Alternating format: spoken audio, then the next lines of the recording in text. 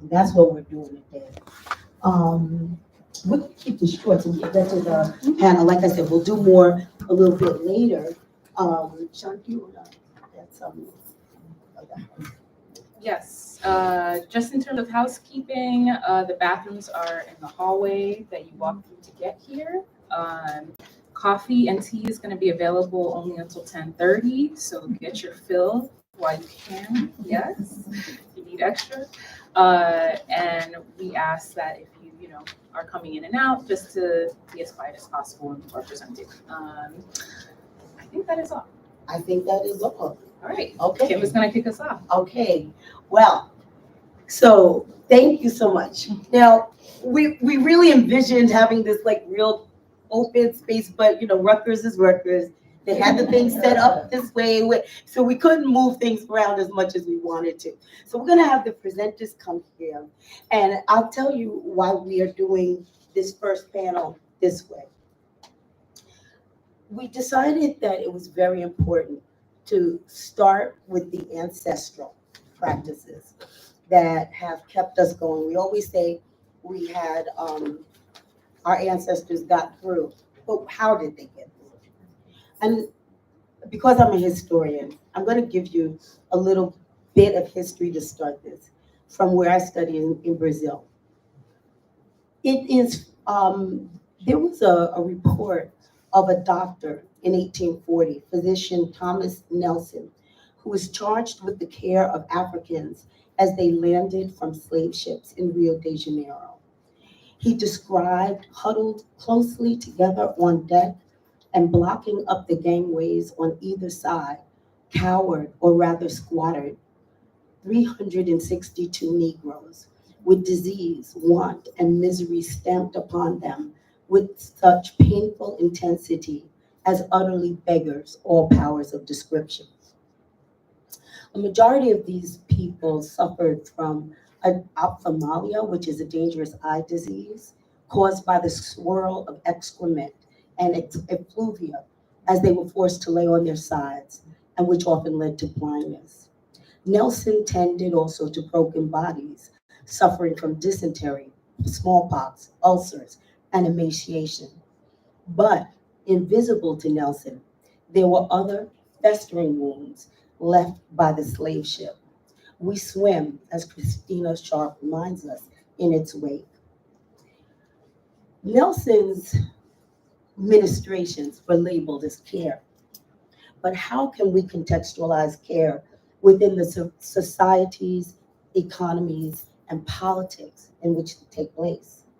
The care, according to the survivors of the slave ship, might be understood as investment in a commodity for resale. They quenched their parched throats. Oil was rubbed into their limbs to mask the diseases. But the soul often remained in agony so severe that in Brazil, many people died of something that they call banzo. But what about the other types of care? Are there practices of care that might be instrumental in changing the structuring of power in itself? Because there were Black caregivers as well.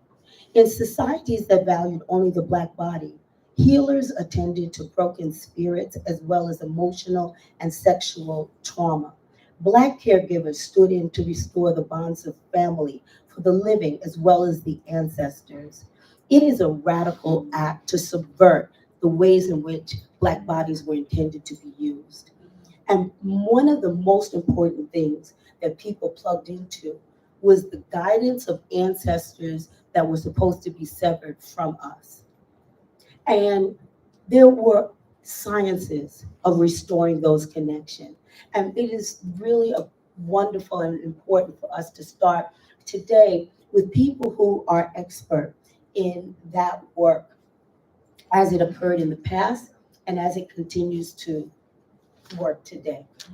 So for our first panel on the ancestors, I would like to introduce and bring up our panelists. I'm going to introduce them and have them come up as I start with your names. First, we have Lapong Carla Jackson Brewer, who is a lecturer in the Women and Gender Studies Department and the Africana Studies Department at Rutgers, where she teaches courses on the dynamics of race, gender, and class, the African diasporic experience, and how gender occurs in numerous spiritual systems. She is a co-founder of San Quan Non, Allies in Healing, an integrative therapy practice in New York City. She has developed and offered many workshops and trainings for organizations that focus on race, gender, class, equity, and structural oppression, emotional intelligence, meditation, spirituality, and the sacred feminine. Lopon Carla is an experienced Chod practitioner. Sure. Thank you. And has taught the Namkhai Norpu Rinpoche Chod for over 10 years, among other tantric practices. She is the co-chair of the Equity, Diversity, and Inclusion Council and is the senior teacher of Vajrayana Buddhism at Tara Mandala Buddhist Retreat Center. She is initiated priest in the West African spiritual system of Ifa. Lopon Carla is a poet and a writer. Her work can be found in Skin Deep, African Wisdoms, and Poetic People Power, 3 spoken word shows for social change. Please help me welcome Lopon Carla.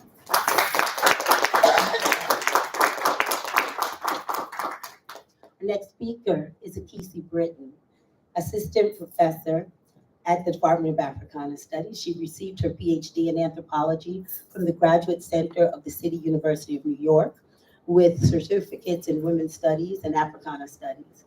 Her research interests, broadly defined, are on the intersections of race, gender, and African diasporic religions, specifically Orisha Lukumi tradition, Black feminisms, diaspora, Black Atlantic theory, gentrification and neoliberal urban development, and the importance of the digital in the study of diasporic communities. She is currently preparing her book manuscript, tentatively titled The Children of Cotton, Race, Ethnicity, and Gender in Lukumi Religion, which is an ethnographic examination of African American practitioners of Lukumi Santeria religion and their interactions with other practitioners of the various denominations of Orisha traditions throughout the African diaspora. Welcome, Akisi. Great.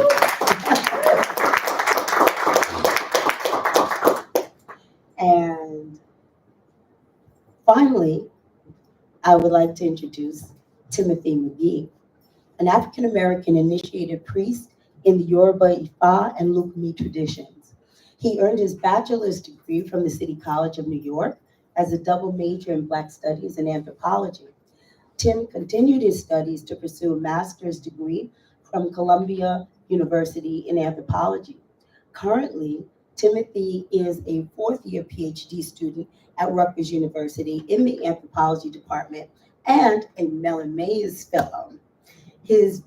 And I will add, and also completed the graduate certificate in Africana Studies, which we fought long and hard to have, so proud of that. His background as a priest and scholar is evidence of his passion to serve humanity as a cultural custodian and preserver of Afro-diasporic religious and cultural traditions. Timothy's dissertation work focuses on studying Afro-diasporic religious communities that consequently inform social justice movements, guided the formation of political and social systems of government, and he continuously writes and works to provide African-centered religious context to the many instantiations of revolutions in the Americas. He resides in the South Bronx and was born and raised in New Jersey. Because of his love and respect for his own community, Timothy has a deep-seated desire to work in impoverished communities and areas where minority populations are underserved. Timothy writes and teaches to contribute both to the academy and the academies and the community's understanding of class, race, sexuality, indigeneity, spirituality, and religion. Please welcome Timothy. So how we're going to do this, I asked each of our presenters to start us off with their reflections, and then we will have a conversation. Thank you. Good morning, everyone. Good morning. I would like to start by acknowledging that we are on the land of the Lenape Nation, and that those ancestors and elders have been stewards of this land, and also recognizing the intertwined history between people of African descent and those indigenous people on this land. I'd also like to invite our ancestors in, if I might. So I'm just going to do a little prayer and a reading. Omi tutu, ona tutu, ile tutu, tutu egon, kosi ku, kosi ofo, kosi eye, kosi aron, kosi fitibo, kosi alopa. Kinka Mache, all of the elders that are present in the lineages in this room. Ibashe, all of the ancestors who are present in this room with all of us. Fuminire, Fuminio, Fuminia Lafia, Fuminio Bon, Fuminia Bara, Fuminia Lera, Fumini Ifa. Ire, Ire, Ire, Ashe. Thank you. So now everybody's here. We can get the party started. So just thinking about this ancestral healing, I spent like periodically things would go, well, maybe I'll talk about this. No, you won't talk about that. Well, maybe I'll do this. No, you won't talk about that. What I settled on was 4 words: intention, connection, ritual, and community. So when I think about ancestral healing and think about how people survived anti-Blackness, intention. Our ancestors is intended to survive, to be able to bring us through. With that intention, there also was at times sacrifice. But the thought process, and that reminds me that so much of what happens in our lives can be guided by intention, right? We can be in the passive intention, it's just sort of happening. But thinking about, how do I live my life intentionally? How do I even combat anti-Blackness intentionally? And so intention is key in the flow of the lineage. I think about connection. And in terms of connection, how do we connect to those who've gone before us? Some of us can go back a couple of generations. Some of us cannot. Trusting that energy of the ancestors is within us. Our ancestral DNA is present. Not only the ancestral DNA, but there's also an element of memory in terms of energetics. Those moments when things feel, oh, so familiar, but I've never done that, or that's never happened to me. Recognizing, oh, that's some ancestral vibration.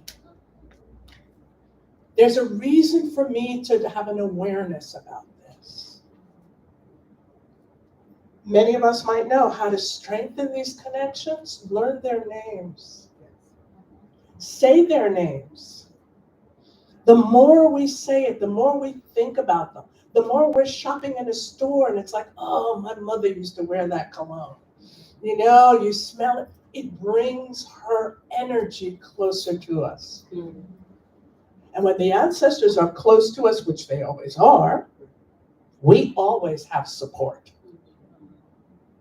Which I think is probably a good remedy for a kind of existential angst or anxiety that people fear. We are not alone. And particularly in an Africanist perspective, we are not alone. Not only do we have ancestors, but there are guides and there are spirits, and can get pretty crowded. They get pretty crowded. Sometimes like, okay, folks, chillax. I got to go to sleep. But those kinds of connections. So some of you may already have ancestor shrines. I remember going into an old auntie's house, and she had this baby grand piano. And on the piano were all these photos of her family. Come to know, I know that was her ancestor shrine. She didn't call it that, but absolutely. Find pictures. Make an area where you can just sit. Another way to do this, you could walk outside and actually talk to them. It's very nice now that everybody has AirPods and they're all on the phone, so you never know if people are really talking to themselves, right? So go out, talk to them, feel their energy, acknowledge when they show up. Community. Our ancestors survived by building community, by strengthening family, by really depending on each other, sharing information, sharing knowledge. Even just that a little check-in, like, it's when I'm like, Kim, you okay? That kind of connecting is critical to our survival. So building community, and building community of like-minded folk. In terms of even community and connection, combating anti-Blackness by claiming Blackness, unapologetically. Mhm. And that's just really kind of me being. I've been around a pretty long time. And so it's like, oh, how nice to be able to just be and feel the energy of all these beings behind me. And knowing that their energy is coming through me to the future generations, to my children. So that sense of connection. And then ritual. Create new rituals. Borrow rituals, it's okay. Sometimes it's just nice to sit and to be with that energy. Sometimes we get things passed down, jewelry, scarves, clothes, to feel those folk and to actually create ritual. The ritual's for us. It concretizes that feeling inside. What I'd like to do now is I'd like to ask you all to either close your eyes or just cast your gaze down. We are in very safe space. And just drop into your breathing. Feel the inhale and the exhale.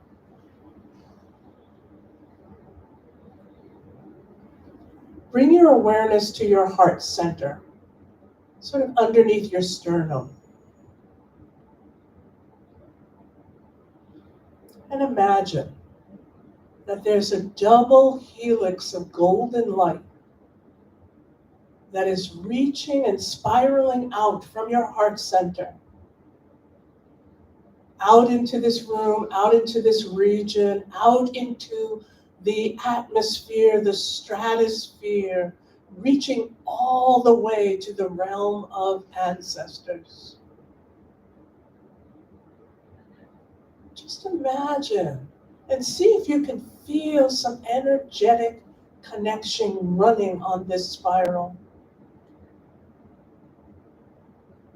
Some beautiful, sweet, loving, caring energy coming from the ancestral realm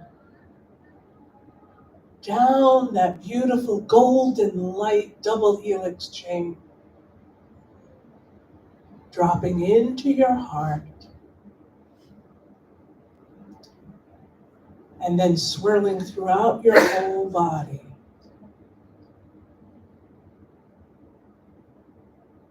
And as you experience this, know that you are worthy, that you are loved,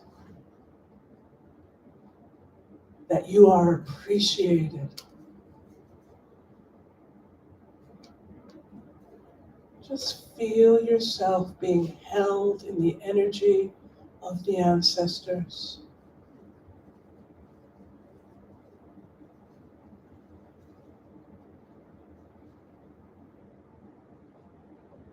Now, The chain looks like it dissolves, but the connection is still there. And very, very, very slowly, when you're ready, open your eyes.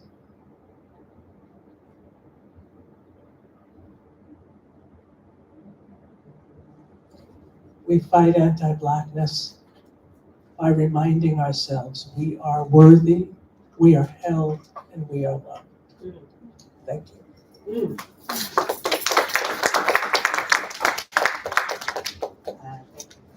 for that centering. I needed that. So in 1959, the first African American was initiated into the Cuban denomination of Orisha worship known as Lukumi, Regla de Ocha, or more popularly, Santeria. And this initiation sparked the birth and growth of the first African American community to practice Lukumi tradition in the United States. Over the course of the past 60 or so years, the community has not only grown, it has also introduced Orisha worship to larger and more broader communities. In the beginning, as the African Americans who came to this during the 60s, during the 70s, they came to this during the Black Power movement. They came to this during Black nationalist movement, specifically as a spiritual aspect to a burgeoning militant Black identity. They wanted to reclaim a Blackness and an Africanness that was denied to them for so long. And they felt that in their fight, especially amongst this community in New York City, who were very much activists, who were very much politically active, they wanted to include, and they realized the importance of a spiritual tradition that would support their political work, right? And so this community of African Americans has faced, in bringing their particular racial project to this practice, they had to face what? Anti-Blackness from their Cuban religious mentors, right? And even in them trying to heal from the anti-Blackness that they were experiencing in the world, even within the spiritual tradition that they found, that they recognized, that they embraced, they also experienced what I call an anti-Black Americanness, right? And so, but even in the face of that, they still recognized and realized the importance, the beauty, the strength of this tradition that not only connected them to deities that we know as Orisha, but connected them to their ancestors. And we're not only talking about ancestors, we sometimes have a tendency to only romanticize the ancestors that survived the slave trade, the ancestors that experienced slavery. But they also connected to their ancestors like their Grandma Sue, right? Uncle Benny, right? Who, those are the ancestors who knew them in life as well as in death, in addition to the ancestors that were always there and always part of them. This community also birthed me, I will say. I was initiated as a child. 40 years in tradition, I can say that. But seeing the healing that was involved, not only about connecting with the tradition that was stripped, it also gave this community, myself and others, a different understanding of what it means to be an individual and a different understanding of what it means to be community. My illustrious colleague right here talked about the importance of understanding that we are not alone, right? I have my t-shirt on Egun, right? I know that Egun is the word for ancestors, and I know that I welcome my ancestors every day. I can't do anything that I do without acknowledging my ancestors. They're literally in my ear, like, shh, let's focus. In understanding and embracing these traditions, new concepts were given to them to understand, you know what, community and individual is not what Western society tells us. It's actually something different, right? I am not only the individual, Akisi Britton, sitting here. I have a number of people with me, whether it's my Orisha as my crown, whether it's my ancestors, or whether it's the connection that I have to my religious and spiritual family, right? It's not just me. And this was an important part of healing, because we all know how individualistic Western society is. We all know that not only do they try to separate Black people from ancestral practices separate Black people from the knowledge of themselves, they also try to separate us from each other, right, in the here and now, right? And one of the healing parts of this was recognizing, again, like Carla says, we are not alone. In these healing practices, some of the things that I want to give you a really brief story, and I want to make sure I don't go over. In dealing with, in the 60s and the 70s, in dealing with the anti-Blackness or anti-Black Americanness that was happening at the time, you did have some Cubans that really did support them, right? You did have some Cubans that were like, no, we want to teach you this, we recognize and respect and what have you. And one of them told one of the elders in my community, she was like, this is not really going to hit for you until 50 years in, when you have your own ancestors in this. Because part of ritual, we cannot do anything without calling on ancestors. And in the beginning, as they're learning these traditions, and they're learning what we call our majubas, right? This is something that we say before any prayer and before anything that we do. An important part of the majubas is calling on your ancestors. Now, if you're calling on religious ancestors who you don't know, who are not necessarily part of your community, who are not necessarily part of your experience, yes, they're there for you, but it's still a little distant. You're calling on someone else's ancestors. And she said, and at first they were like, well, what do you mean this is not going to work for us? She was like, no, what I'm saying is, when you have your own ancestors in this tradition, that's when it's really going to hit. And that's when it really hit. Like, we're 60 years into this. And now when we call on our ancestors, when we say our majubas, yes, we include our Cuban line, but we also have now a very large line of African-American ancestors that lived the experience, that understood what, what we were going through, that is also saying, we're here, we're standing here with you, right? Those ancestors are who recognize the kind of beads that we have on. These are not just, this is not standard. This is specific to your, what we call your Ile, your house, right? The ancestors of that house recognize, I know what that is, all right? You're part of me, right? And so again, our lineage, our line, our connection is strengthened even more. And this is very much healing, right? The embrace of this tradition during the time, they might not have called it anti-Blackness at the time, but that's exactly what they were experiencing. And that's exactly what they realized, that we need something stronger than what we have in order to deal with this. We realized that as Black people, who many were Christian, many were Baptist, Protestant, some Catholic, many were Christian. And even though at the time it was very much, a Marxist analysis, like, religion is the opiate of the masses. We don't do that. They're like, yeah, but we Black. I hear you, but we Black, right? And so in recognizing that we are not like them, we call on God differently, right? We don't do church like white people do church, right? We call on God differently. We sing our songs differently. We all of that comes up from a space in us that white people don't experience, because they don't experience anti-Blackness in this world, right? And this community brought all of that wisdom, all of that knowledge, all of that experience from their very American Christian experience right into the tradition and claimed it as their own. So now, again, 60 some odd years on, you have the African American stamp on things, right? I grew up part of the original hip hop generation. I see everything as like a cipher, right? I go to that, like, and you have the cipher in Cuba, right? You have the cipher, of course, in Nigeria, from the Yoruba, from which all of this came.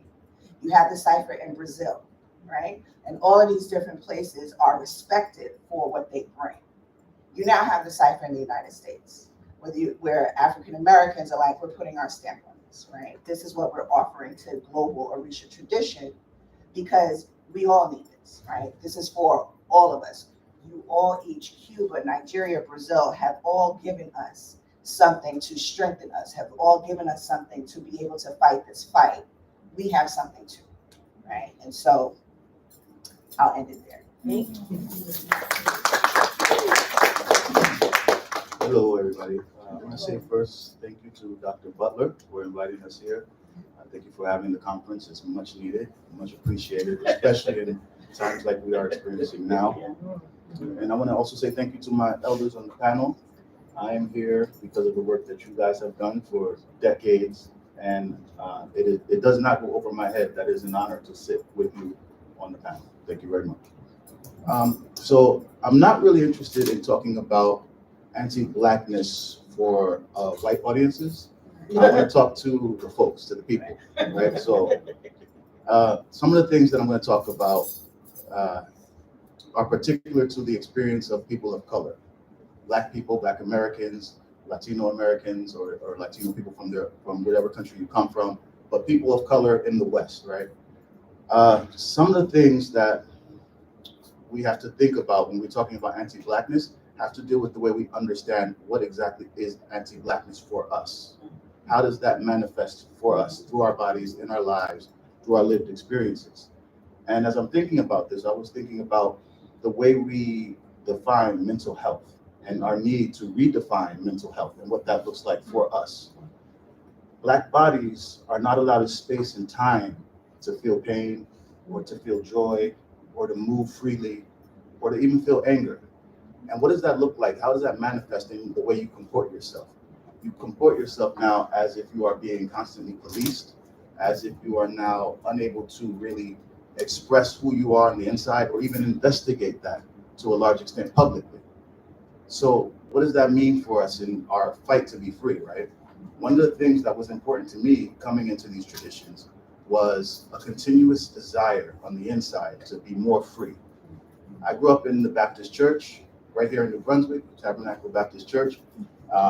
I saw in my church experience growing up, people getting possessed in church. I saw Black bodies do things that were phenomenal, right? In that experience, I saw people prophesy and speak of the future and speak of the past and know things that were just impossible to know in that altered state of consciousness.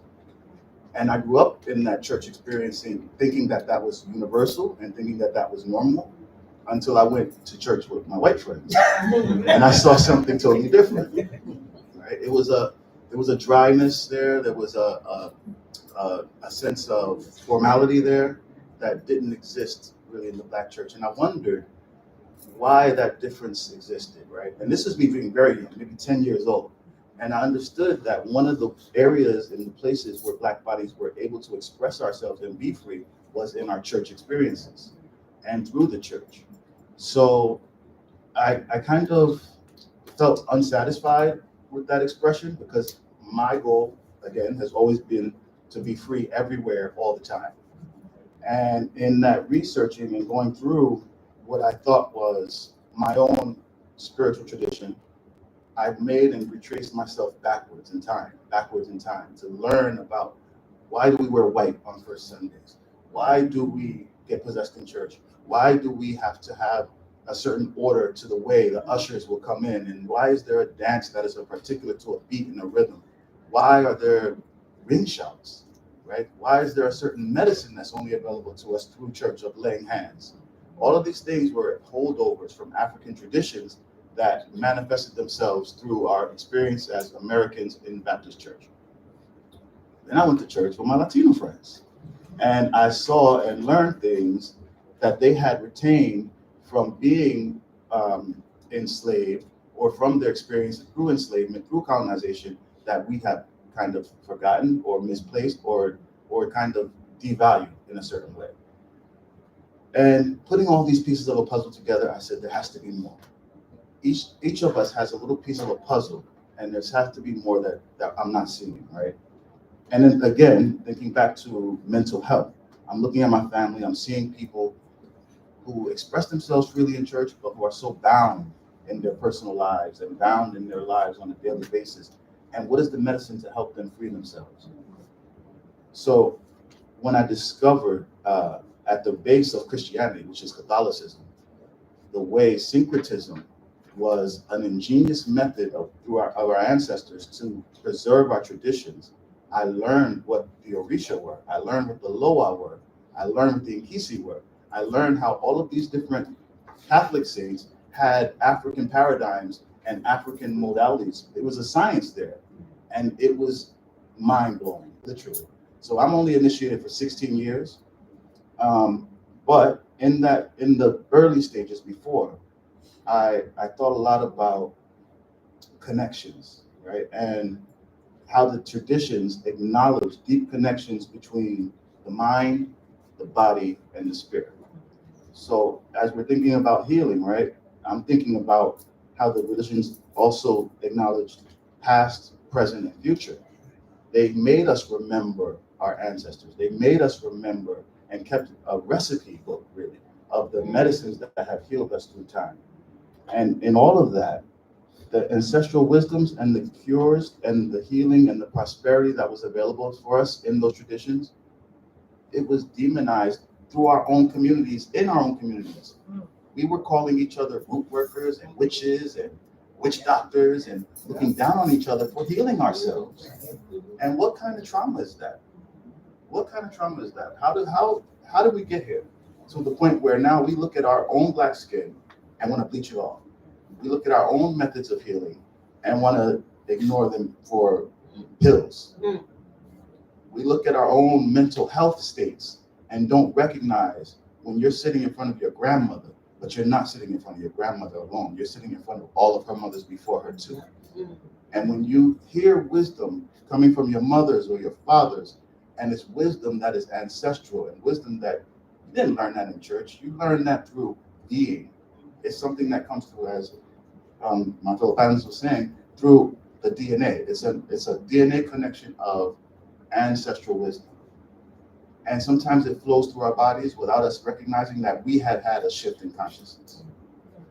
So understanding, right, what the problem is, understanding where some of our solutions are, because I'm not advocating for African religions or ATRs or to be broad-based applied across the board for everybody. No, it's not for everybody. But there are ways that we need to reallocate our way of thinking about mental health and our way about wellness, health and wellness, that these religions, these traditions have solutions for. So if a person is suffering in some way or searching for something that they find missing, this should be an avenue that is available for people to learn. And one of the biggest barriers to that is the fact that these traditions do not proselytize. Nobody's going to knock on your door and say, hey, come to this temple, hey, come to this drumming. No, you have to find your way here. And that comes through a gathering like this. It comes through speaking in community openly and honestly with each other. And it also comes through a decolonizing of your own mind, kicking out that white person in your mind that's telling you it's wrong to be black, it's wrong to have nappy hair, it's wrong to have a voice inside your head telling you what to do that's ancestral. That's crazy, that's insanity. No, those are not the realities that we should be living through, and that's not the way we should be treating each other. We should be learning through each other, with each other all the time. So I was also thinking about where we are as a country right now, right? Because as an anthropologist, I'm very political. I was raised very radical, so I'm very concerned about where we are as a country right now and the direction that we're headed in. And as I sat to prepare for this meeting, I was reminded that we have been through worse. And it's intelligent, it's wise to know when to take action and to know when to be still. And I think this is a moment for us to be still, because we voiced our dissension in the beginning. We voiced our dissension on what was going to happen. And now we're watching it manifest right in front of us, right? If we are politically a minority in our belief systems and in our ways of being, in our ethics, then we have to be able to withstand what is to come. And we've been through worse.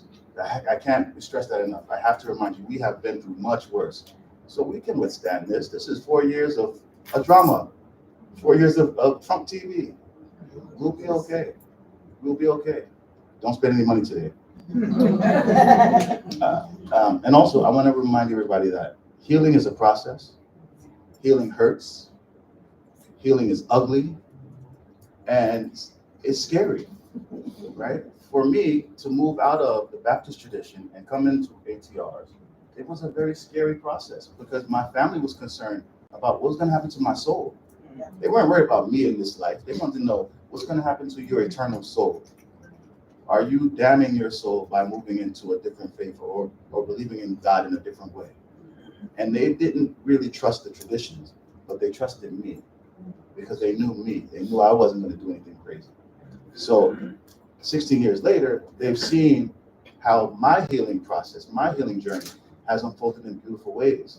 And now it's inspiring to others to kind of investigate for themselves. They might not take the same path I've taken, but at least they're moving forward, right?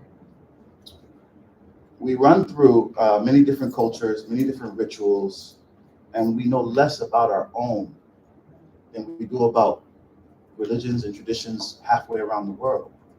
Why is that? Is it that we do not value Africanity in equal measure as we value Asian traditions or South American traditions or Native American traditions?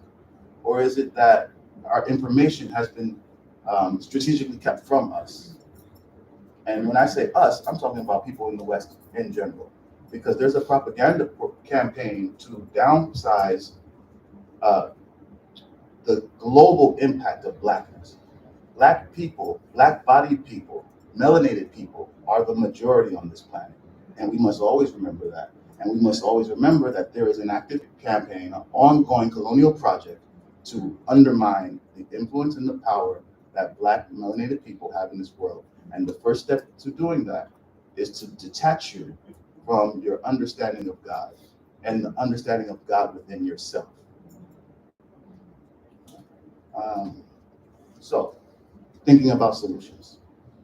Because I don't think about problems, but I think about solutions. One of the ways that I fight anti-Blackness, and this is something that came to me through one of my mentors, Dr. Marta Moreno Vega, who's a very influential institution builder, is that we have to be building our own everything.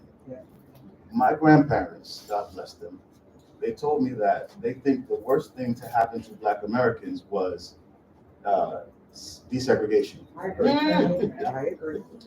When I heard them say that, it was controversial, and I couldn't wrap my head around it because I wanted to be equal. Everybody, that's what we're fed, that we should be equal, that everybody should be one, and we should be understanding each other in a way that doesn't have bias, doesn't have prejudice, and doesn't see race.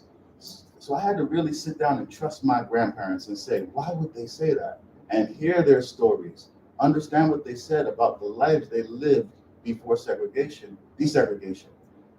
There were Black-owned businesses, Black-owned banks, Black towns, Black homes, Black communities, everything independently owned and operated. And then we let it go.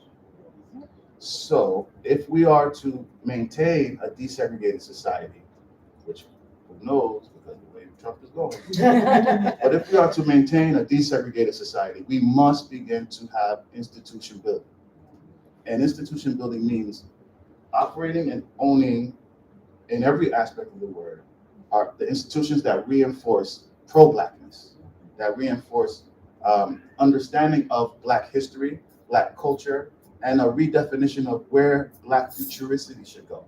Understanding how Afrocentricity is central to our identities now, but is not the sole figure in our identities. We have now become a creolized people, and that is a speciality in itself that needs a determination that is something that has to be done by future generations.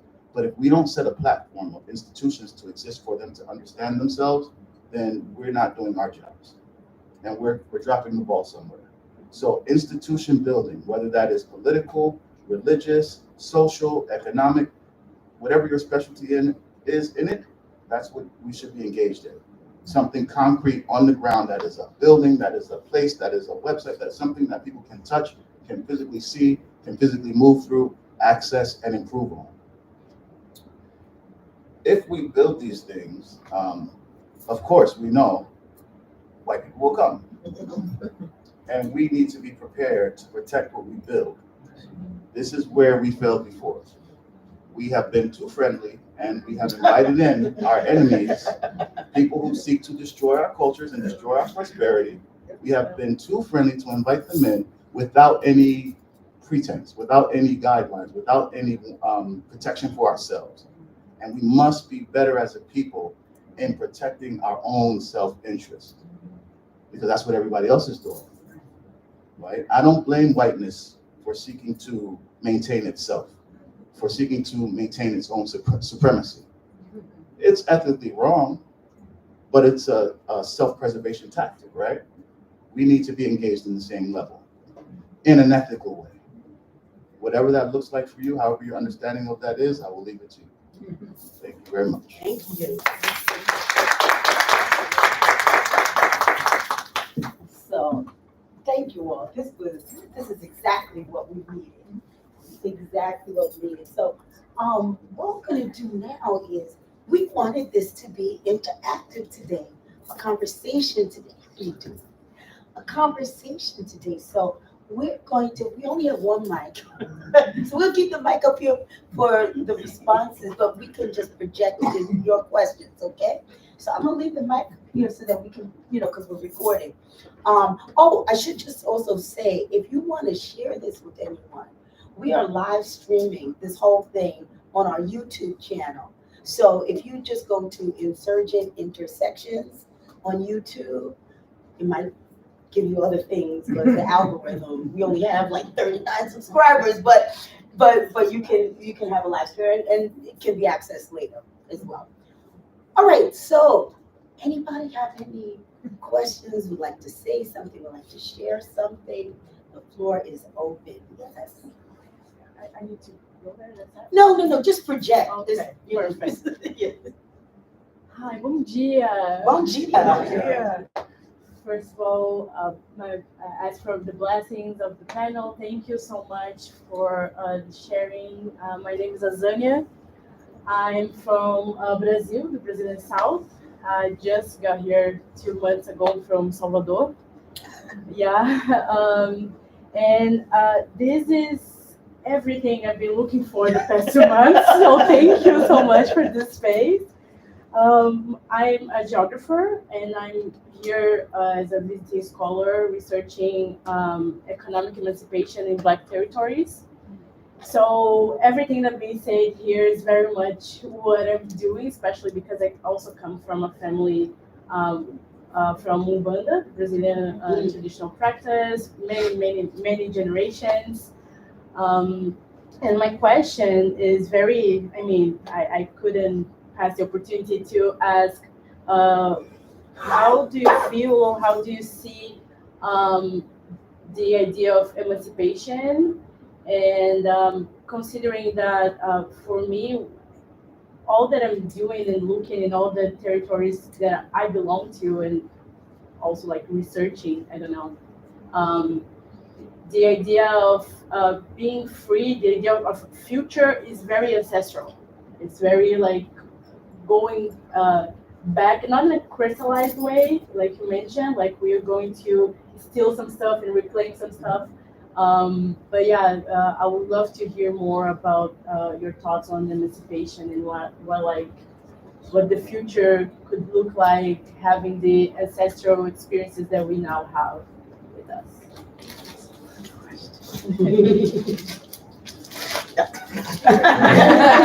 You just said it was a good question. That's an excellent question. So I'm just gonna riff. I do not have anything prepared to answer that. But one of the things that I often say is that freedom is not free. Right.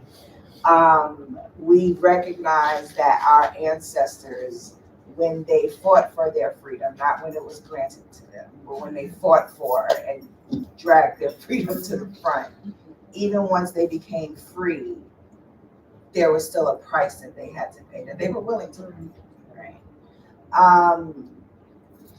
Somebody talked about authenticity.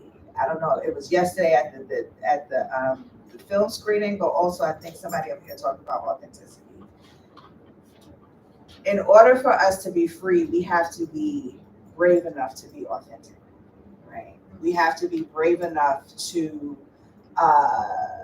be real about who we are. And for us, who we are, what we've learned in every non-Western practice, and even we learned it in Christian churches, Black Christian churches, where you talk about the church elders and all of that stuff, right? I didn't grow up Christian, I grew up in this tradition.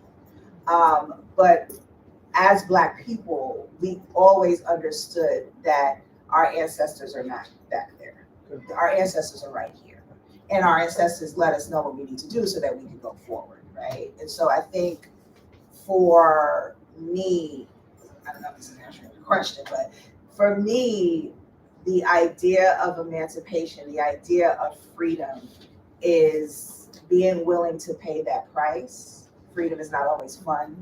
Freedom is not always free, if that makes sense. You know, in the sense of you can't just do whatever you want. You got to do what you got to do so you can do what you want to do, kind of thing. And I think that in order for us to be free, we have to be really brave to be real about who we are. And that's hard in a world that is so very anti-Black, you know, and it's anti-Black in so many different ways, right? Even in our concepts of self. One of the things that I'm proud of being raised in this tradition, like I mentioned, and raising my children in this tradition, my mom is in this tradition, and seeing like the multiple generations is that we literally have different concepts, right? We understand when I talk about the Elegba concept, right? You know, people understand Elegba as the trickster, the gate opener, but it's so much more than that. And because we have that, we're able to literally look at things in the world very differently than other people, but we have to be authentic to ourselves and say, oh, I know that's how you see it, but this is how we understand this with this concept. So, yeah.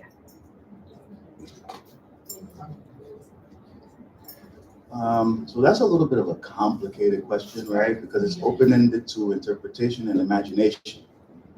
But I would start to answer it by thinking about what exists now.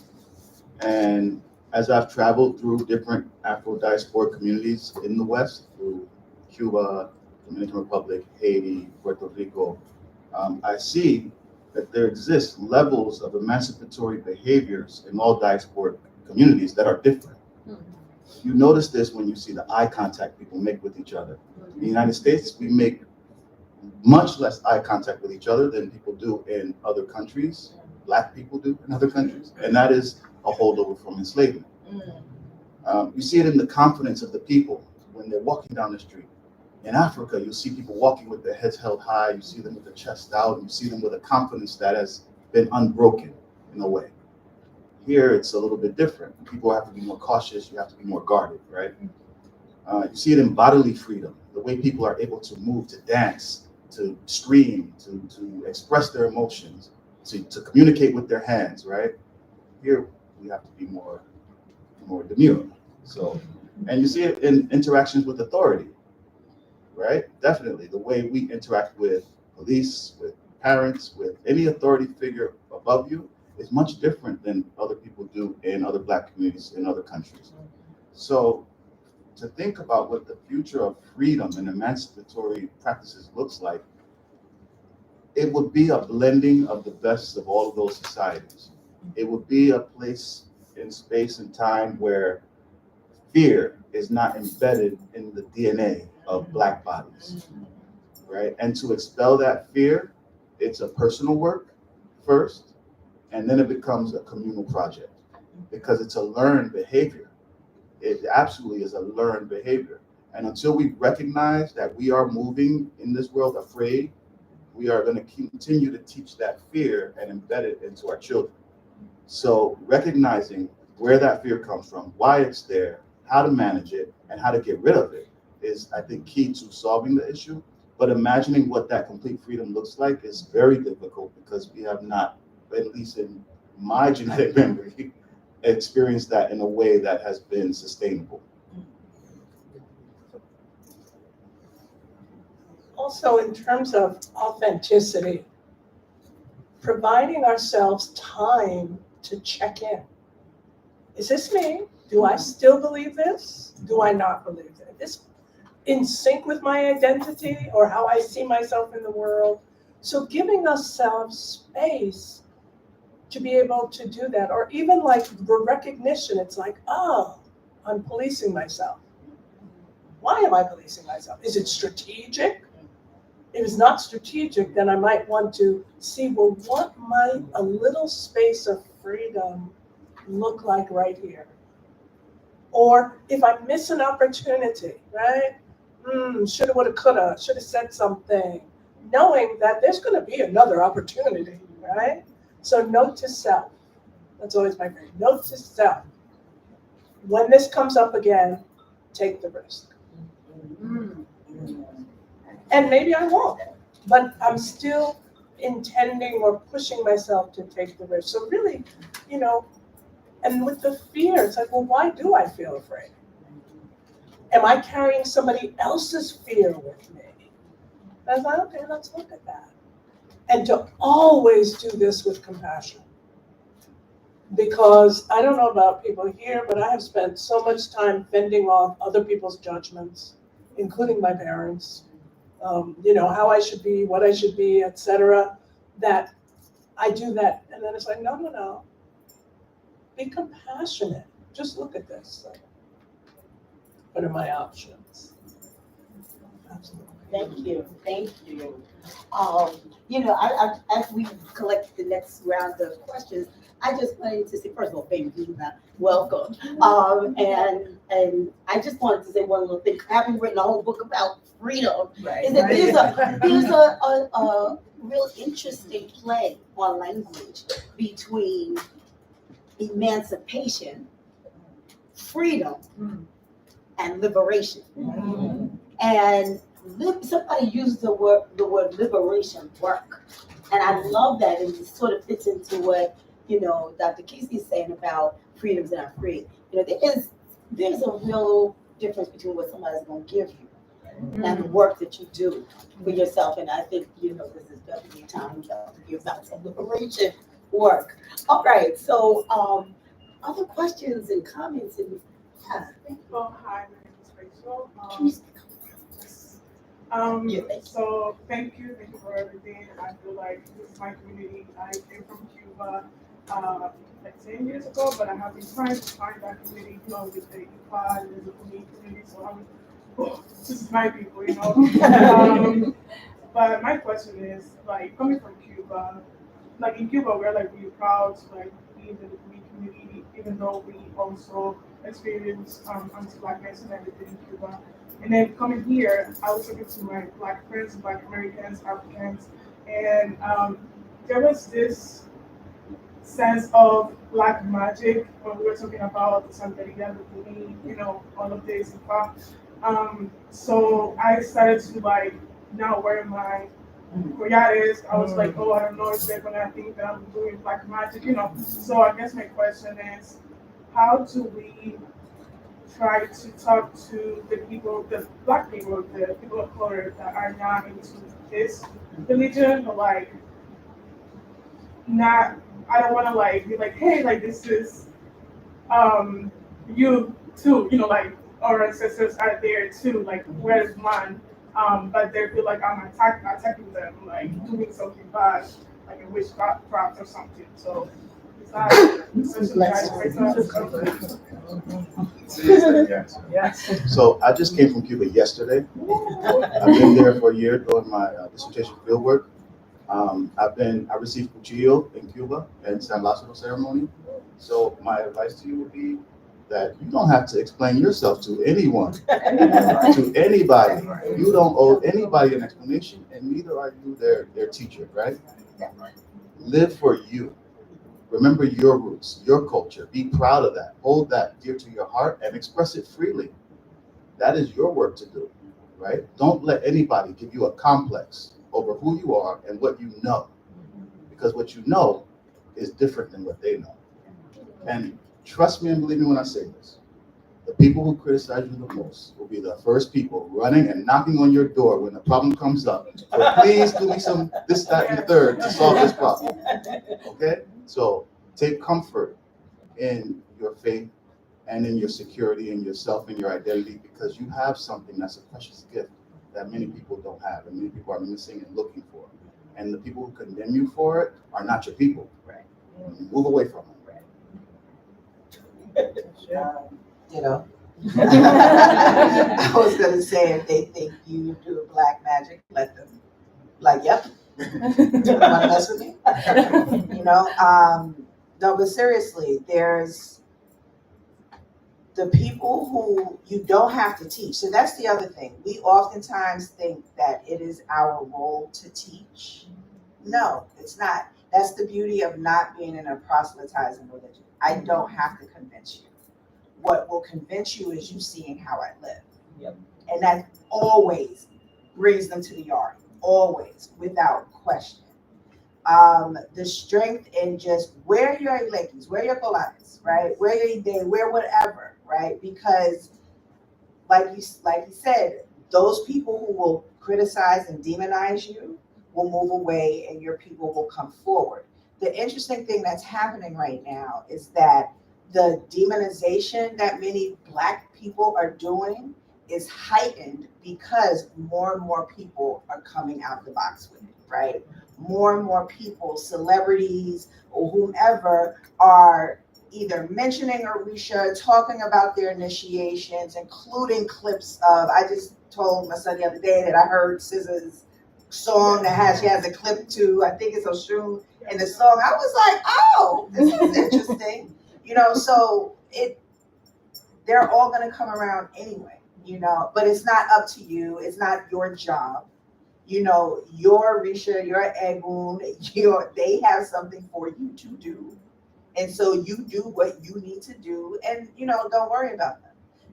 It happens when the last breath, when like the fighting survival of a dying institution will go really hard, right? So the demonization goes really, really hard. That's happening right now. You have all through social media, Christian influencers talking about how Beyonce is the devil, and talking about all of this demon stuff. Burning incense is evil, and looking at the moon is evil, and listening to your ancestors is evil. Like, that's wild, right? Listening to the people who love you and you came from is evil.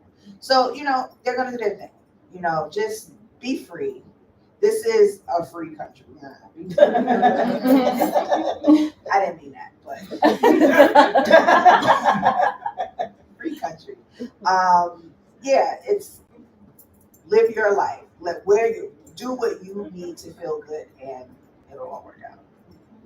Yeah, I just think that by doing that, you also provide an opening for people who might be interested.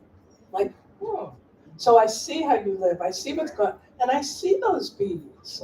Can I ask you about those? Can I, it's like, or maybe I read up a little bit. So it's a way of people being able to even identify a system that has had to be under the covers for a really long time, right? And so, really like that provides an opening. I think about how I came to the Orisha community. It was through the African dance. It was through Orisha dance. And that opened the door.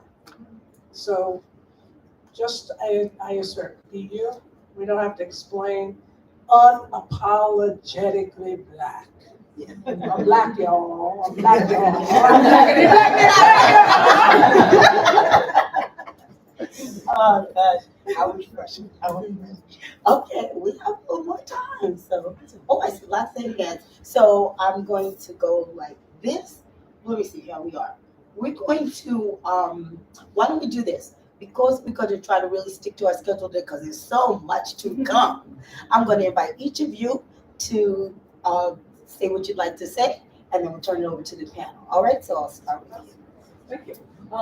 So thank you, panelists. I just first want to introduce myself. I'm also a CUNY alumni. Shimon, hi. I got my PhD from the Grad Center from Sociology Department. And now I'm working at Hunter College. So my research has been on looking at anti-Blackness in Asia, specifically Asian-Black relations. And I do work with a lot of Korean, Japanese, and Indian scholars who's pretty much in the same field, sharing the same interests as me. So I guess briefly, my question and also what's I've been thinking, and also what I really got some comfort from hearing from all three of you. But I want to kind of continue what Timothy said at the end, which is the Black community has been very nice to the white community, and it is the same thing for the Asian community. And from my dissertation, my whole point, which was examining my own home country, China. So like China has a lot of policies, including the educational system, that has this worship to like a Western system, especially the traditional white colleges, for example. So like I had a lot of reflective thinking about this, and also the way we were raised, we grew up, like we've been told. So briefly, my question is like, how do we sort of heal, and also like waking people up from this whole, worshiping to, and then like eventually sort of benefiting the whole community. Like I'm talking about all people of color. Yeah, thank you. Thank you. Thank you for that. Good morning, everyone. Good morning, good afternoon. My name is Crystal Langford. I am a PhD candidate here at Rutgers.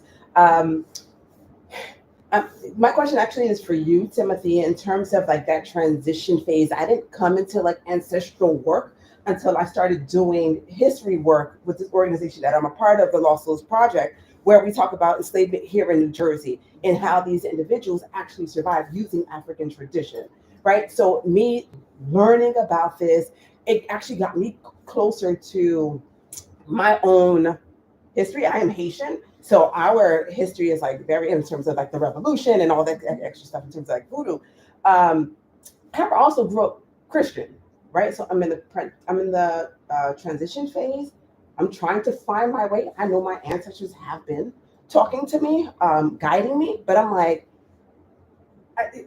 what do I do? Like, how do I find my home? I'm just in a limbo. And if you can kind of like give more information in terms of like what to expect in this transitional phase.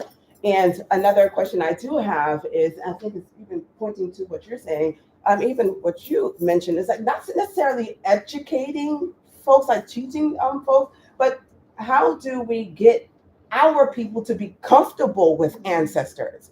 Because I feel as though like even with the Black church, you mentioned ancestors, they run. It's like you're speaking to the dead. And it's like my experience is like, I haven't been speaking to the dead. They're very much so alive. So it's like, how do we engage in these conversations so that they perceive ancestors as, beautiful and blessed? Thank you. Thank you. And we have one more question on the floor from Edith. Oh, I'm just taking this all in. Thank you. Thank you so much, Dr. Butler. It's good to see you. My name is Carmel Monner. I teach full-time at Seton Hall in Global Science and African American Studies. I'm just taking in, I'm really at home here too. I'm of Haitian background too, like my sister. And I just wanted to harp on something Dr. McGee said. Not Dr. yet. Oh, soon to be. He's affirming it. That's right, soon to be. The idea of the blend that you mentioned is something that's really at home to me as somebody who comes from the Haitian tradition, which my ancestors have many religions, right? Many faiths, and I think that's probably true with all of us, right? And so this idea of the blend, to me, speaks to what I hear my sister from Cuba asking, do I have to hide my garb that's religious? And also the question from my sister here, the Chinese American, from China background, this idea that the global aspects of this, I think, point to some of the issue is underneath. It's not just about your Black religion, it's about the Black part. Yes. Right? Meaning that it reaches all the way to China, right? It reaches within the African religious traditions that you mentioned. There was still some hierarchy, there was still some anti-Blackness within it, right? It reaches, so that points to us that people don't have a problem with polytheistic ancient Greece. Right. They worship that in the academy every time we have a graduation. Right? So the problem is not the religion not being Christian. Right? Within the Christianity, they will mark you anti-Blackness, right? And say you're cursed with Ham and all kinds of foolishness, right? So meaning that it's not about the religion. We need to free ourselves also to blend. We need to free ourselves to find community even with other faith traditions and find our examples in blending all over the place. Black Wall Street, right?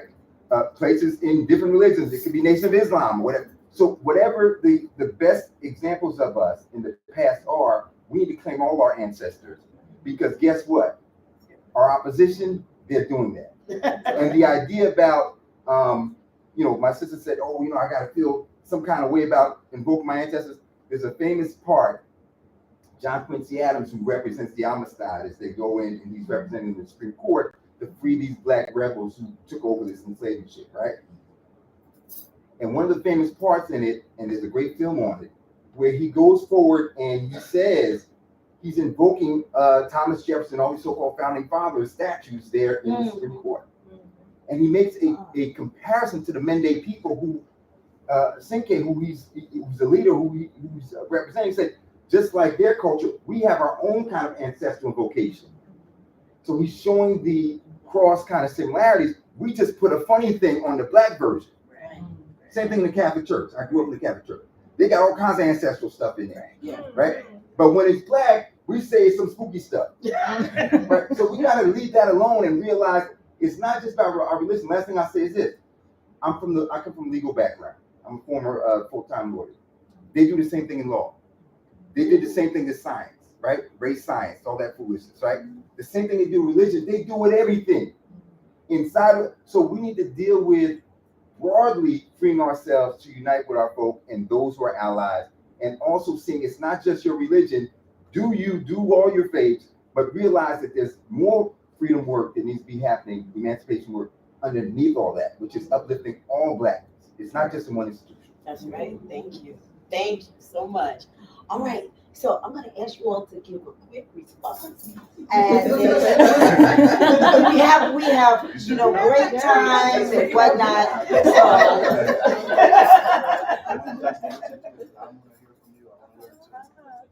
So, all right, I made notes quickly for everybody, right? What's your name? Shimon. One of the things that indigenous, African, and even Asian cultures prizes and were built on is ethical distribution of the resources from our countries, from the places that we come from. We come from resource-rich parts of the planet, right? And the people who we invite in with hospitality. That has been the ethos of our communities, right? To be hospitable to the stranger. The strangers that have extracted from us to our own detriment have been from people who come from places that are resource lacking, that are resource deficit. So understanding that they come from a place of scarcity and they don't understand abundance, nor do they understand sharing, is primal to understanding that we have to defend ourselves against these types of people, right? Taking out of our ethos that hospitality to the stranger that extracts is different than taking out our hospitality of giving, right? So we have to understand the difference between giving and extraction, right? We can give from our overflow, but we cannot give to our detriment. So that's something that I think China especially has learned, but Africa is now learning. Okay, so the second question, you already are home. You can practice two things at once. You can be in a Christian-based faith and also in an African tradition. You can be in a Muslim-based faith and in an African tradition. There's beauty in the complications of it all, right? And it's your work in your life to find your comfort zone in that, because there is no perfect system, right? And there is no perfect construction of spirituality. This is all the complicated parts of you that make you beautiful, and you don't have to reject one to accept the other. And you don't need to convince anybody of anything. They will wake up in their own divine time.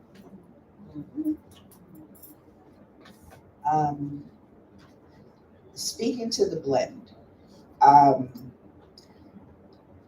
what I find so important about that is, so part of the thing that I study is difference, the issue of difference and how difference can threaten to divide communities. And one of my arguments is that when we hear the word community, there's a kind of like an assumption like, oh, let's just get along all the time. That's actually not true.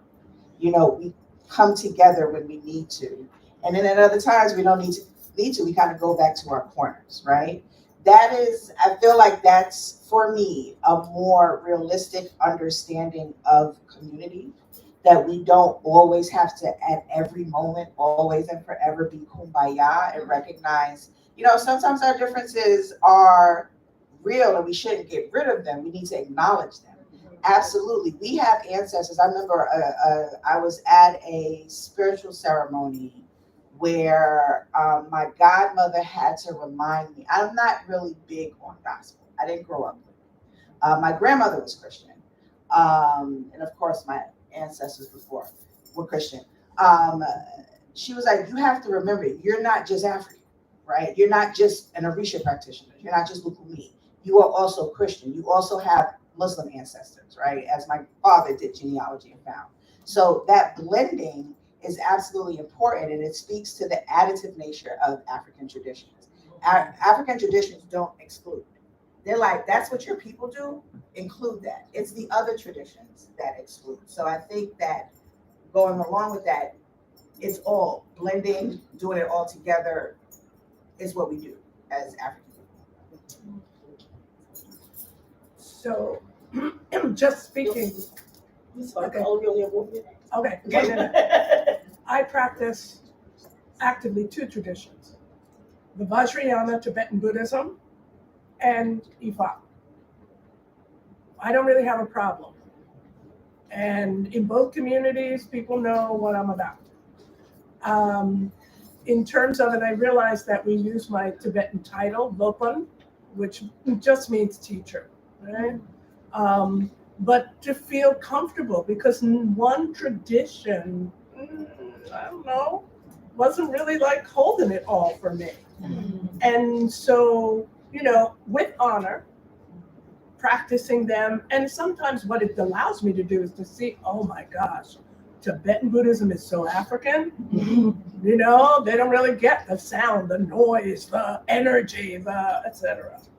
And I'll end by wishing everybody a happy Tibetan New Year, because today is Losar. It is a Tibetan New Year. May all of the beautiful things come to you. Beautiful. Thank you. We wanted to say thank you for keeping us so beautifully and so powerfully. We are going to, we actually took a little 5 minutes extra for this one, but we're going to start promptly at 11:30 because we're going to have a presentation from Raquel, right? Rachel. And then we're going to have a movement participatory arts in thing we're going to do, and we're going to be having fun today. So have a quick break, 10 minutes. I think we still have a coffee break for you all, so you don't have to spend the money. Come on next door, have some coffee, and we'll be back here at 11:30. Yeah, the last one like it's still there. It's still there. So you can get even more if you want. I'm fine.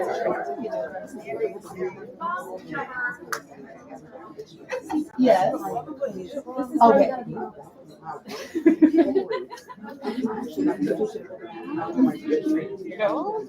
Right.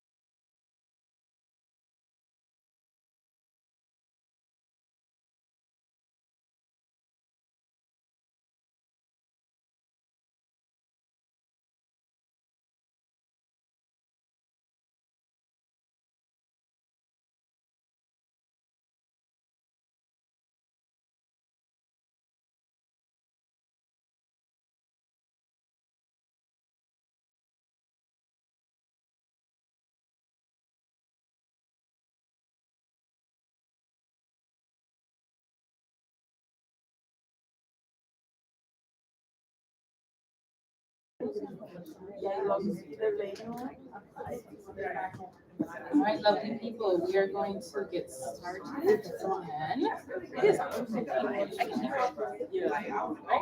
Can you hear the mic? It's just not. It's just okay. I just did that.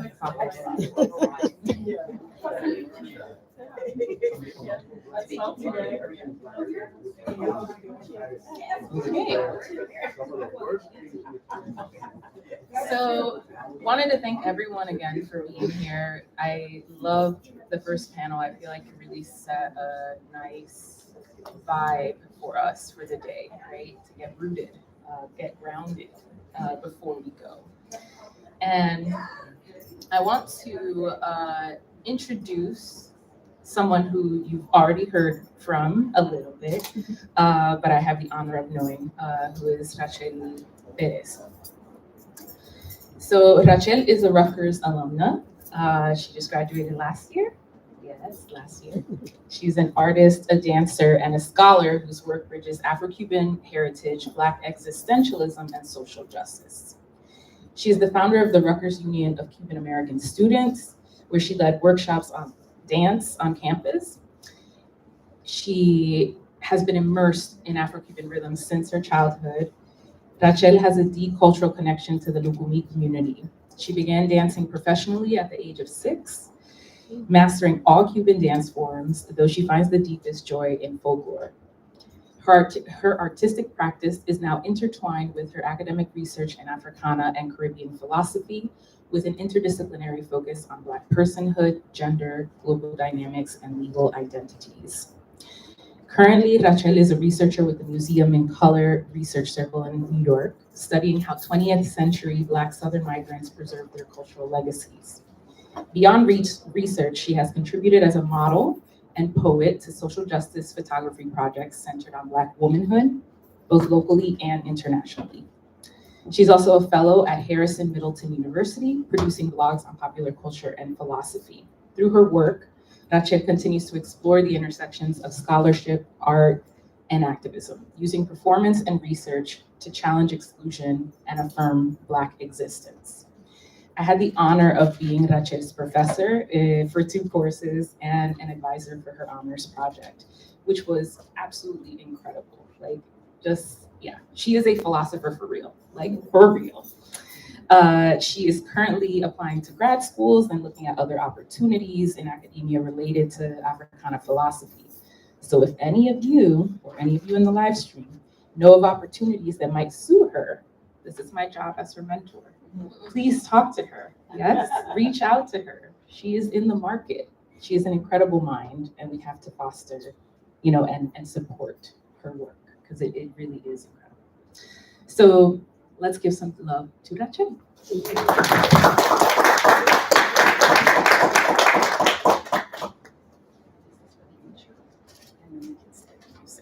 So hi everyone, my name is Rachel Perez. It's actually Rachel, but people call me Rachel and it's fine. So before I start my performance, I would like to talk about some fundamentals about Afro-Cuban dance.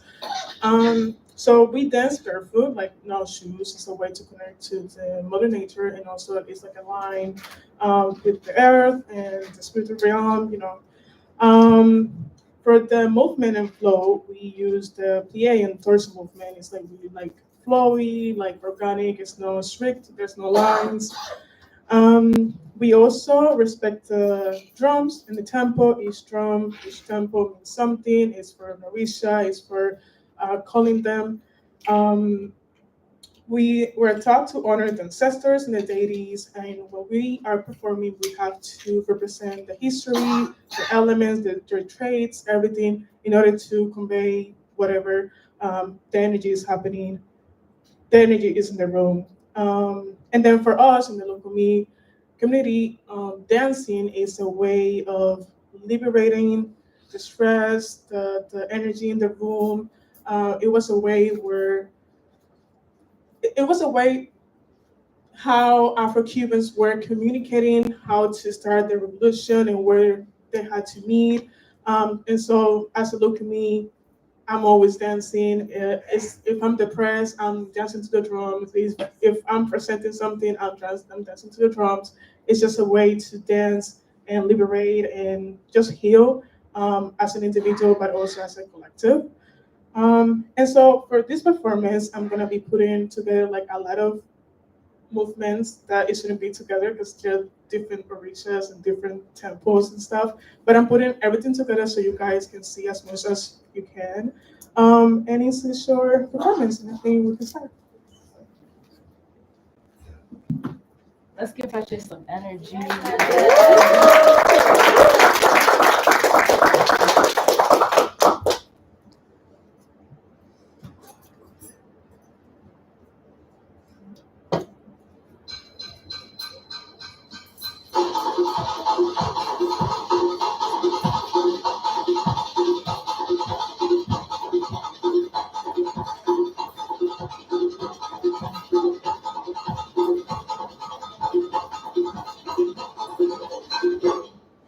Yo voy arriba de la montaña, a consultarme con el Señor. Yo voy arriba de la montaña, mi combo, a consultarme con mi padrino, a preguntarle dónde va José tan solo. José, ¿cómo le llaman a José? ¿Cómo le llaman de los gordos? ¿Cómo le llaman a José? José, ¿cómo le llaman a José? Yo vi como madre de madre, ¿cómo te llaman? José, ¿cómo le llaman a José? Tu hija más vinculado, ¿cómo te llaman a José? José, ¿cómo te llaman a José? ¿Cómo te llaman de los gordos? ¿Cómo te llaman a José? José, ¿cómo te llaman a José? Otra vida, dale vida, ¿cómo te llaman a José? José, ¿cómo te llaman a José? Yo voy arriba de la montaña a preguntarle dónde va. ¿Dónde va José tan solo? ¿Dónde va José tan solo? A ver, ¿dónde tan triste? ¿Dónde va? ¿Dónde va José tan solo? Ay, ¿dónde va? José, ¿dónde va? ¿Dónde va José? ¿Dónde va? ¿Dónde va José? ¿Dónde va? ¿A dónde? ¿Dónde va José? ¿Dónde va? Pero ¿dónde va María? ¿Dónde va José?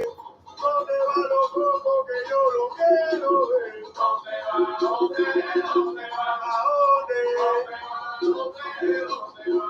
Camina como mi gana, te llama ¿dónde va?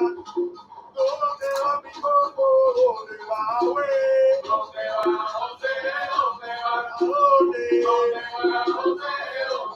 Yo voy como matando manos de vida que sale moco mi coco. ¿Dónde va mi coco? ¿Dónde va, güey? ¿Dónde va José? ¿A dónde la noche? ¿Dónde va José? Camino largo. ¿Dónde va José? Voy a la sinagoga. ¿Dónde va José? Vaya dinero viejo. ¿Dónde va José? A la 12 de la noche. ¿Dónde va José? A la 12 de la noche. ¿Dónde va José?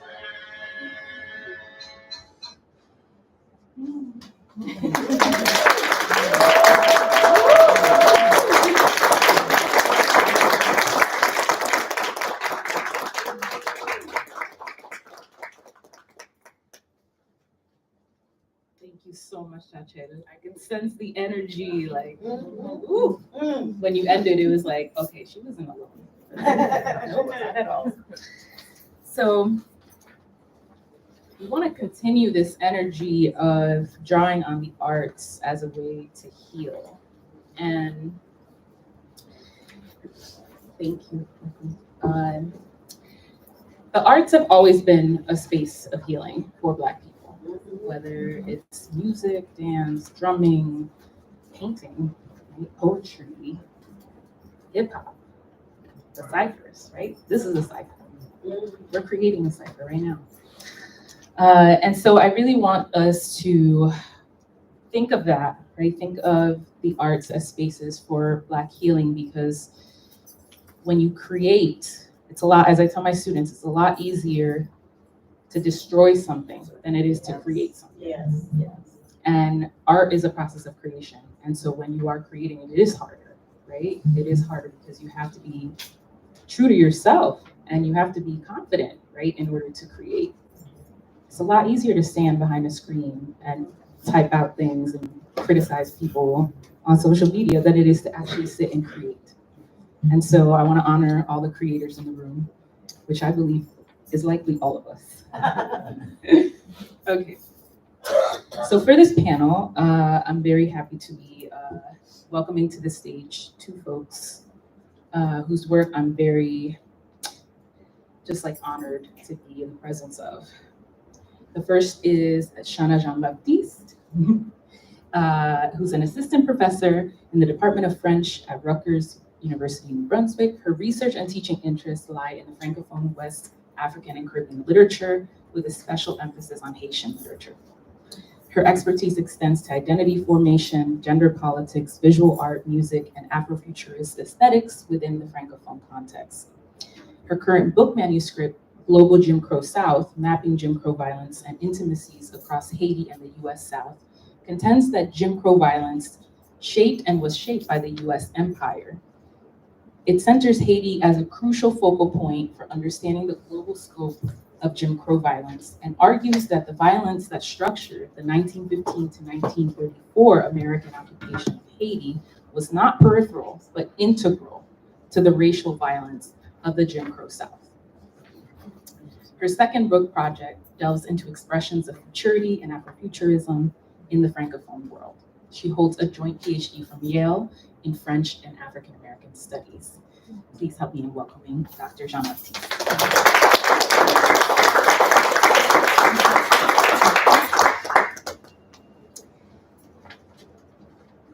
The second person that I have the honor of welcoming is Alessandra Williams. Alessandra Williams is an assistant professor of dance at Rutgers here, who teaches dance, sexuality, race, gender, and transnationalism, and researches those topics as well.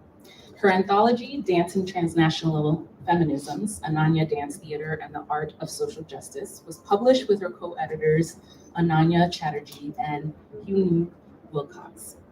Her solo book project, titled Bittersweet, identifies artistic and historical foundations for queer Black dance based on the choreographies and dance films of David Rousseff and the Reality Dance Company.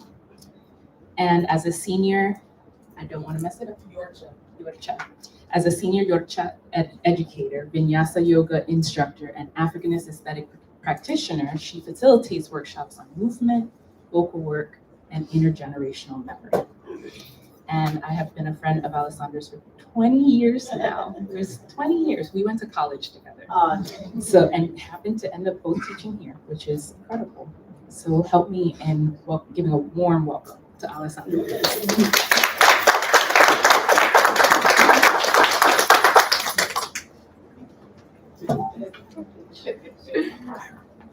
All right, so we ask that the presenters share with us their insights. After we are done with those insights, Alessandra will be leading us in a movement exercise. So prepare for that. Thank you.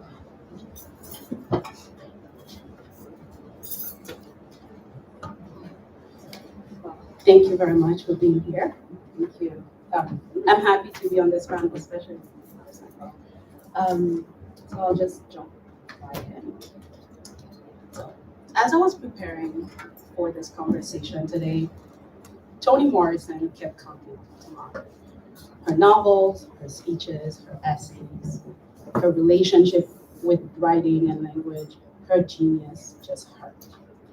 That led me to reflect on the first time that I encountered her work.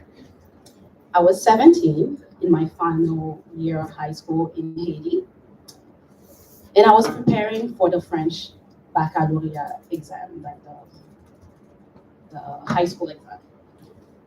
And I was given the option to take an additional exam entirely in English. And to prepare for it, we had to spend a year reading and analyzing a novel written in English.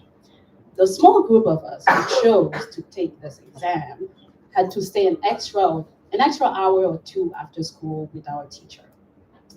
That year, the novel that was selected was Sula by Toni Morrison. I will be honest that at that time, I had no idea who she was. And also, I had very little knowledge and experience of Black life in the US, because even though I did spend my summers in the US, whenever I would come, I would remain within my extended Haitian family. And my family actively resisted, I would say, assimilation into the American culture. And also, I will admit that reading Toni Morrison at 17 in Haiti, while my English was still developing, it's still developing. It's not very. So that experience, it was challenging because I had to rely heavily on a dictionary. And even then, I still missed a lot. But there was something about her writing that stayed with me. Reading Toni Morrison as an adolescent in the south of Haiti in the early 2000s, I found kinship. One moment in Sula stood out to me in particular. When Sula's mother, Hannah, dreamed of a wedding in a red bridal gown. And you all know what happened next. I remember connecting it to Haitian folklore and naively thinking at that moment that, oh, dreaming of a wedding is really bad. It means death is coming. So that moment, that connection felt both intimate and in a way expensive. And this is what Morrison's novels skillfully achieve. Through her stories, she built a world within the Black diaspora, across national boundaries, where the particular always carries the universal with it. In a world where anti-Blackness is pervasive, finding community, finding kinship becomes a matter of survival. Literature does not necessarily provide clear answers, but it offers pathways and practices for healing from anti-Blackness. To heal, we must first be able to identify what harms us, to name it. Black writers are clairvoyant. Clairvoyant in the etymological sense, like clairvoyant. They are clear-sighted. They see clearly with sharp, unclouded vision. They are also seers, looking into the future with an unsettling precision. The accuracy with which Octavia Butler's Parable of the Sword mirrors events unfolding 3 decades after its publication is eerie. Toni Morrison's essay, Racism and Fascism, is also uncanny in its description of how the virus of fascism spreads and how, I quote, virtually any developed country can become a suitable home for that virus. End quote. Morrison teaches us how to recognize that virus. I will read a quote, it is long, but it will be worth it. So she says, it is recognizable by its need to purge, by the strategies it uses to purge, and by its terror of truly democratic agendas. It is recognizable by its determination to convert all public services to private entrepreneurship, all nonprofit organizations to profit-making ones, so that the narrow but protective chasm between governance and business disappears. It changes citizens into taxpayers, so individuals become angry at even the notion of the public good. It changes neighbors into consumers, so the measure of our value as humans is not our humanity or our compassion or our generosity, but what we own. It changes parenting into panicking, so that we vote against the interests of our own children, against their health care, their education, their safety from weapons. And in effecting these changes, it produces the perfect capitalist, one who is willing to kill a human being for a product, a pair of sneakers, a jacket, a car, or kill generations for control of products, oil, drugs, fruit, gold, end quote. That ability to be clairvoyant makes the writer's work dangerous. In the essay Peril, Morrison tells us that, and I quote, the history of persecuted writers is as long as the history of literature itself. And the efforts to censor, starve, regulate, and annihilate us are clear signs that something important has taken place, end quote. Morrison explains that when confronted with chaos, humans typically respond in one or two ways, naming or violence.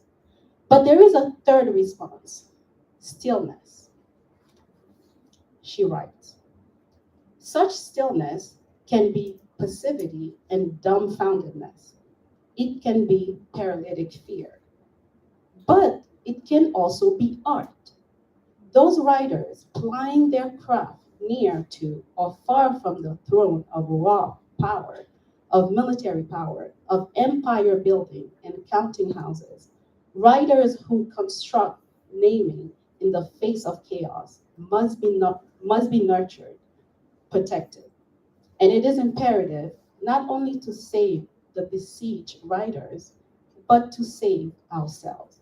And because you see, when Morrison speaks of stillness, she does not mean idleness. On the contrary, writing is a tool for change and revolution. Poetry is not a luxury, Audre Lorde writes, and I quote, it is a vital necessity of our existence. It forms the quality of the light within which we predicate our hopes and dreams towards survival and change. First made into language, then into idea, then into more tangible action. Poetry is the way we help give name to the nameless so it can be thought. The farthest horizons of our hopes and fears are coupled by our poems, carved from the raw experiences of our daily lives. Poetry is not only dream and vision, it is the skeleton architecture of our lives.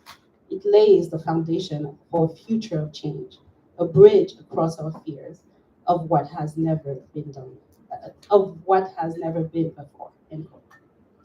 This is why Edwidge Danticat urges us to create dangerously, even when, she says, a great tempest is upon you. She writes, create dangerously for people who read dangerously. This is what I've always thought it meant to be a writer. Writing, knowing in part that no matter how trivial your words may seem, someday, somewhere, someone may risk his or her life to read them. End quote. Thinking about how literary texts and cultural productions serve as spaces and tools in our healing journey, I can't help but turn to Edouard Glissant's demand for the right to opacity. As I navigate the world as a Black woman, a Haitian woman, a Caribbean woman, an African woman, I find myself turning again and again to this concept of opacity. For Glissant, the West insists on evaluating others through a lens of transparency, as if understanding is a prerequisite for acceptance. But opacity resists this demand. We need not over-explain ourselves, because as once again, the great Toni Morrison reminded us in her 1975 keynote at Portland State, and I quote, the very serious function of racism is distraction. It keeps you from doing your work, keeps you explaining over and over your reason for being, end quote. So, how do literary texts and cultural productions serve as spaces and tools of healing? By saving the besieged writers, and in doing so, saving ourselves. It is by claiming our right to opacity. It is by creating dangerously for those of us who read dangerously. Because poetry is not a luxury, it is a vital necessity of our existence. Thank you.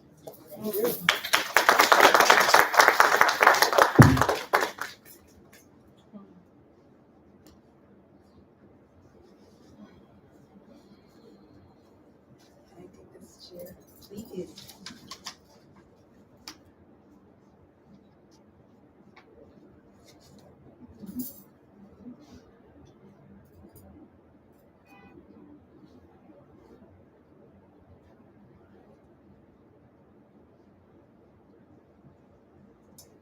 I give thanks for this moment to breathe with all of you, to move with all of you,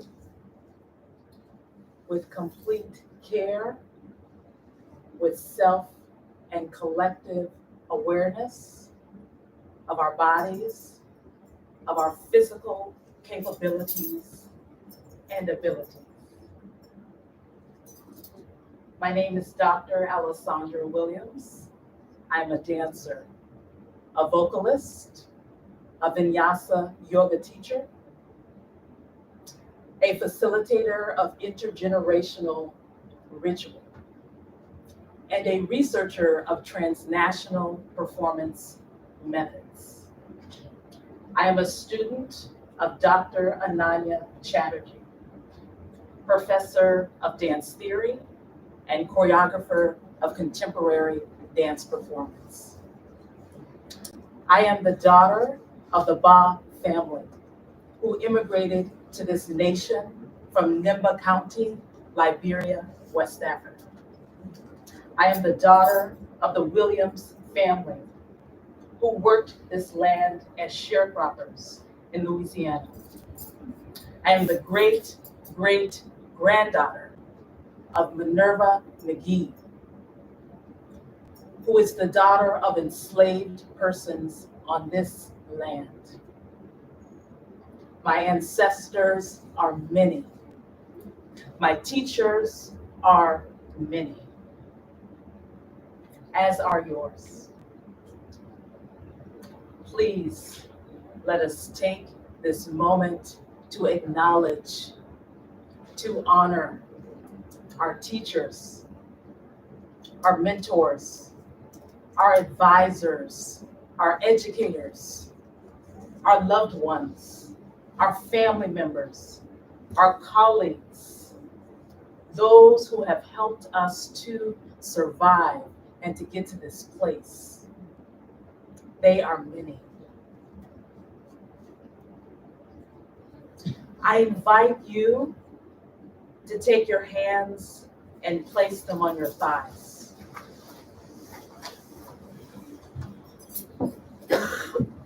To take your feet and place them firmly underneath your knees, and to feel the ground underneath you, to feel the floor fully underneath you,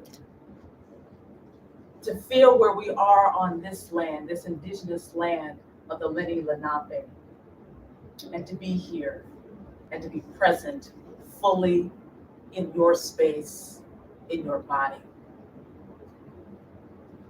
If you can take an inhale through your nose and an exhale through your nose.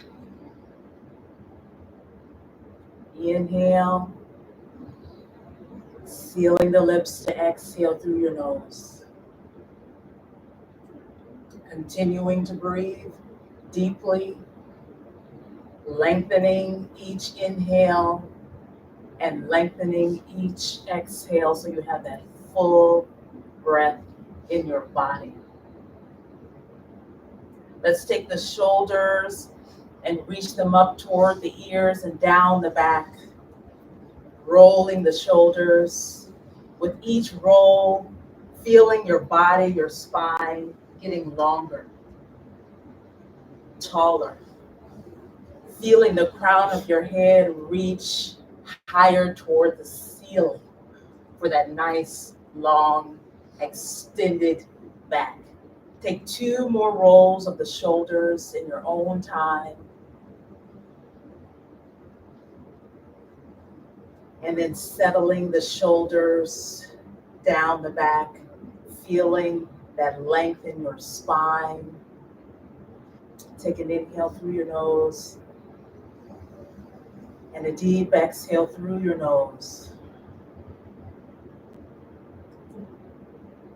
Take your hand, one hand off the thigh, the right hand, and just take a moment and gaze at that hand fully. And slowly bring that hand with intention to your heart. And just feel that pulse, that beat in your heart, in your chest. Inhaling through your nose, exhaling through your nose.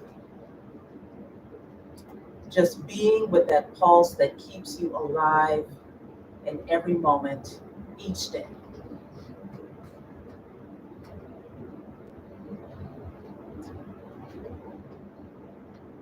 Taking that same hand and bringing it to the side of your face, taking an inhale, and just turning exhale for a stretch to the side, looking to the side, not overstretching anything, just going where it feels good. Coming back to the center, switching the hands to go to the other side. Inhale, exhale over to the other side. Don't overdo anything. Inhale, coming center, going to the other side, switching the hands. Exhale. Inhale. Exhale. One more cycle. Inhale. Exhale. Last side. Inhale. Exhale. Inhale, coming center, taking the hand to the top of the head, fingers toward the ears. Gentle stretch over to the side. Again, not overstretching anything, not overdoing anything. Inhale back to center, bringing the hand down, exhale.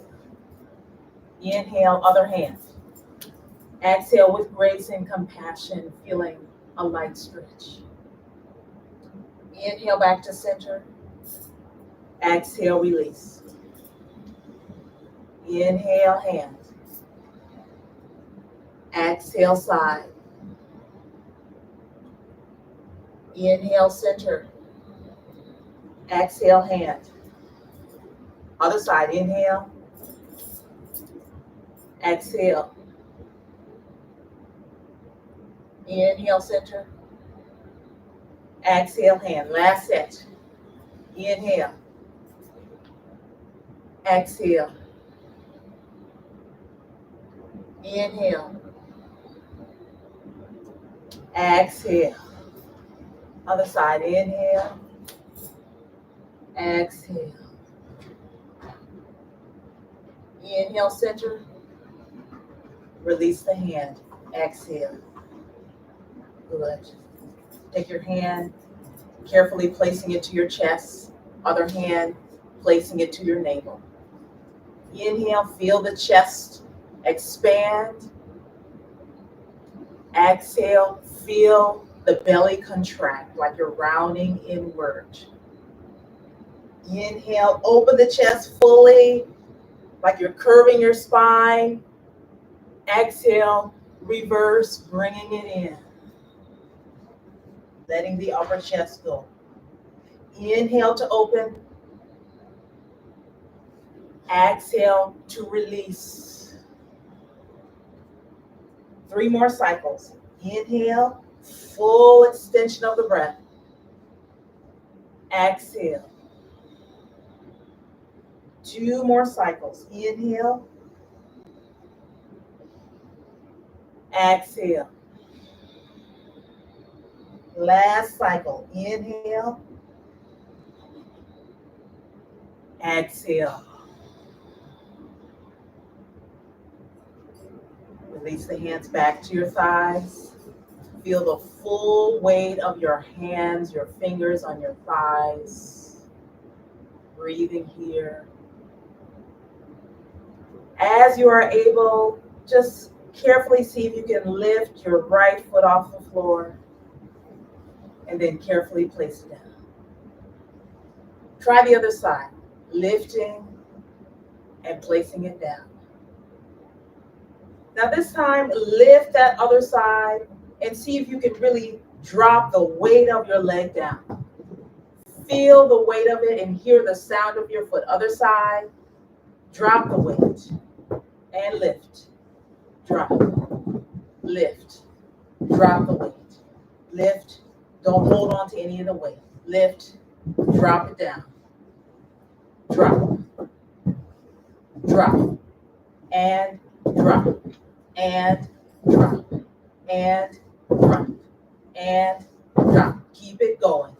Drop, drop. Feel your torso swaying side to side. Don't hold it rigidly. Whatever movement you can find in your upper body, let it be.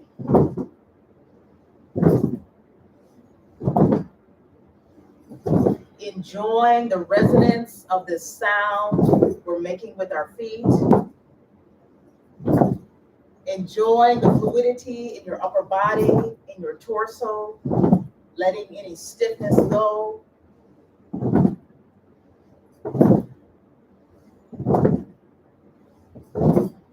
Four more steps.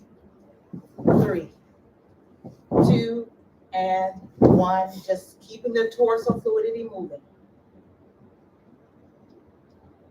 Bringing your hand back to your pulse.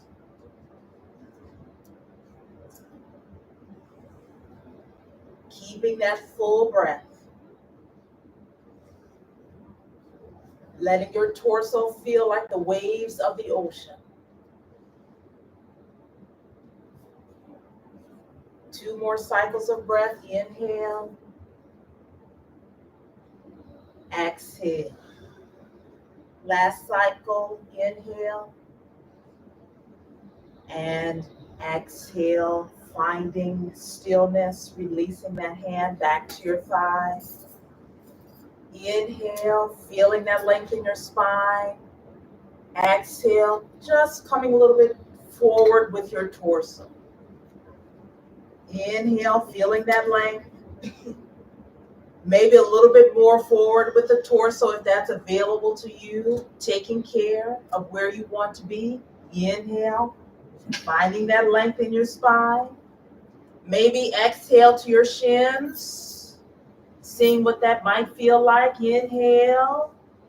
Maybe exhale toward the toes. Inhale. Exhale, maybe release the upper body. Let the head go over the legs. Find your fold wherever you are, over your body. Breathing for just 3 cycles of breath. Inhale. Exhale. Inhale. Exhale. 1 more cycle. Inhale. Exhale. Slowly rolling up. Take your hand, cross it over to your knee, and just take a gentle twist over to the side when you're ready, taking your time, not rushing anything. That was a beautiful roll up, Carla. Coming back center, taking your time to go over to the other side, enjoying that twist. Inhale back to center, twisting again, exhale, taking your time. Inhale back to center, last side, exhale.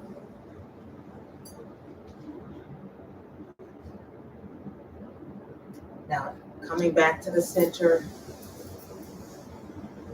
bringing your hand to your pulse, chin toward your chest. I invite you to close your eyes,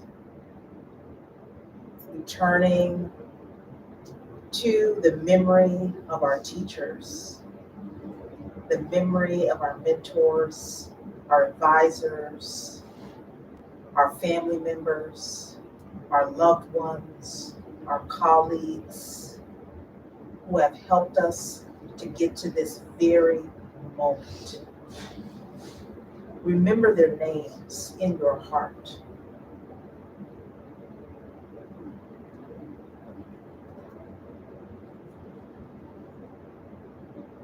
Remember their names in your mind.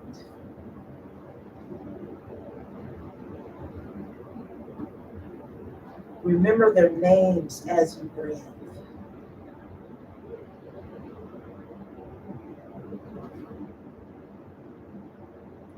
Now, keeping the eyes closed, share their names aloud so that we can fill this space with their love. Don't be shy. Who are those people? Yes, share their names. Fill the space with their love. Share their names. Miss Ezel, Laurel, Chris Fisher. Share their names. Peter Ratcliffe, Sister Patricia Brown. Share their names. They are many. Fill the space with their love, their energy. Fill the space with their love. Grandma Caroline Schultz Williams. Great Aunt Betty.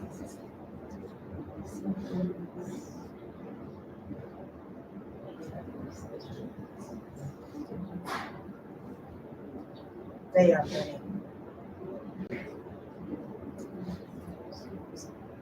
They are many.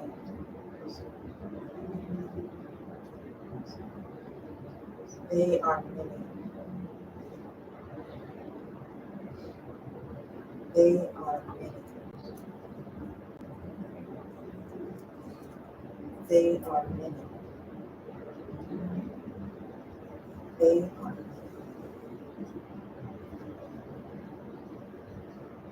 Take an inhale through your nose. With the lips sealed, exhale through your nose.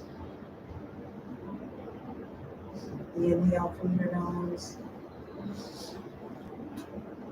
Exhale through your nose. Opening the eyes, lifting the chin, and sending your head carefully all the way to the back, just as far as feels good. Take an inhale through your nose. Open the mouth and let out. Ah. Yes, indeed. Two more like that. Inhale. Exhale. Ah. One more. Inhale. Exhale. Ah. Coming center. Same thing. Inhale. Exhale. Ah. This time, inhale. Exhale. I am. Yes. Inhale. Exhale. I am. Yes, indeed. Again. I am. Again. I am. Let's try to sing it. I am. Again. I am. Find the song. I am. I am. Keep it going. I am. Keep going on your own. I am. Keep the song flowing. As you sing, as you continue to sing, as you continue to sing, finish in your mind the sentence with what you need. Keep it flowing. I am healing. Yes. I am working on it. I am. Keep the song. I am. What you need to say to yourself in your heart in this moment. I am grateful. Yes. What do you need right now? What does your family need? What do your loved ones need? Say it in your heart, in your mind. I am. I am. Find the clap with me. I am. I am. A little bit faster. I am. Find the sway in your body. I am. I am. I am. A little bit faster. Here we go. I am. I am. If you're able, maybe come into stand. Keep this way. I am. I am. A little bit faster. I am. I am. I am. At your feet. I am. I am. A little bit faster. I am. I am. I am. I am. A little bit faster. I am. I am. A little bit faster. I am. I am. A little bit faster. I am. I am. A little bit faster. I am. I am. Hey, hey. I am. I am. 10 more. I am. 9 more. I am. Last 8. I am. I am. Last 6. Make it good. Last 5. I am. Make it good. Make it good. I am. Last 3. I am. Last 2. I am. Last 1. I am. Keep the clap.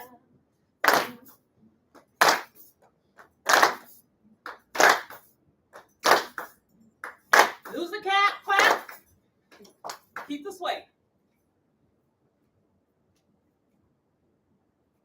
Slow the sway down.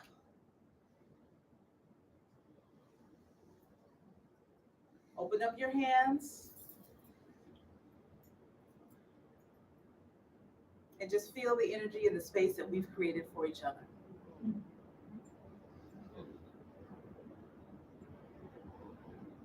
Feel the love in the space that we have created for each other.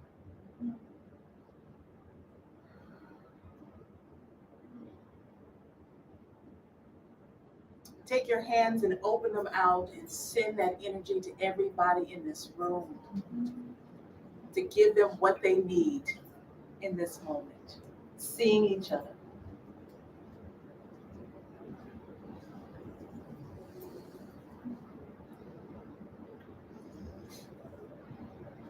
With the hands raised, slowly coming to seated.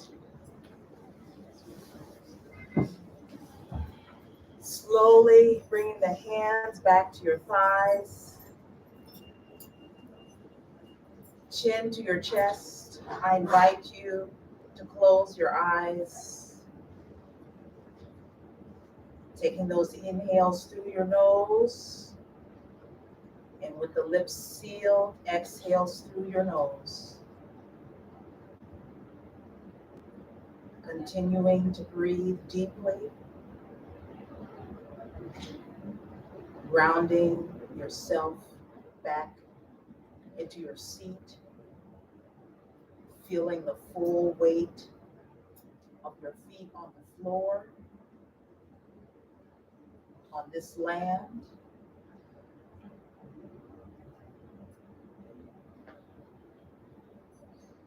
Being in this stillness. Coming back to our intention, our teachers, our ancestors who have loved us, who have been there for us, who have helped us to survive. It's not always easy to call their names.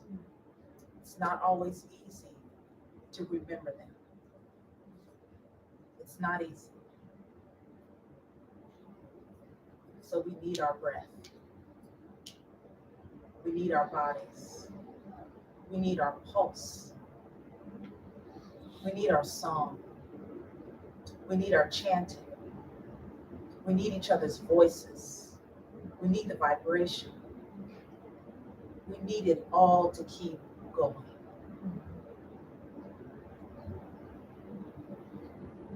Let's just be here for 60 seconds in silence.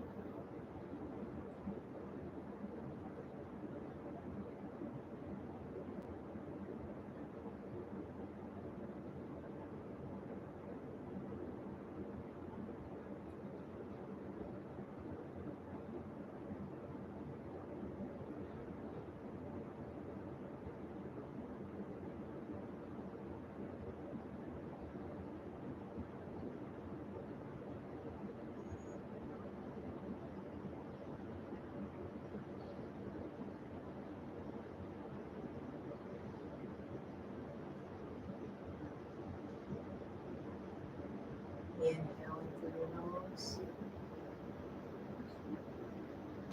Exhaling through your nose. 5 more cycles of breath. Exhale. Inhale.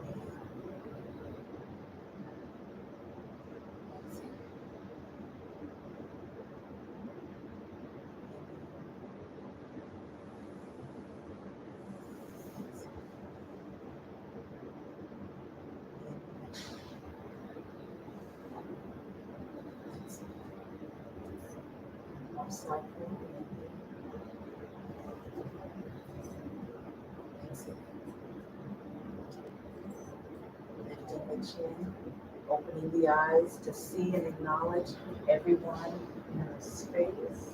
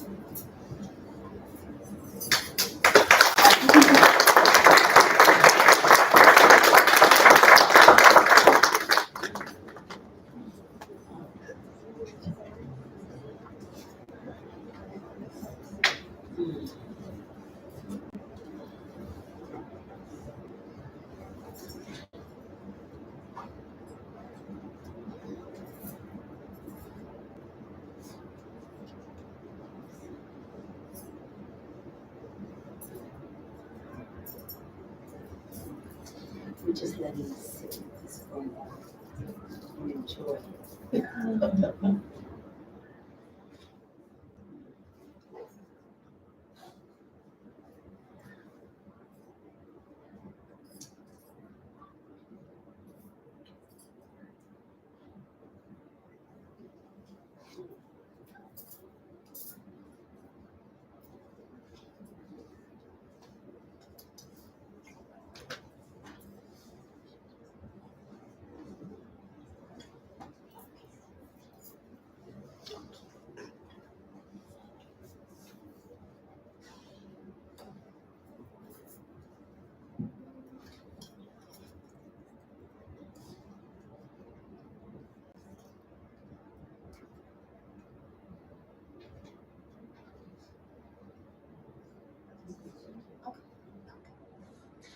Okay.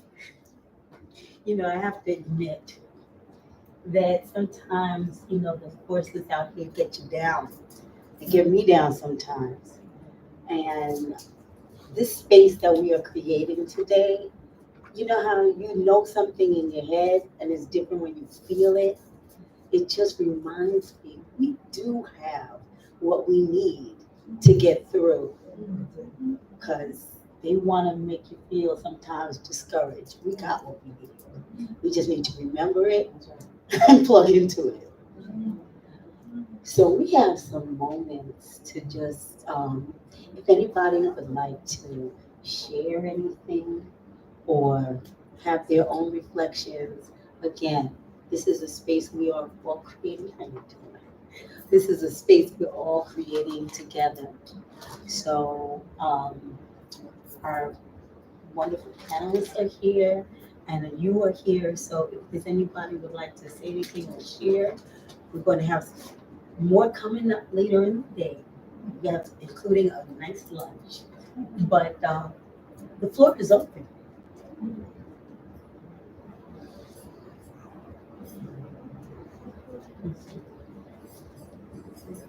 Thank you both. That was incredible. I so enjoyed your talk about Toni Morrison, and I feel so profoundly centered and present after what we shared. You're talking about your first memory of reading Toni Morrison triggered my own first memory of being exposed to Toni Morrison. And my mother was a great reader. She read everything. And I first heard Toni Morrison because my mother read passages from her. And I still have this image of her reading from Song of Solomon. And I know where I was sitting when I heard it. I was at the kitchen table. And we had these like vinyl floral seat covers. And I remember it. It's as if, that's one memory that just stopped. And I think it stopped because I was hearing something that I'd never heard before. I was also young and didn't fully understand how to assimilate the complexity of Toni Morrison. But one of the themes that I feel that I return to all the time in Toni Morrison is the essay that she wrote after winning the Nobel Prize about language. Exactly. And without even fully understanding why I was obsessed with it, it had to do with her argument about the importance of rural prophets. And even just that phrase was so deeply meaningful to me. And first I thought of it intellectually, and then I thought of it just about my own family, and I still think about that. So I was thinking about, there are things that we read that our first impression is an emotional impression. It's the thing that sears a memory or creates a memory. But I found that sometimes it will take a year or a decade or 2 decades or longer to fully understand why it's so important to you. And that to me links into this question of ancestry and healing. Thank you for your talk and all those essays. I'm going to go read them. You can pass them on.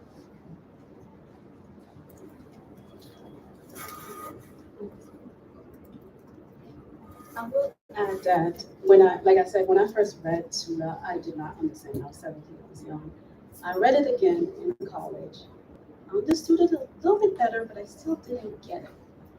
It was during the pandemic, when I reread it, that at the very end, you know that scene when Mel is crying at the very end, girl, girl, girl. That's when I got it. And I remember like I was reading Girl, Girl, Girl, and I was saying Girl, Girl, Girl, but to Toni Morrison, like, oh my goodness, you wrote this beautiful novel.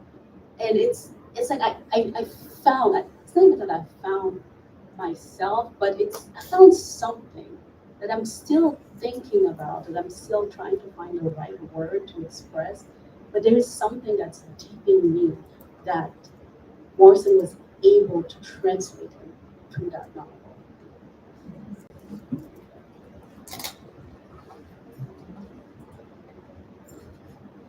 Any other questions, reflections?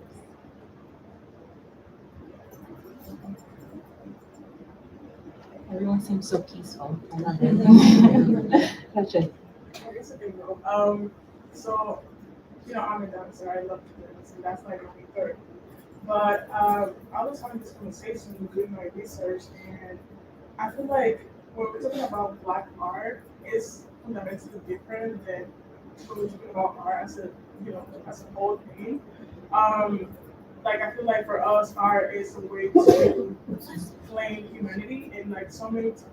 I mean, there were times that they were not able to talk or like communicate, and like art was the way to be like, okay, we're one.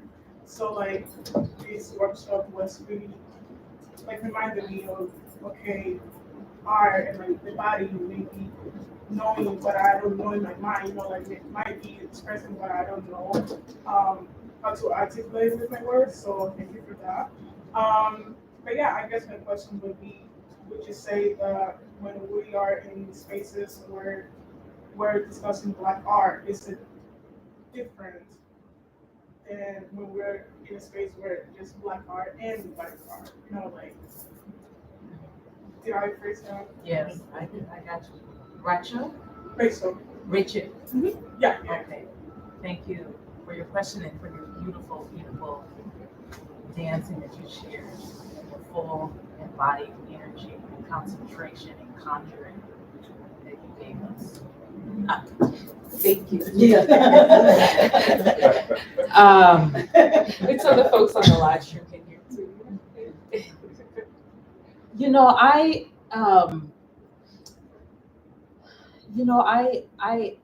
For me, I don't work in a space of comparing Black movement to whiteness.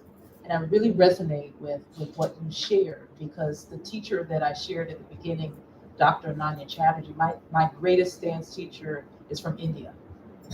And I have trained with this woman since I was in college, which was not yesterday. Okay.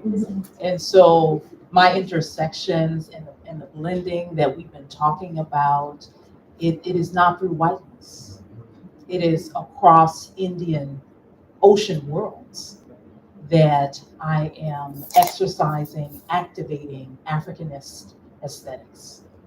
And so I would ask you, as you're doing your research and your work, to remember the complexities of our intersections as Black artists, that our artistry is generated from many places that are not whiteness. In fact, we have many alliances and many solidarities across multiple ocean worlds historically, and we can reclaim that in our artwork.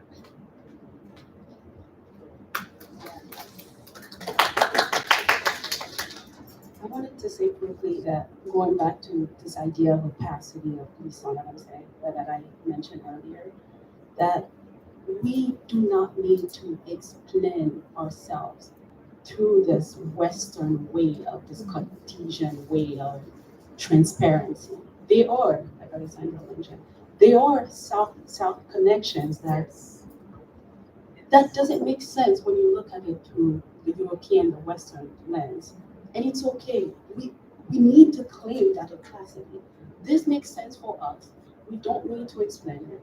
It is for us because we are.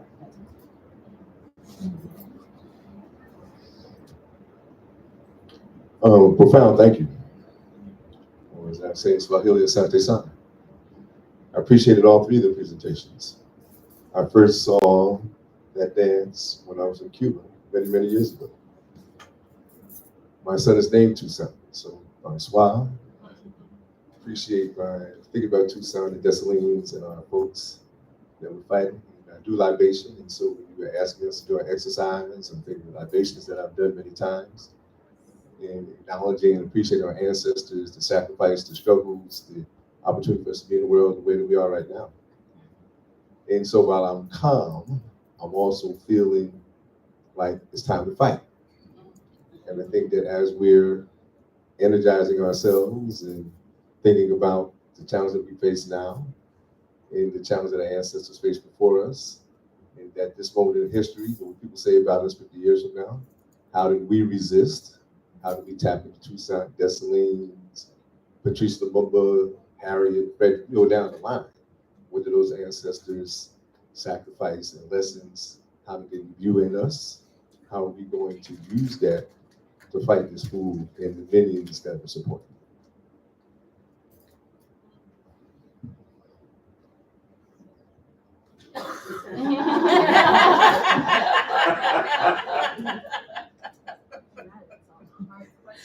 There is time in today for rage, by the way. Say it again. There is time in today's program for rage. I'm confident that it is. I'm excited about it too. I just put that up for conversation. How good? And I think everybody can join in. Feel free to join in. I can say 2 cents to that. When we said I am, I couldn't help but hear we because we are, or I am because we are because I am. That's Ubuntu. So I think there's a lot of the fight in that Umoja kind of consciousness. Means there's a reason that's the first principle, right? That so much comes with coming together and solidifying ourselves and planting our feet as we did in that exercise. Thank you, Princess. Because we did that together. And much like when we were during COVID, remember how people relished the opportunity just to do silly things like a versus battle online. It wasn't the versus battle, it was an acknowledgement that we're doing this together. In a time when we're being forced by the circumstances, even people dying apart from their families. The profundity of that kind of lamentation that you're not even allowed Umoja. And so we were trying to find little bits of places where we can claim that. And now we're able to do it, thankfully. That is the beginning of, because see, Haitian way, right? I come out of Haiti, right? And so this idea of a battle and Northern Haitian, I come from the North, right? So these are battle folk, these are warriors. And so this idea of coming together first is central to this idea of whatever kind of battle or peace that we're trying to counter, right? So I think that we are already engaged just by coming together.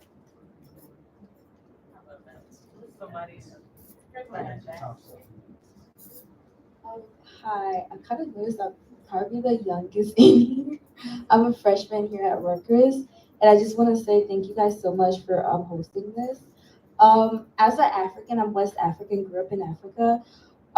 It's always great to kind of resonate with your roots, especially moving to the US.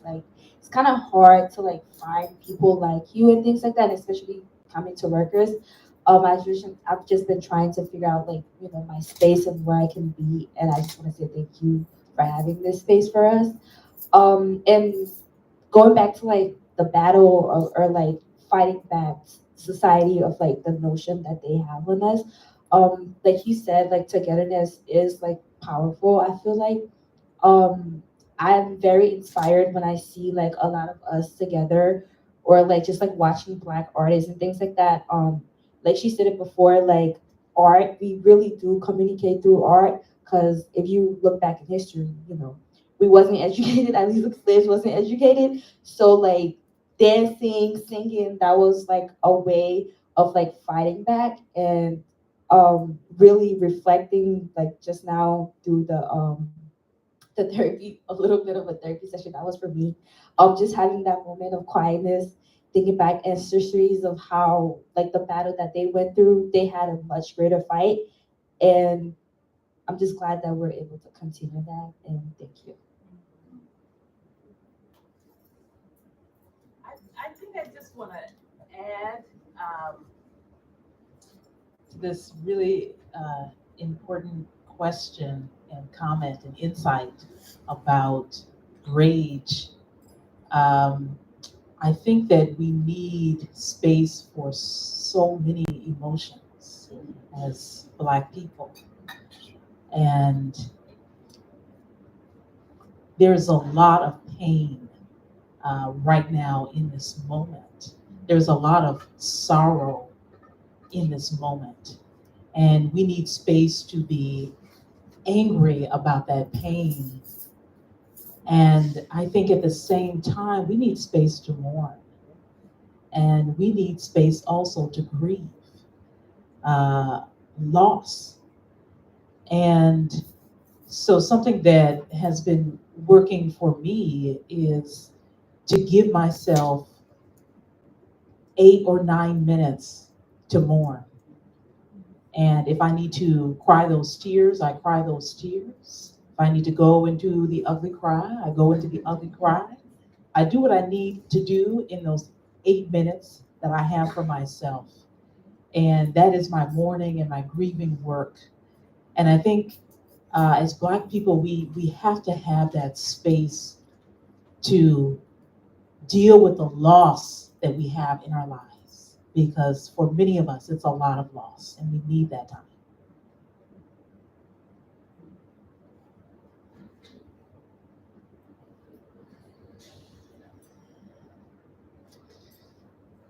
I agree 100%, Alessandro.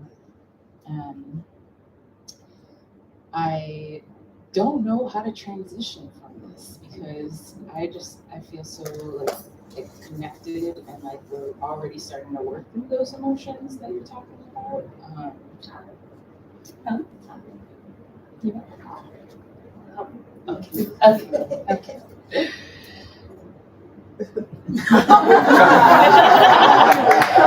She would help me, right? I will help you, but I always got your back. I always got your back. But you know, the reason why I said I'll help you is because what we are transitioning to is so good. And so before we start to move out of this space and into that space, I want to just honor the space that was created by both of you all today with all of us here today. So let us just give you our appreciation for what you have created for us.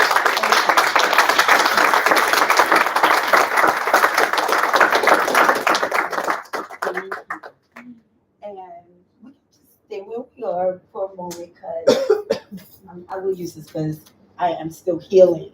I don't have my voice back and I look ridiculous with this thing hanging up, but I got charged. So it is what it is. We will make it do what it do, as my cousin said. So the reason why I said it's easy to transition is because when I teach my class on the Afro-Atlantic diaspora and the diaspora experience, I know many students come in thinking all we're going to do is talk about slavery.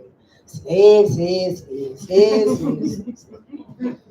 And what I love to do is plug into our liveliness, our ways of resisting and fighting when we need to, but all the things we did, because our experience is all of that. Yeah.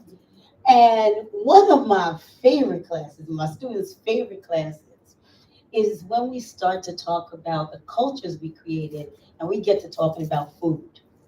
And that is the most participatory class. The students be like, because I show pictures of like our food, of fufu and acarajé, and I know, it gets me too. Acarajé, and all the different foods that we do, because when you start to look, you start to see the African roots and the many different ways in which we've interpreted it everywhere we go. So there will always be, this kind of staple foods, that stretch out and give it body. And then there's the different techniques. See, everybody's smiling already. You're starting to think about your good food. You think about all the techniques that we have come to perfect, to do. But we also smile because we think about the love that goes into sometimes transforming hard to work with foods, or foods that are unfamiliar foods, into things that fulfill us, not only the body, but also our spirits and souls. Sometimes when we cook, we are connected to those people from generations before who cooked that same thing. Or you perfecting a recipe, or it's that one thing that you look forward to when the family gets together that some particular person has. Is the people who don't share recipes. I'm not for that. I think you should share, because every hand is going to be different no matter what, right? You can't cook two things, the same way by, two different people, because it's different energy. So today, when we thought about what we're going to do for lunch, we said we're not going with the Rutgers sandwiches. But we decided to go home to the motherland. And so we have now, I know we are setting up. I'm hoping somebody's going to be able to come by. Okay, all right. So they're in the process, but we are real lucky to be able to be eating from the motherland with Five Loaves African Restaurant. I don't know, some of you might know it. Okay, yeah, it's a Ghanaian restaurant. Many of us can trace roots to Ghana. And so we're going to have like a collection of foods. We have definitely given an eye to those of you who are not meat eaters, so you will have plenty of options. And we're going to have that. But I wanted to ask what I asked my students are, oh, here she is. Go on. And I wanted us to especially have Miss Esther. I'm going to watch it. Oh, see, I'm learning my Come, welcome, Miss Esther. And Miss Esther is the owner of the Five Loaves restaurant, and this is located on this route. Route 27. It's right near us. Yes, it's right near us. So hopefully we're going to get introduced. And, we were talking about how food is just so important in our cultures.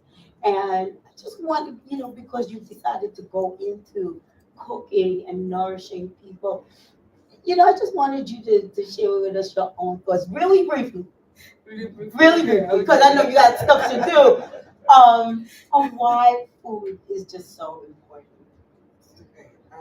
Food is important, especially when it comes to our culture. We have certain food that when we have an engagement or some tradition, we cook that food.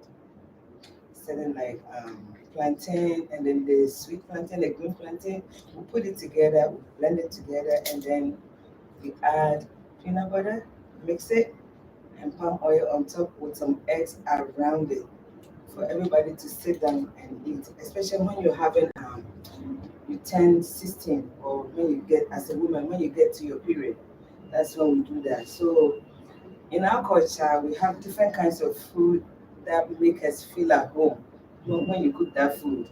And also, I decided to go into cooking over here because when I came here, I realized all food is different from what we have back home.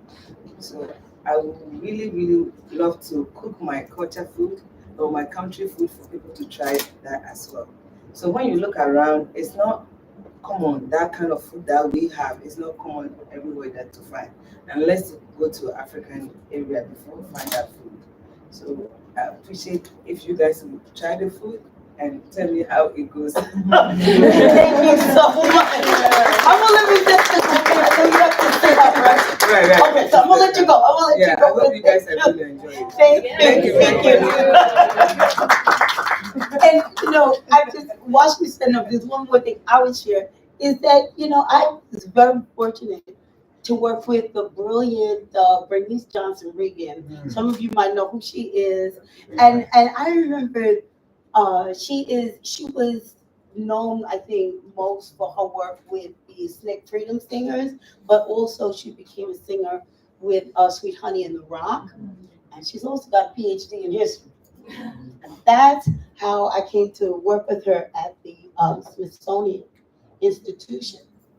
And I remember every time the Africans would come through, the African American people would always feel like, oh, wow, they got all this culture, but we don't have this culture. And she just sat us down and said, no, no, no, no. You just got to know what to look for. So when, Miss Esther was just talking about the special occasions, we all do that. We all have our traditions of the special occasion, and she taught it to us actually about hair. She said, because we have braiders come, and she said, we said, oh wow, they have special age grades and things like that, with all the specificity. She said, we have it too. She said, if you have, a little girl wearing her hair in a certain way and I said, that's too long for her. Or, I, as an adult woman, would not wear my hair in two pigtails in the back and one pigtail in the front, right? And so what she was teaching us was that we do have our roots with us. We just need to be trained to see them and recognize them. So even though this food may be new to you, I guarantee there's something you recognize in it. So I think I was told ramp a little bit while they're setting up. I think we are good to go. You all have your lunch vouchers with you. We're going to have lunch next door. You're free behind the thing. You're free to bring a plate in here too as well, or just sit anywhere you like and move about, get some fresh air if you like. We're going to reconvene here at 2 for another workshop session.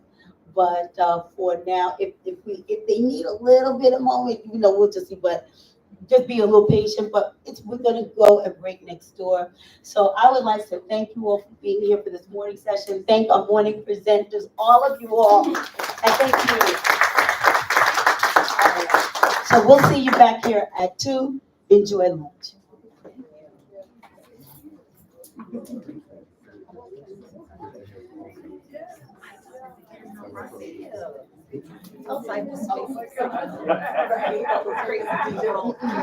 I'm gonna.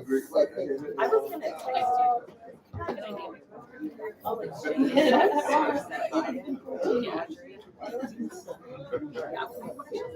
my gosh. Oh my gosh. Can we pick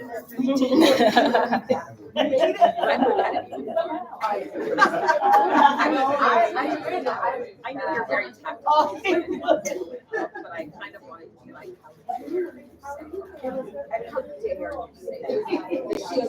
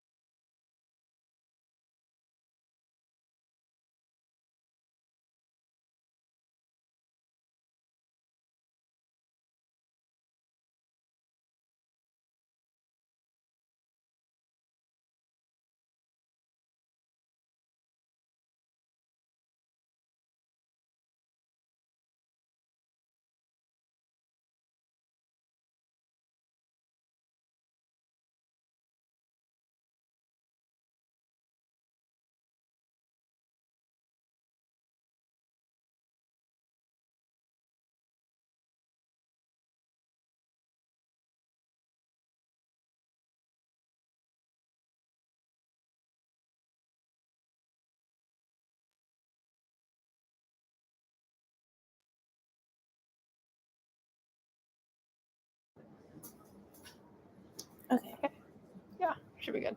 Thank you. Oh, do you have the camcorder? I was gonna take that SD card out. Yes. Thank you so much.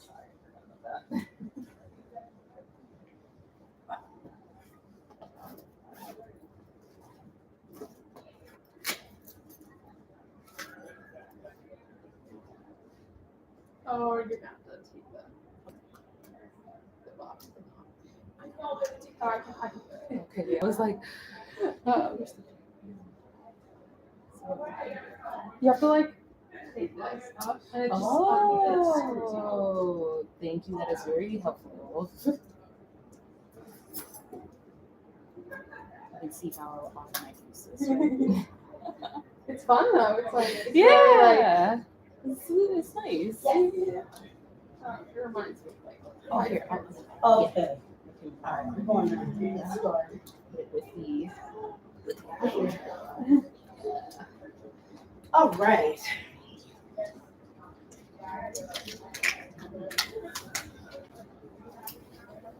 Women here before. Oh, you know what? What happened? Oh, I'm looking for the cover for this. I don't know where I Oh, put okay. it. Find it.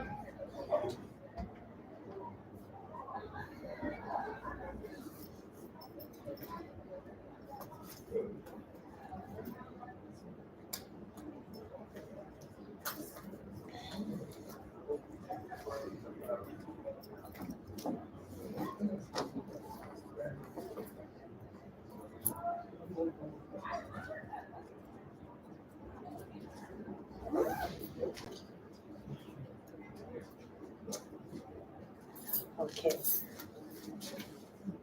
Just press it once until it turns green. Oh, I think I turned it off.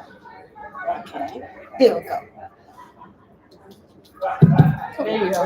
Hello. Hey. Okay, all right. So, I mean, this is some garbage. I got it. Okay, thank you.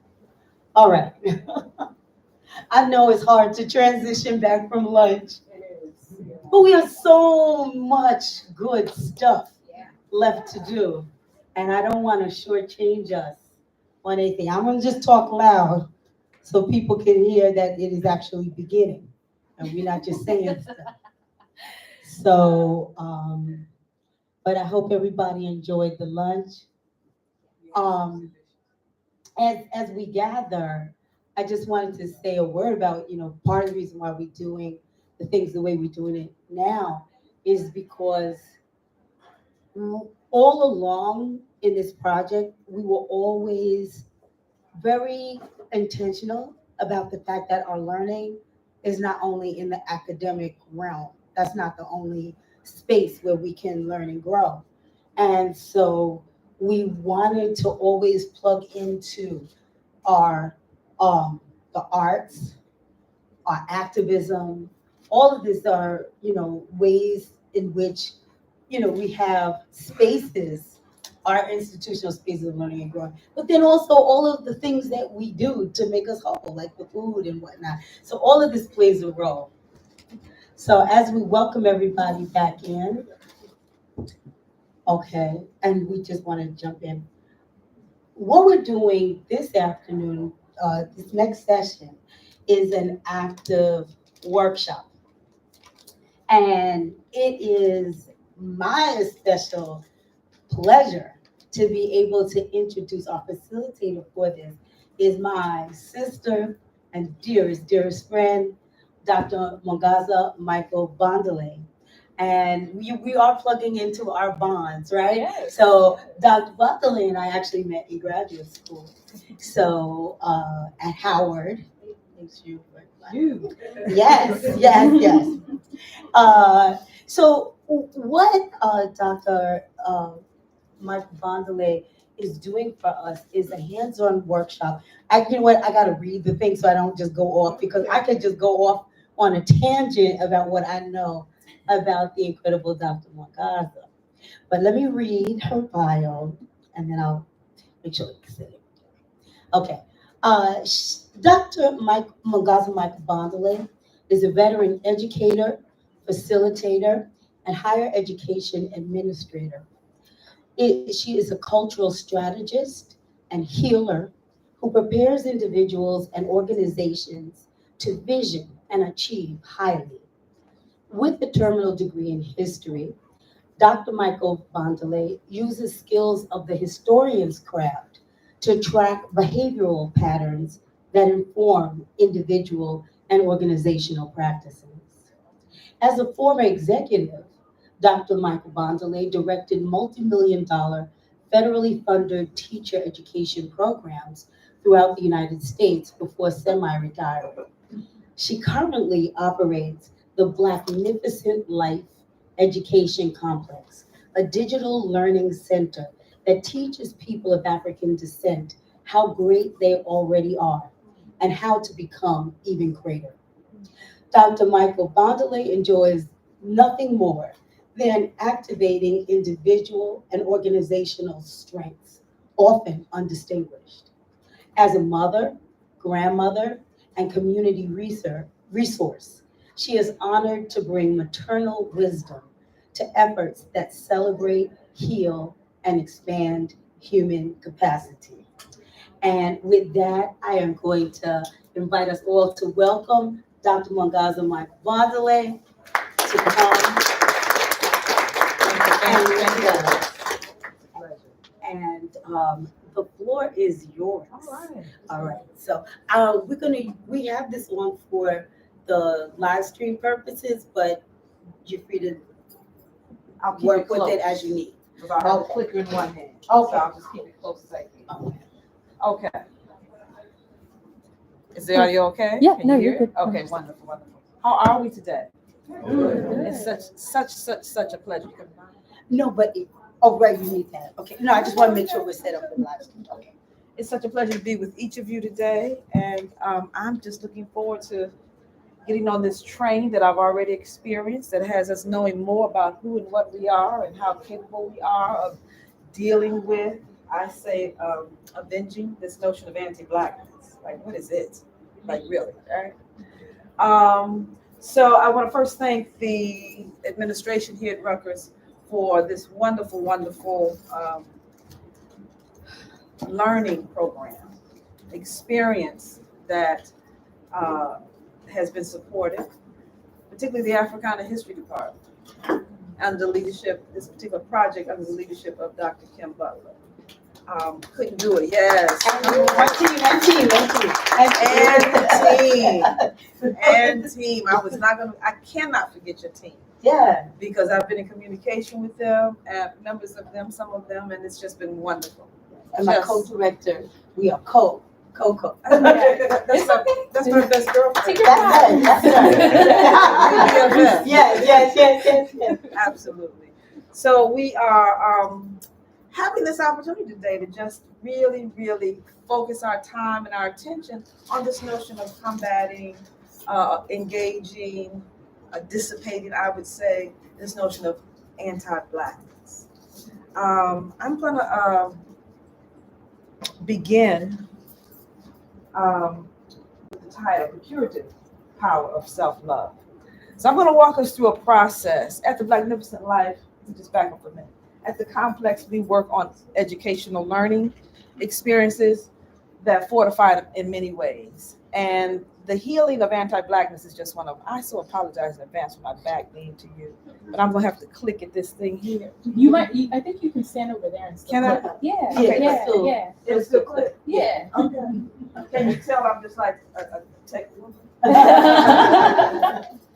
All right. So, with that said, it is really a pleasure to be here. It's an honor to be here because none of this would be possible without each of you. Can you imagine putting in the time and the energy and no one is here? So you really are at the center. You're the seed. You're the nugget. You're the fire that keeps this thing going.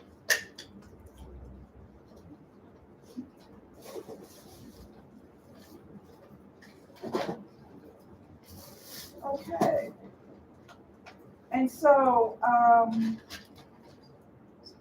there we go. When we talk about this notion of healing, as we're in the academy, so let's just make sure we're starting on the same page. What is this thing called healing that we're talking about? Engaging. We're talking about, and these are some references.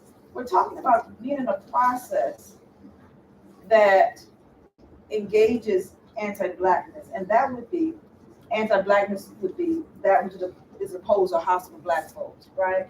That would be have negative opinions about Black people in particular. That's what we're up against, right? Because we're swimming in that water. And to heal that, we want to get free from that. Am I in the right place? In the right location? We all together here? Yeah. Okay, so we want to be engaged in a process in which this notion of anti-Blackness is moved, right? And moves us to a place of health and healing. That's what we're here to do today. One of the things that we want to be very cognizant of is that we live in a world that is trained not to see who we really are. The beauty, the power, and the genius of Black people. Would you agree? Yeah. Oh, and by the way, this is very interactive. It's kind of like, I'm gonna talk to you like I talk to my people because you are my people, right? Call and respond. Yes. All for a reason. This is a mutual conversation here. And so, in that regard, you'll find a index card and a pencil on the floor nearby. Soon and very soon, you're going to be called upon to use it. Okay, just so you know. So this is giving you your advance notice. I'll talk more about that later. This is going to be a participatory experience that I hope we gain a greater capacity of being who we choose to be as we heal through this global anti-Blackness business. And so we live in this world where we're trained to do just that. We're trained not to really see ourselves for who we are. We're trained that we're not who we really are. This notion of Black inferiority permeates most everything that we know. And one of the most insidious distractions, right, and source of anti-Blackness, I say that we're going to find in a place that we don't often talk about. And we want to know that because we want to get an idea. We want to get a sense of the temperature of the water that we're swimming in, this anti-Blackness water. It's everywhere. It's pervasive. It's what you see, it's what you know, it's what you don't see, and what you may never consciously know. Subconsciously, you know it. The thing I'm talking about is the English language. The English language. The English language. How do you sidestep that which is so insidiously incorporated in your every word, your every thought, if you're speaking and thinking in English? And so many, many years ago, how many of you are familiar with this particular essay? The English language is my enemy. Yes, wonderful, wonderful. Okay. I came across this in my very first year of college. I won't say how many years ago that was, decades ago. It so profoundly impacted my course of life that I always like to share it because it makes plain that which often is not. And that is that the English language is an engagement that promotes quite often what we don't want. This particular essay was written by Oxy Davis. Anyone recognize that name? Ruby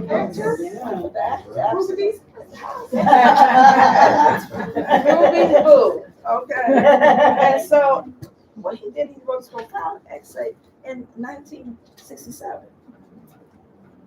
And he talks about how when you look, he looked at a Roger source at that time. And what he found was astounding to him. He says that when he looked at the thesaurus at the word whiteness, he found 134 synonyms, 44 of which are favorable and pleasing to contemplate about what's white. And he also found 120 synonyms when he looked at the word blackness, 60 of which were unfavorable, and none of them even mildly positive. And you see here what he found. The bottom line was, when speaking the English language, he cannot conceive of himself as a Black man without at the same time debasing himself.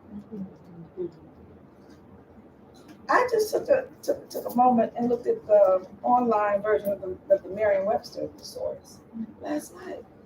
It's 1967, that's a long time ago, right? Have things changed? Well, they have, but not in the direction that we want them to. And I'm just going to give you a flavor of what I found.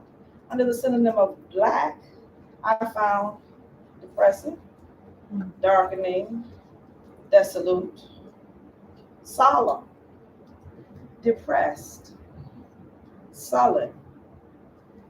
I found dismal. And we nod our heads like this is the norm, and it is. Because it is. Dreary, dire, melancholy, comfortless. Wow. It's like it's associated with Black. Gloomy, of course. Some of these are predictable, but my point here is that things have not really substantively changed because the English language has not changed. And so when we talk about healing from anti-Blackness, let us understand where we are. This is not something that you can really engage and really find, I'm going to say, freedom and well-being in a casual kind of way. This is something that requires us to look very deeply because we're surrounded. And if you think that, folks who are not Black are swimming in the same water, let me just say it this way. This presentation will talk about what things can be done to move people who are Black, who identify as Black, into a healing space, but it also speaks to people who are not, because we're all standing in this war called anti-Black. That's why this thing is global, right? There's no borders to it. And so we all benefit from acknowledging that, number one, and moving forward. And so this is an invitation today for you to take full responsibility for your own healing. Full responsibility for your own healing. No one is coming to save us or anybody else. Quite often in my listening, and perhaps this is not yours, in my listening, I hear folks talking about how other people should do things to make us okay. Let me repeat that. How other people, some source, some person outside of my Black self is supposed to do something to make my life better. And while that may indeed happen, we still live and suffering and experiencing what we're experiencing because so many of us think in that regard. So this is an invitation for us to be responsible, Black folks and people who love and understand this process, who are not Black, right? How urgent this is for everybody, right? You can't stand in the pool and think you're not going to get wet. For all of us to take full responsibility, and that looks like remembering, first of all, and I'll talk a lot about remembering before this presentation is over. Remembering who you are, that you must take action. I know at the Academy we love to talk. Oh, we love to, create those theoretical frames, those misconceptions, the conceptual theories and what have you. But we want to take action. And then we want to, in that action taking, learn from it and get better. Y'all with me? Yeah. Ready to go? Yeah. Ready to do some work? Yeah. Got your index cards close by. Let's go. And so let us agree that that's what we're going to do here today. We're going to be, in part, what we're pointing to in this presentation. That will be focused, that will take effort, that will actually engage, because I'm going to call upon you to do some things, just you, and that this is group participation, because none of us can make it to the place where all of us is well by ourselves. So here we go. There's 3 pillars to this presentation. One, we're going to look at remembering who you really are, right? Remembering who you are, and that's the self that I'm inviting you to bring to this listening. Number 2, that being grounded in Africana history is an essential aspect of healing from anti-Blackness. Grounding yourself in Africana history is essential to that. And thirdly, that we're going to take action that actually allows us to embrace who we are as people who identify as Black, that which is Black. And if you don't identify as Black, that about Black that you love and adore. Because there's so much that many, many do already. Just don't say it publicly that much, right? You just get the money for it, but that's another conversation. All right, so jumping into it, remembering who you are, right? I don't know about you, but I'm not often told how great and grand I am. I'm not talking about what people say in these nice, exchanges, professional, academic, or otherwise. But how often do you hear people who look like me, Black folks, actually owning how great they are? Very often. It's very often. It's going to require, very good, it's going to require that we really recognize, we remember that, right? That we remember the miracle that we are. Because we're not supposed to be here today having this conversation. We're not. And if folks have their way, 20 years from now, we won't be in this kind of a space having this kind of a conversation. We will not. But it's going to require us to go deep. To go, we had a moment in your presentation, this is presentation a little earlier, where we were asked to pause. Such power. The power is in the pause, by the way. The power is when we cut off the distractions, the takeaways, take away from who we are, and we center ourselves and remember the miracle that we are. The miracle that we are. That how we came into existence, when and the where of it. Oh, let us remember. Let us remember 100 to 300 sperm are released, were released. We're not talking about theory, we're talking about fact, because we all I'm looking at the outcome. These are facts. 100 to 300 million sperm were released. And one struggled so hard to get you here. I mean, my man was working out, okay, swimming upstream. Okay, one.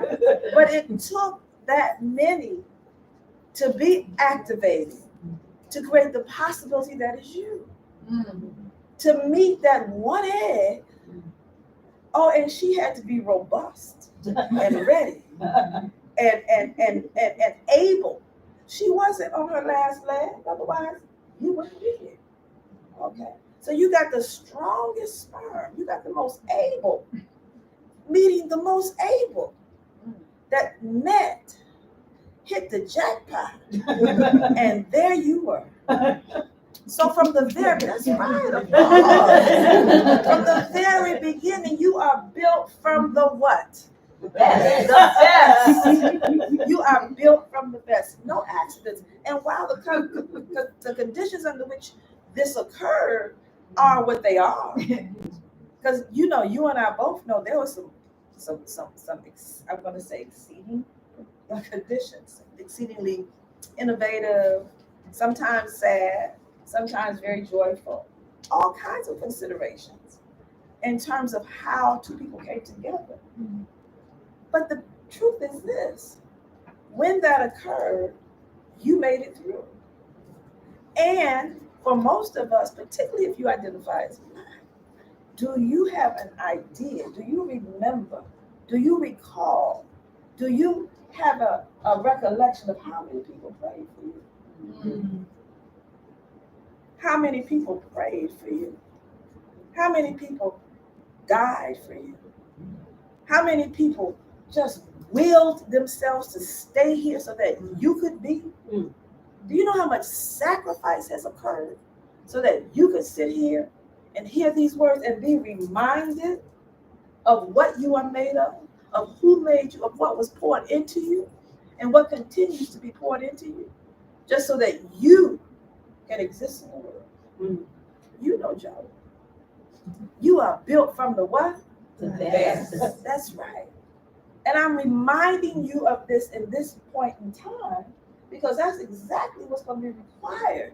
Your best, your strongest, your most able self to come forward and deal with this issue that's facing us called anti-Blackness. No one is coming to save you, and no one needs to come and save you because you are ready and able to do what? Come on. Say whatever's there, because it's perfect. Save yourself. He told you it was perfect. Just like you. And just like we hesitate to say what we know is the truth, like we did in that moment, that's what we've been trying to do. And that's a part of the anti-Blackness training, that we're ridding ourselves up in this moment. Are you with me? Yes. And so I want to make sure of who I'm talking to. And I want to make sure you know who is listening and who signed up to undertake this first pillar in our formula for rectifying this anti-Blackness business, right? It's your best self. It's your very best self that you didn't cause, but you get to represent. So who's repping today? The person that will stand up to this and be all that they were built to be, to discover those aspects of themselves that you have not even known existed, that's here. The strength that was poured into you, tap into that. Are we prepared to do that today? Mm-hmm. Are you really? Are you prepared to do that today? Yes. Yeah, okay, well, let's do this. Remember we talked about the index card? Mm-hmm. Index card time. Time to take action. Time to take action. Actually, I'm sorry. On this one, you don't need index cards. Take out your phones. Oh. Yeah, take off your phone. No, you index card next time. Take out your phone for this action. Because we came here to take action to heal ourselves. Yeah. From this notion of anti-Blackness. You doing okay, my dear? You good? Yeah, I want to make sure. I'm good. Okay, I'm gonna stand up there so I get closer to you and give you some more energy. I just want you to have. Yeah, it's all right. It's good. You don't have to explain to me. I know who you are. I already know who's in the room. You got your phones? Yeah. Turn to your camera.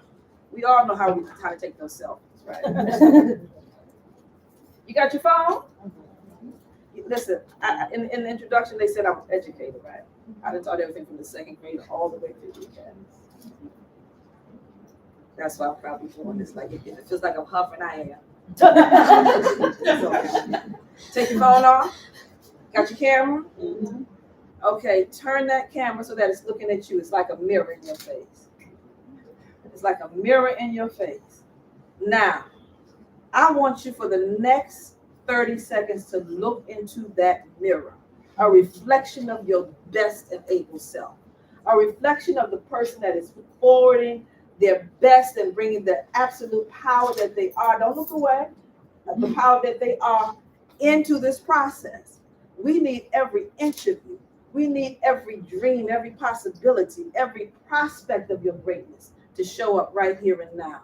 And in just a minute, we're going to take a picture of that person. But before we do so, I hear clicking. We're going to take our fist like this, and we're going to put the fist somewhere in the frame of that camera, over your heart, hand it right next to your body, however you want. But that fist represents the power that you have, that you always have. You always have it with you, that you will bring today and always in the healing journey of anti-Blackness. On the count of 3, take that picture of the you that you are. 1, 2, 3. You take that picture? You got it? Do you have a picture like that in your phone of yourself? You got yours? You did? That's your profile? So now whenever you feel like, it's hard. Do I have to do it today? Can I do it? Oh, I got to do that again. I want you to take that phone out and look at the you that you have committed to bring forward in your own healing process. The you that signifies nobody else is me. Because guess who's there? That works. That's your first anti-Blackness healing tool. Yes. All right, pillar number 2, grounding yourself in Africana history. Recognize the profound legacy of Black achievement. So when you hear notions of anti-Blackness, when you hear about what Black people ain't and what Black people can, and what Black people can't do, aren't, the ugly things, when you hear all that stuff, part of the reason it takes hold wherever it does is because of the grounding that it's in, where it's rooted. And notions about who Black people are as inferior are firmly rooted in the notion of our history. That those of us, wherever we are, came from Africa, and everybody knows there's nothing in Africa but starving babies and with big bellies and flies, right? The history, we've been taught, we've been told, we've been inundated, largely through the English language and otherwise, that there is no history. One thing that human beings, that living beings know, even outside of human beings, that if my daddy could do something, I can do it too. And if my mama can do a thing, I could probably do it too. But if my mama was, a crack addict, and my daddy was a pimp, more than likely than not, I'm not going to be much more than that myself. The way that history frames our minds about expectation reflects the truth of human expectation, which is that if you see a thing and you know a thing about yourself, you are very likely to be that. At least have the confidence to think that you can be that, or you may be that. Are you with me? This making sense? Yeah. Like for me, take me for instance. I'm not very tool savvy. I can't build a dog house, let alone a real house. Okay. But if I lived in a community where my uncle was a developer, where my cousins were electricians, and I watched that, right? Where my other uncle on the other side was a carpenter. And I saw this process. I grew up in this process. Do you think I could do it? Do you think if you were in the same situation, you could do it? You may never have read a book. You may about sawing or types of wood. You don't have to have those. If it's all around you and you see people like you doing a thing, you can do it. Whether you choose to do it is something else, but you don't likely doubt that you too can do it. Is that true? Is that accurate? Yeah. Okay. So the grounding in our history has us to situate ourselves in the community of achievement that is ours. That many folks have fought for long and hard to make sure we never, ever discover. When I decided to go to college, because it was a question at one point, like, am I going to go to college? I don't know, right? I was in Michigan back in the day, in Detroit. And people who went to college weren't making as much money as people who worked in the plant. So it was really like, you're like 16, 17. You're like, you want the money. I need a whip. Right? Which way am I going to go here? It was discovering that there was a place called Howard University where you could study yourself, that had me sign up. And it has been every step along the way of learning, first about African American studies, then about African studies, and then about African diaspora studies and history, that has me become just rooted in the wonder that we are. There are so many stories. There are so many circumstances. There is so much evidence. And I say no one is hiding it because it's on the shelves. You just got to read.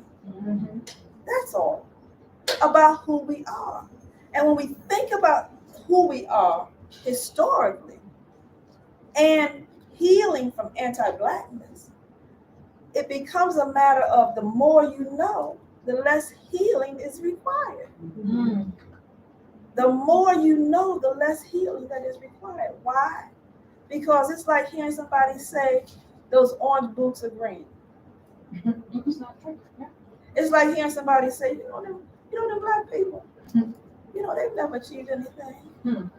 And you have read 20 books, 14 articles, listen to 30 lectures about the great that we are, you'd be like, oh, somebody's got an issue.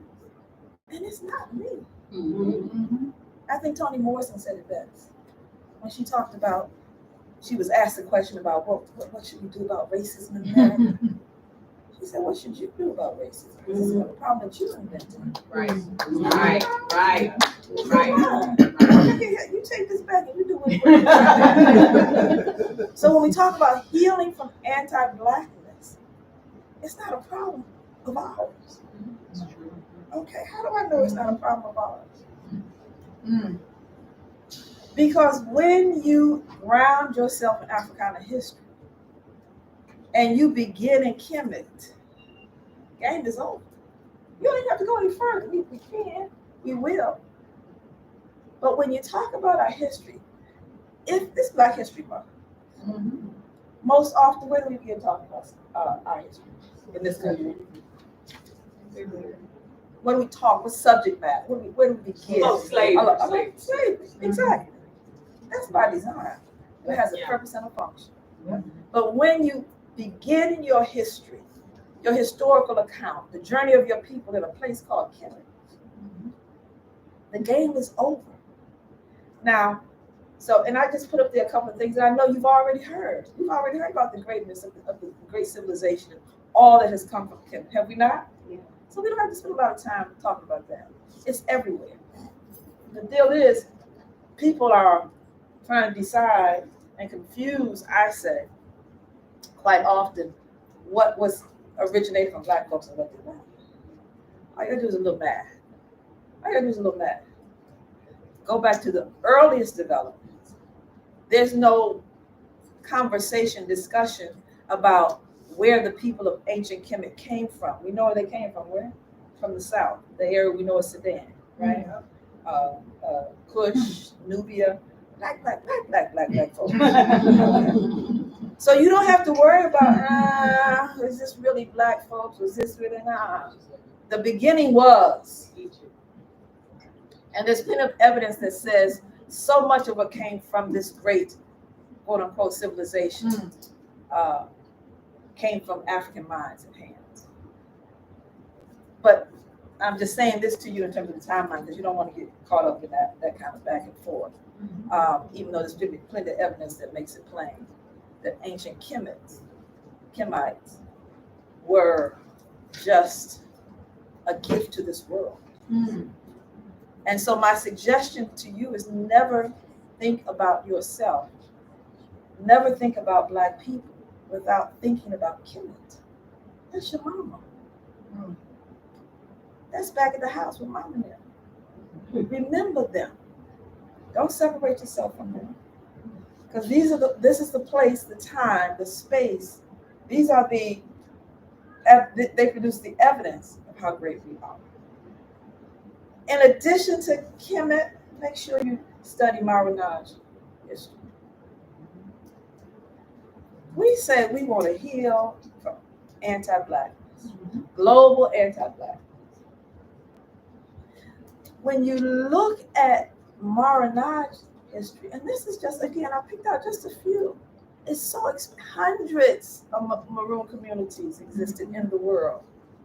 Hundreds, wherever, and hear this, wherever African people were, wherever people attempted to enslave us. Attempted, because every attempt was not successful. And this is the evidence. This was the evidence. And so we have these many people and places that we can look back in and learn from. Because if we want to do something, there's nothing like history as a playbook, as instruction to inform us. So what do you think, I don't know, Alonzo de Alexis might say about this notion of healing from anti-Blackness? He led and established the Maroon community in northwestern Ecuador in the 1700s. What do you think he'd say about this? What do you think he would do? Zumbi on Quilombos, dos Palmares. Does anyone know how large and how long this community exists. Anybody? Who has heard of Quilombo? Okay. Y'all don't be shy. We just be sitting up here having a conversation. So, as early as the 1600s, right? It existed. Thereabout. How do we know it existed? I'm giving you all the tips that my colleague taught. How do we know that it exists? Is this Black folks making up stories? How do we know it existed? Those things left in the earth. Yeah. Okay. Who wrote the books? Who provided the evidence? Oral history. Oral history? How? Okay.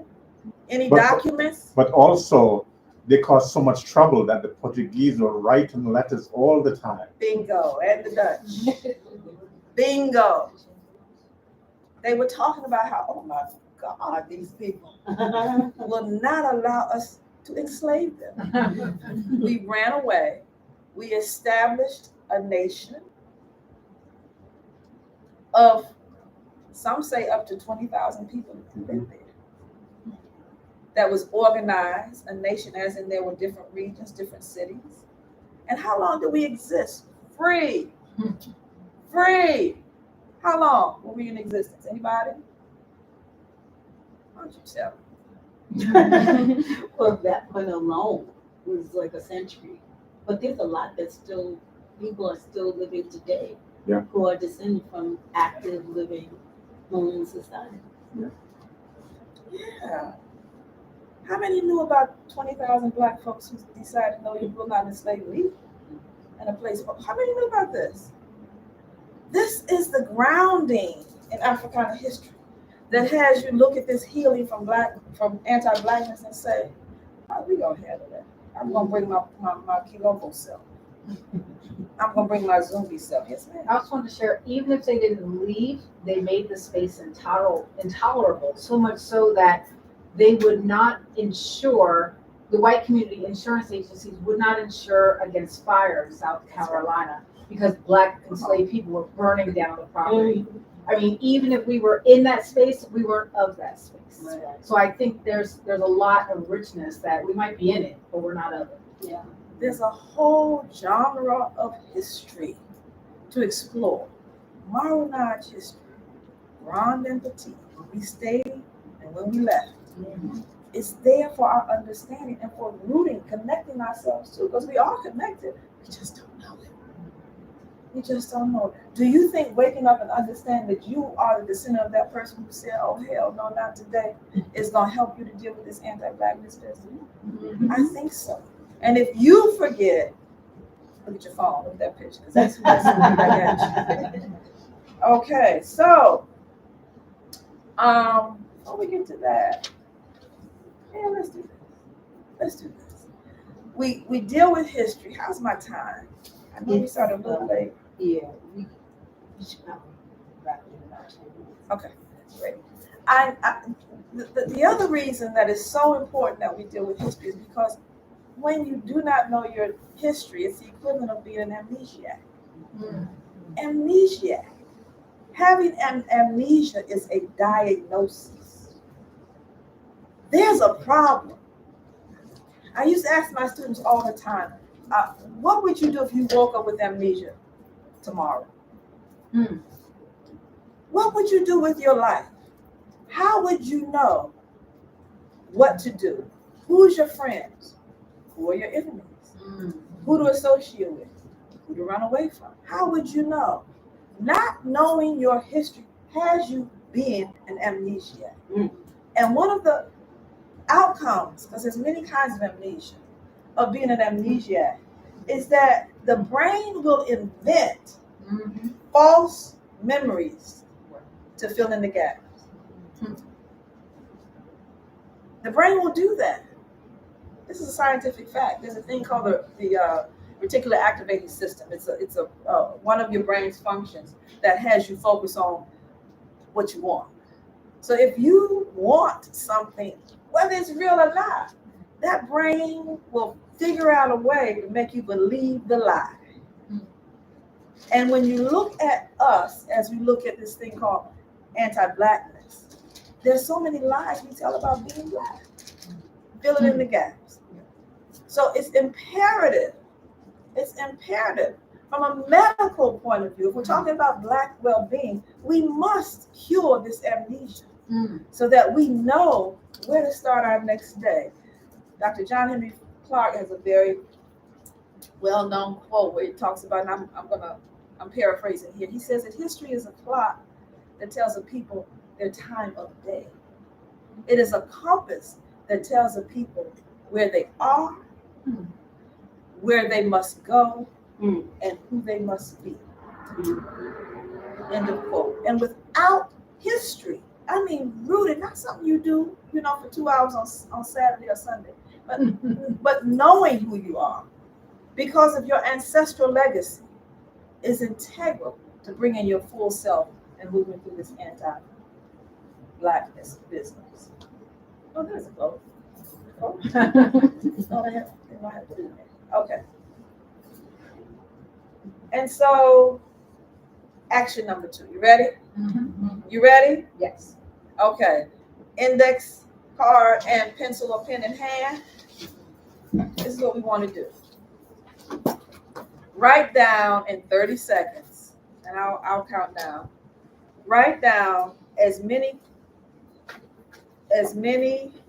sources of historic Black achievement that inspire you, that you can think of. And abbreviate it. If you got people, if you got an event, do the shorthand version. You ready? Oh, I hear y'all ready already. Okay. Go.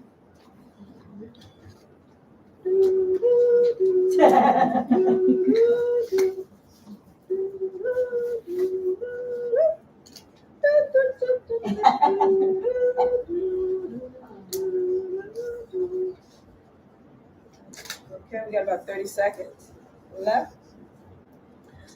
You're writing down as many sources of historic Black achievement that inspires you as you can. 10 seconds.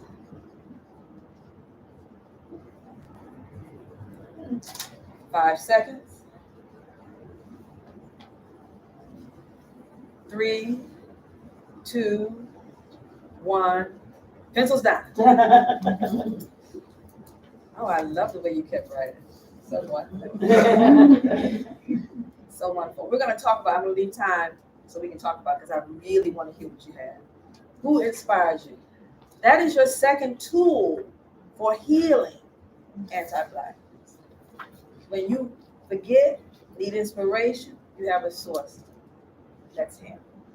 The third pillar of healing anti-Blackness is to make sure you take action, preferably daily actions that remind you of how good and great, how you adore yourself as Black, or how you adore Black people or things Black if you're not.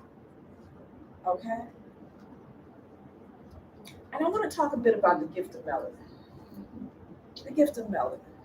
I thought that would be a great place for us to focus for a few minutes, because the thing that has us being identified as Black is the melanin, right? And what do we know about melanin? Mostly we know that it makes our skin brown. We do talk about how Black don't crack because of it, because it preserves, it appears to preserve our skin. But now, melanin is so much more than color. Excuse me. These are just a few of the attributes, and I'm telling you there are many. Melanin protects, preserves the skin from those UV rays. We know that. It also shields the eye retina from those UV rays. It reduces cataracts and macular degeneration. It's a protective. That's what it is. Neuromelanin, that is melanin in the brain, removes cellular, that's typo, toxins, and it regulates iron homeostasis in the brain. Regulating the iron homeostasis means it actually, and it does this for other minerals and substances in the brain, but it makes sure you have the proper amount and level of iron. It also makes sure that it removes toxins, those free radicals that cause cellular damage. None of them be busy. It'd be busy like that. It's got like almost like a superhero's cape on, the way it functions throughout the body. These are just a few areas. In the inner ear, protects against noise-induced hearing loss by absorbing, because you know, darker pigment absorbs energy, absorbing excess sound waves. And it is a fact that people of African descent have more inner ear melanin and thereby lower rates of age-related hearing loss. In your ear, melanin, that thing that makes you color. And lastly, liver and the gastrointestinal tract protection. That protection, again, that it provides in the liver and the gastrointestinal tract, it pervades the body in many places in the body. There's so much research being done on milk. It would serve you just to, you know, Google, spend some time and learn how other people are acknowledging and using the value of melanin for health and well-being. These are just three companies. These are just three companies who sell, wait for it, melanin-infused eyewear. Eyewear, glasses. Go on the web and check them out. They will talk to you about how melanin, again, it's the same thing that melanin does for our natural eyes. It protects and shields.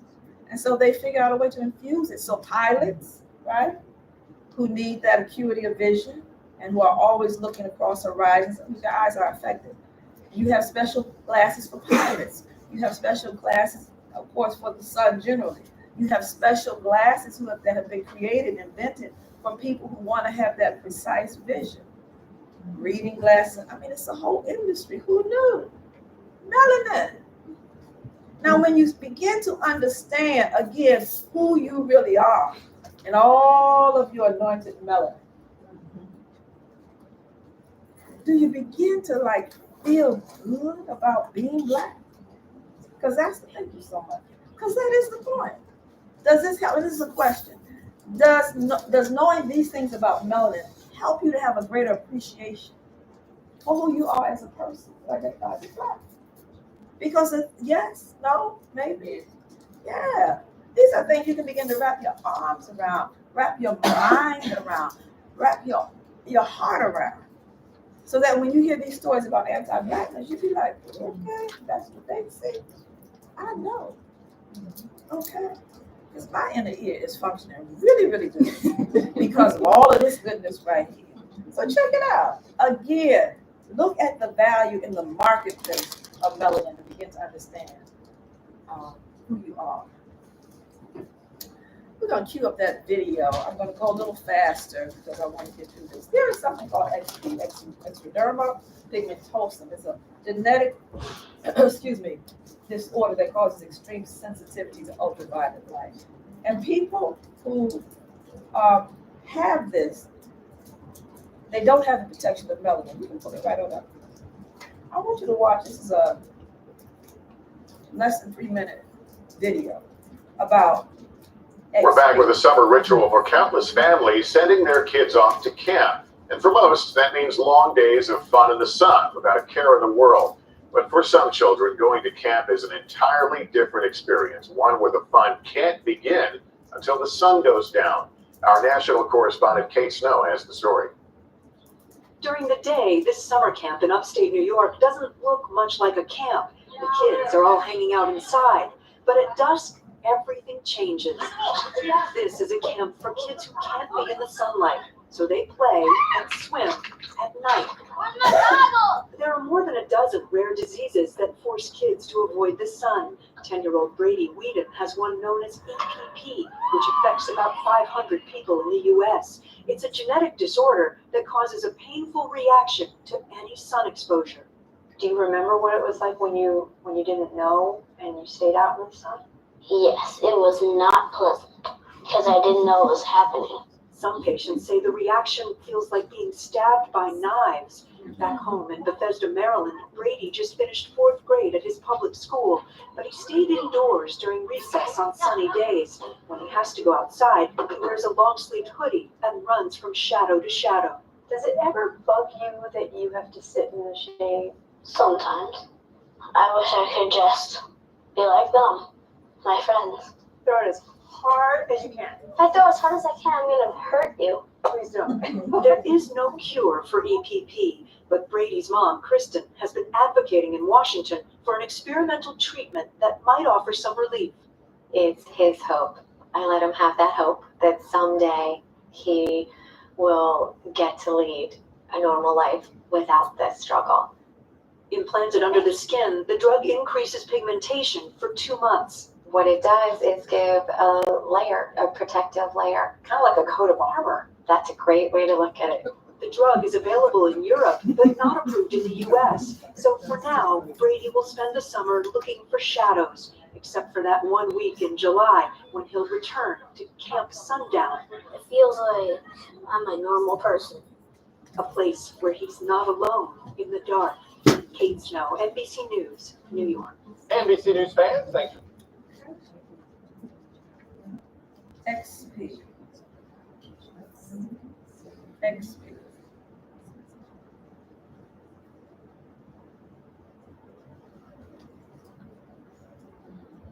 In addition to having to live that life of not being able to see daylight, most folks don't make it to age 40. They do not have the protective mechanism of melanin. They do not have the gifting. Does it begin to feel like this thing that we all call Black is just a blessed gift to adore and covet? We can look through the lens of Black love and see ourselves again for who we really, really are and all that we have.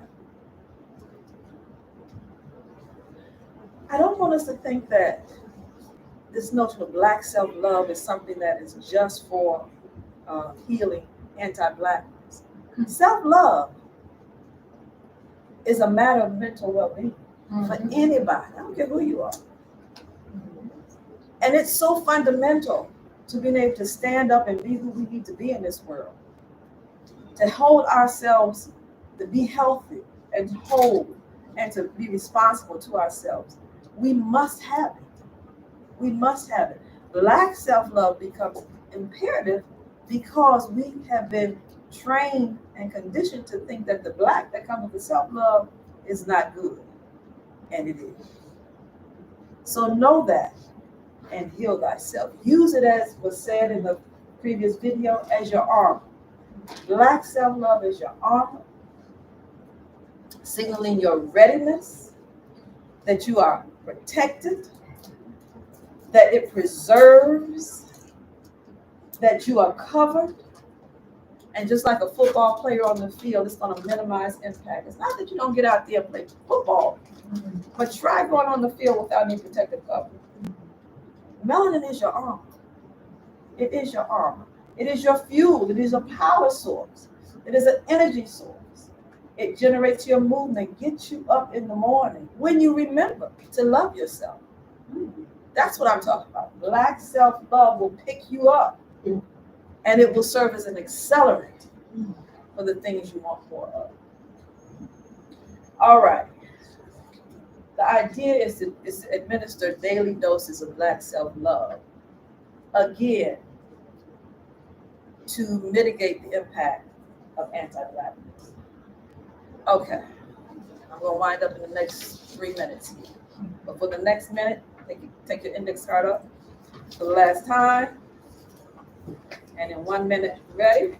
In 1 minute, and I'll count us down. You ready? You're going to write down all the things you love about being Black, all the things you love about Black and Black people, if you identify elsewhere. Ready? And go. There's many things as you can. What do you love about Black? What do you love about being Black?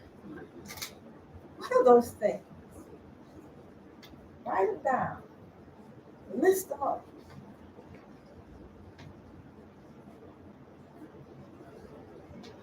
We're almost at the 30-second mark.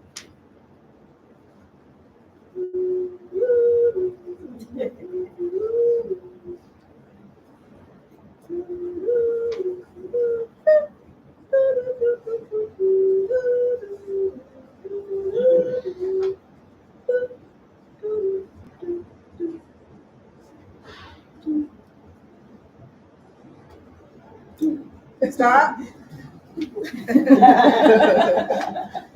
All right. And we're winding down here. I had a bonus, but we're going to move through that. Oh, man.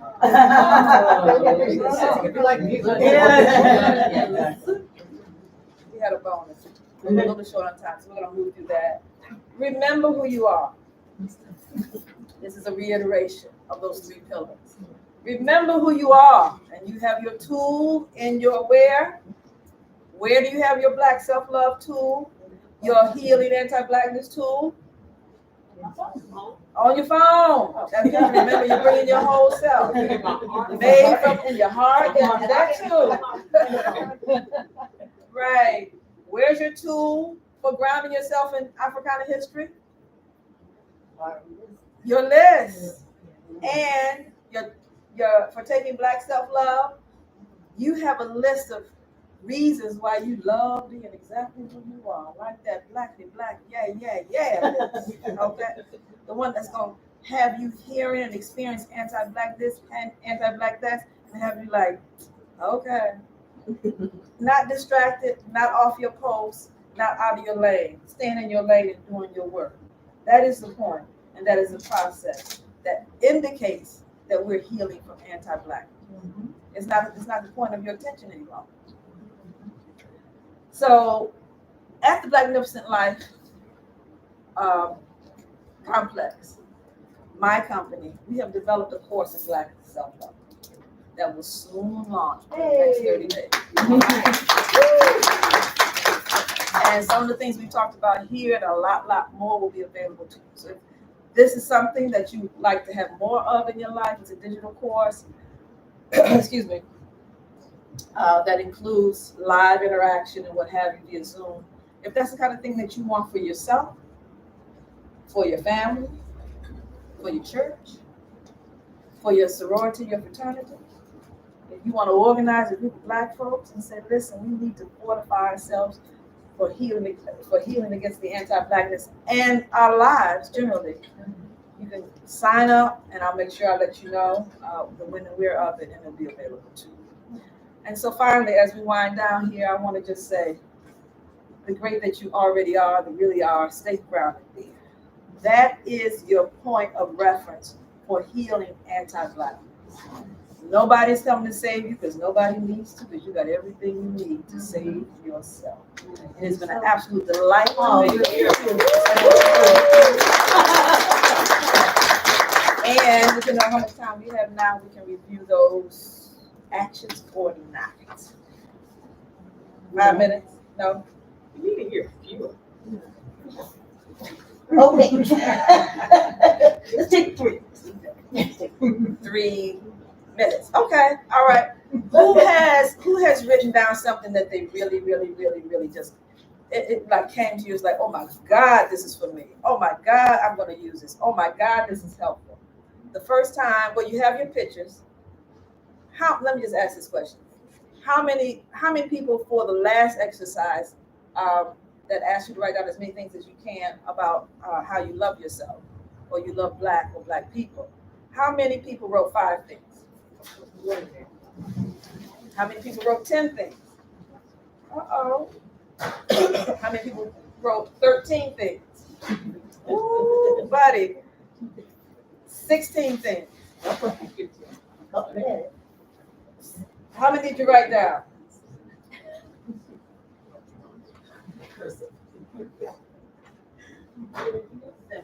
17. I think she's our winner.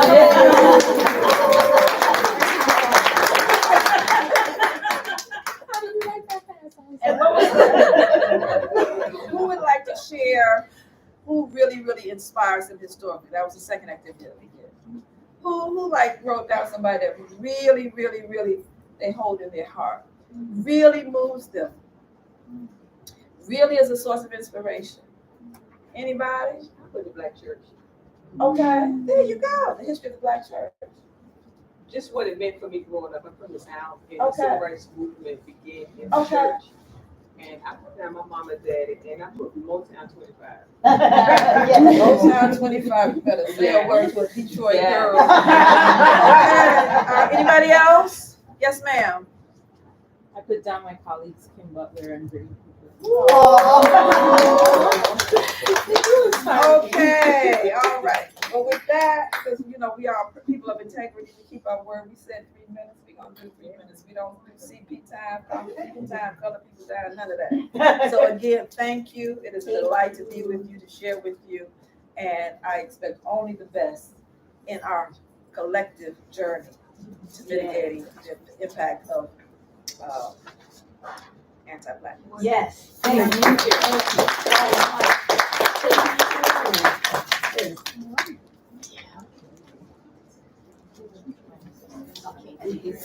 Huh? Yes. I mean, we can ask for help. Hannah, here's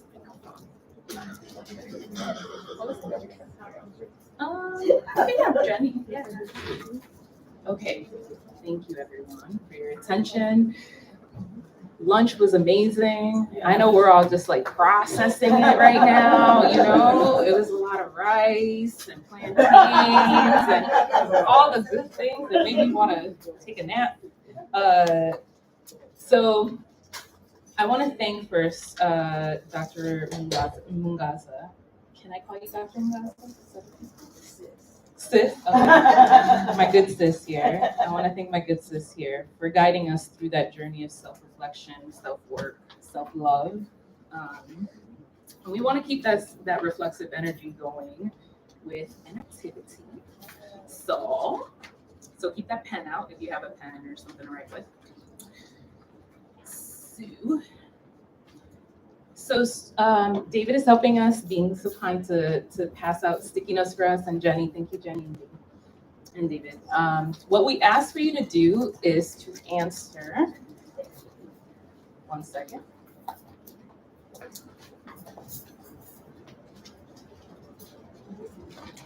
Is to answer each question on this slide on a separate piece of paper, on a separate sticky note. And please number your responses in case these fall off. We want to be able to pair them back. Okay, thank you. So what we are asking you to do is to write down an answer to each of these questions. And when you're done, we are going to ask for you to assemble over here in a non-orderly fashion. However you get there is fine with us. Okay. And what I want you to do is to stick your sticky note that corresponds to the question up there. And when we're done, we should have the equivalent of a little quilt. Yes, a paper quilt, not the kind of quilt you want to sleep with, but it'll be a quilt of all of our ideas, our thoughts, our reflections. So after you're done writing, we will start moving over there. As soon as you're done, you feel free to walk over and just put it on up. Yeah, okay. If you hear me singing, that means we have to transition to the next thing. Thank you.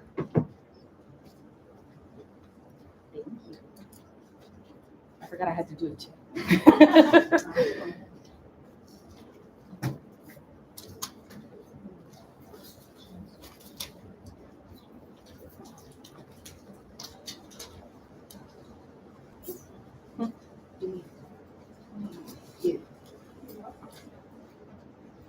Yeah, mix up the colors too. Oh yeah, mix up the colors. Yeah.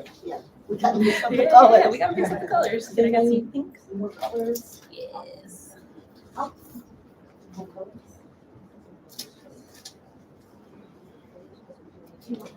Oh, yes. Try to make it look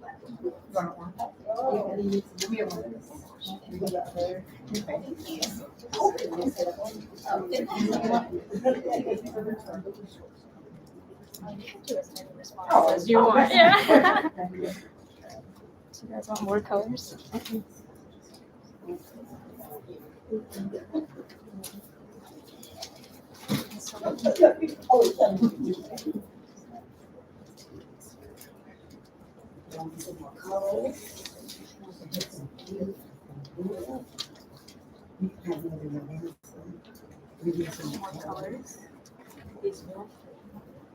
This one.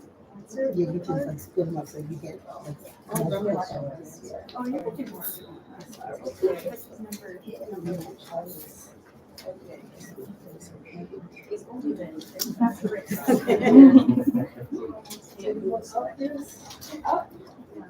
Okay, excuse me. I'm not gonna figure that for you. Yeah, we're trying to mix up some more colors. I'm sorry.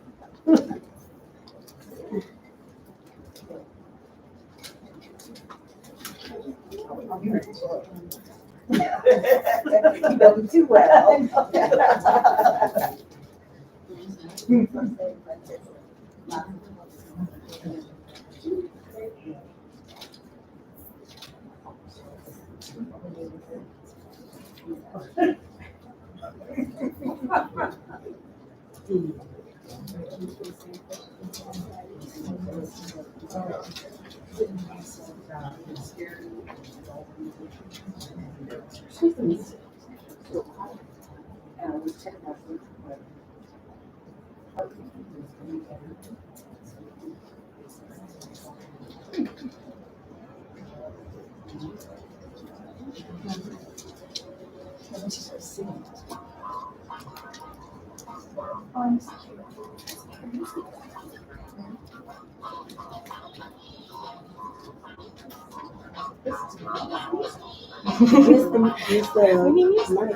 Huh?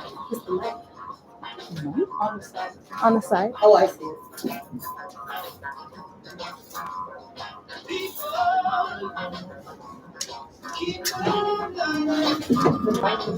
I think it's on the projector. Yeah, it's a projector itself. The speakers on the projector. That's fine, Kim.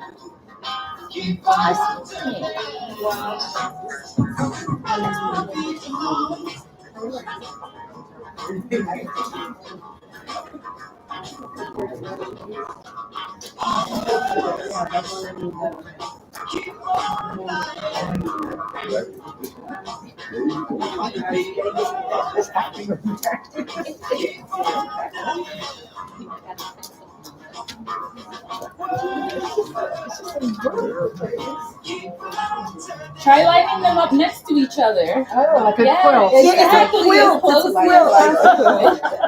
You can try. You can hear what I'm saying. You can go in there, though. Go in there. Go in order, everybody. Yeah.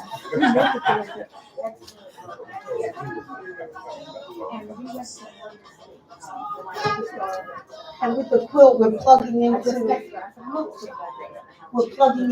one of our. You did. Mother languages are welcome. I gotta get a picture now. They look good. So with the quilt, we are plugged into one of our traditions is the quilt of our many elders, sisters. Actually, Dr. Vandele's mother was a quilter. And so we are building our own quilt of strength and insight. So thank you all for doing that.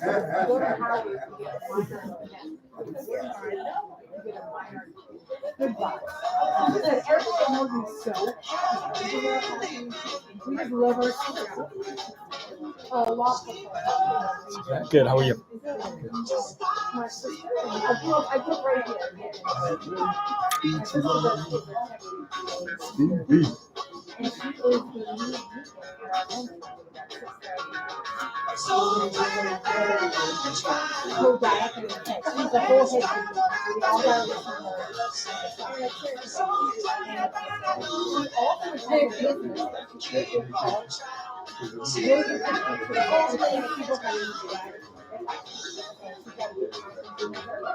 It seemed like the way you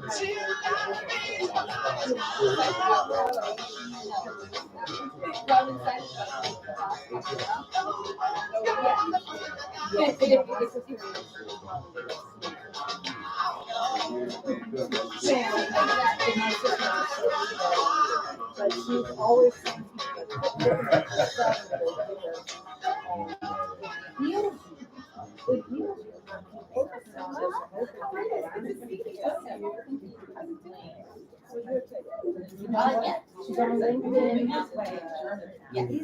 Well, I've been out of the full technical going over into trying to conform to my passion.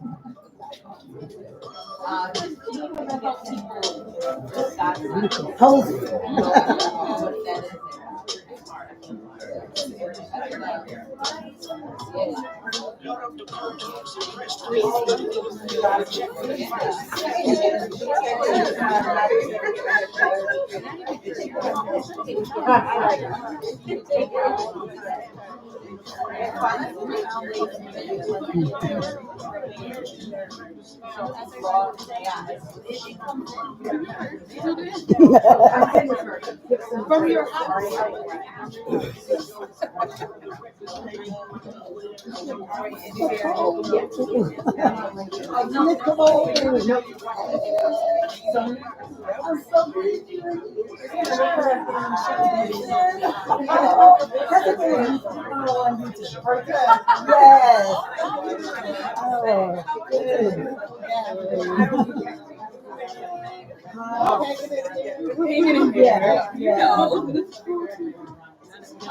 They just be like running. Are you ready to cook?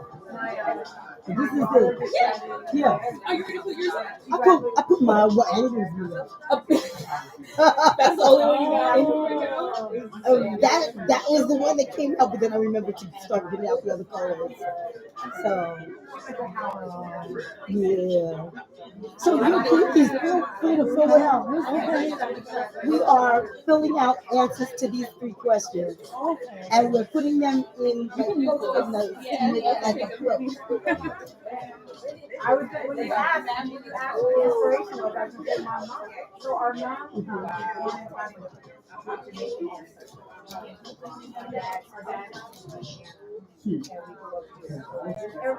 said.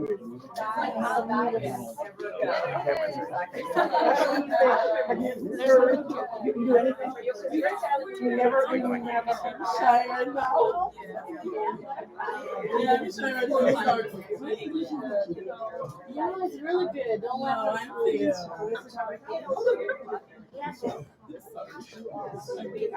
And you'll have a chance to continue to add to the quilt a little bit later when we take our next break before we get to dancing.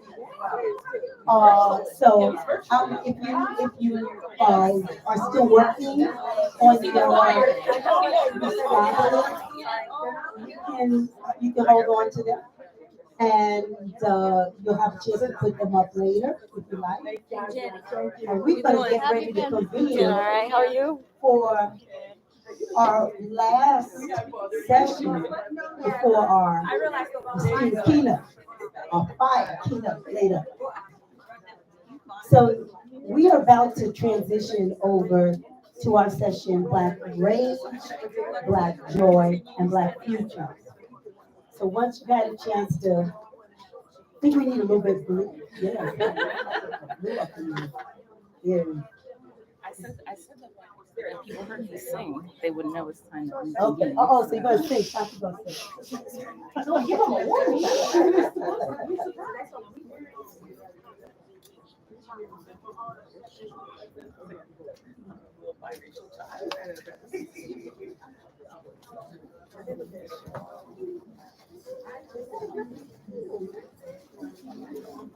Well, I wish I were like a bird in the sky. How sweet it would be if I found I could fly. I'd soar to the sun and look down at the sea. And I sing 'cause I know how it feels to be free. Yes!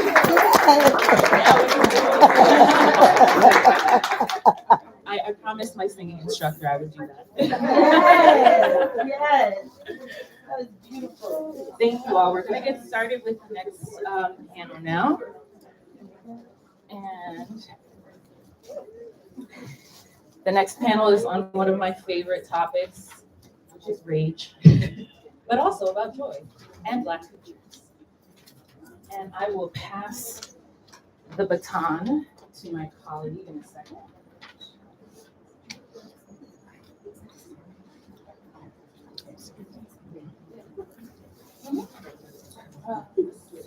I think it's Brendan.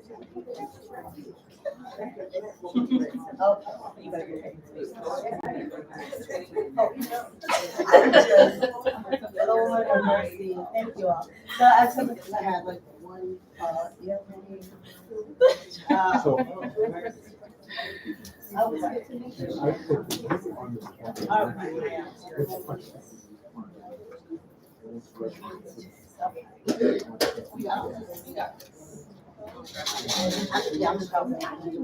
bring you a water. Okay. All right. Thank you so much. You learn new things about your colleagues every day. That was beautiful. Shanti, you got a beautiful voice. Okay. See, I thought it was like me threatening people with. All right. But I like y'all. I won't torture you. All right. So I think it was my colleague, Professor Phil, who talked earlier this morning about rage. That is sometimes a necessary part of this process. And I would just like to, as we transition, just thank you again, Dr. Mungaza Michael Bondale. You know, one of the things in this project that we were very concerned about was that a lot of the money that was being shelled out for supposedly anti-Blackness or racial reckoning was not really centering Blackness at all, or Black people, and what speaking to our needs, you know. So we are very grateful for the opportunity to be able to keep that central. Thank you so much. Later on, we're going to talk about the full program, the project. But when we thought about today, we thought that it is important to think about the actual rage that we have. But there is also the counterpart of what we are trying to get to, which is a space of joy. And all of that together really also made us consider, what is it that we are dreaming for ourselves? What is it that we are fighting so hard to bring into being?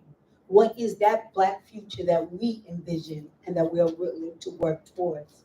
And so here to help us think about that in this final conversation of the day, it's not the final aspect of the day, we are inviting Brendan Tynes, an Afro-Carolinian queer Black feminist scholar and storyteller who received her PhD in anthropology from Columbia University. Her research interests include Black feminist critical theory, gendered violence, Black political movements, memory, and affect studies. She was the co-host of Zora's Daughters podcast and is now the host of Black Loved Free, a spiritual political podcast nestled at the intersection of Black feminist political theory and Black and Indigenous spirituality and healing. She is the co-founder and president of She Is the World, Incorporated, a political and arts education nonprofit that creates programming for Black girls, non-binary youth, and Black women. Outside of the academy, you can find Brendan dancing, singing, writing, and creating healing spaces for survivors of interpersonal violence. They sit at the center of her commitment to Black feminist, abolitionist, anti-oppression work. Let's welcome Brandon Thomas.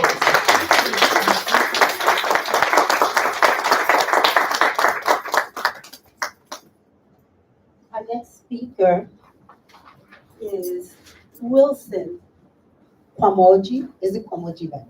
Kwamoji. No, I got to get it right.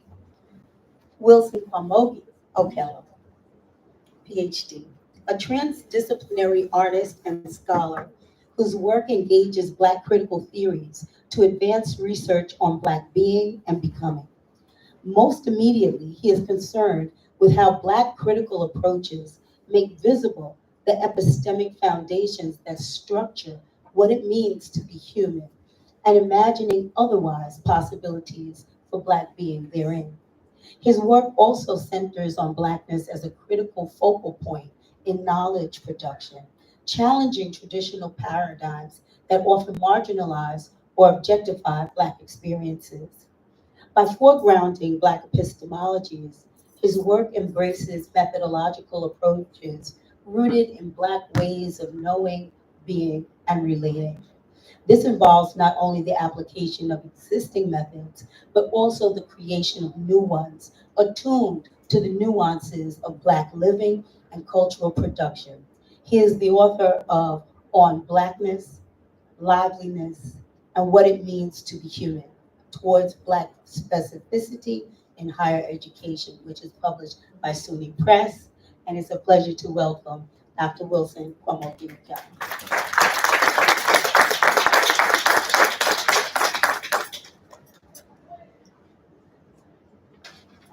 Also on this panel is Shanti Rosado, who we have now heard from in many ways, an assistant professor of Afro-Latinx studies in the Africana Studies and Latino and Caribbean Studies departments at Rutgers University, New Brunswick.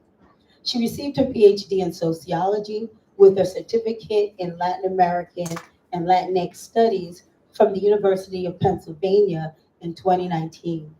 Her work examines racial inequalities and identities among Latinxes in the US and Latin America, as well as Afro-Latinxes in popular culture. Professor Rosado's current book project titled Latinxes and the Emotional Politics of Race and Blackness in the US examines how collective emotions shape the racial and political ideologies of second-generation Puerto Ricans and Dominicans in Central Florida.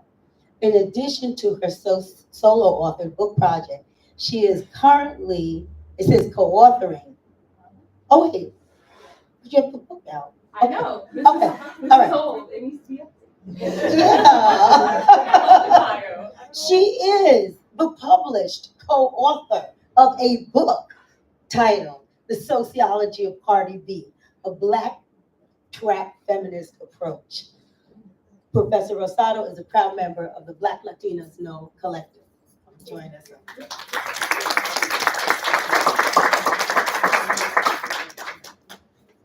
And I'm supposed to I can introduce you. Well, no, because some of the stuff is not right.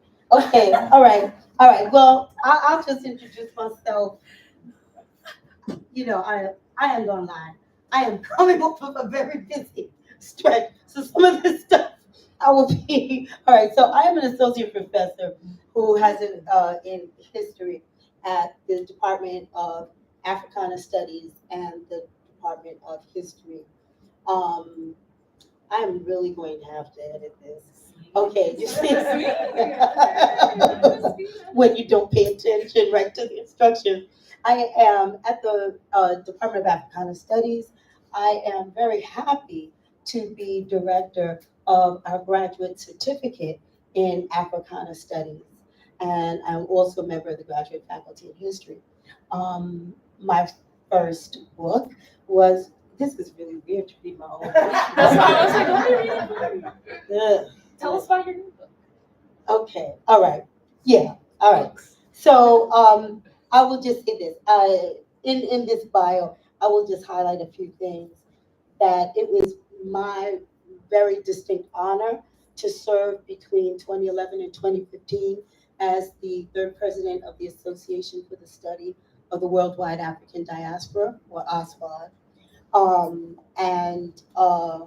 And really to have been this long a member of this department and building our Black presence on this campus with so many colleagues from around the university. I am currently at work on a book which is under contract at UNC Press, which is called Diaspora and the Dream of Black Solidarity. And I just recently got, before you know who got to cutting, I got an NEH fellowship for a book that I am working on called Black Power. It's Black Power in Brazil, the locals of Salvador. I was like, woo! I don't know how many things are gonna get funded with the words Black Power in the title, but we have all that we need, right? So, okay. So, I'm going to turn the floor over, start with Brendan, and invite everybody to help us think about Black rage, Black joy, Black future.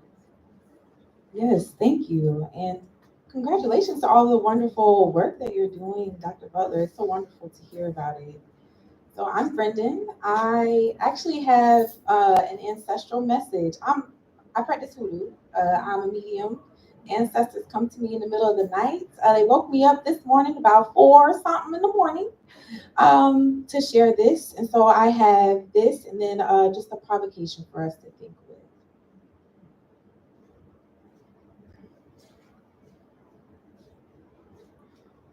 Oh, and at morning, when this life is over, I'll fly away. Oh, when I die, hallelujah.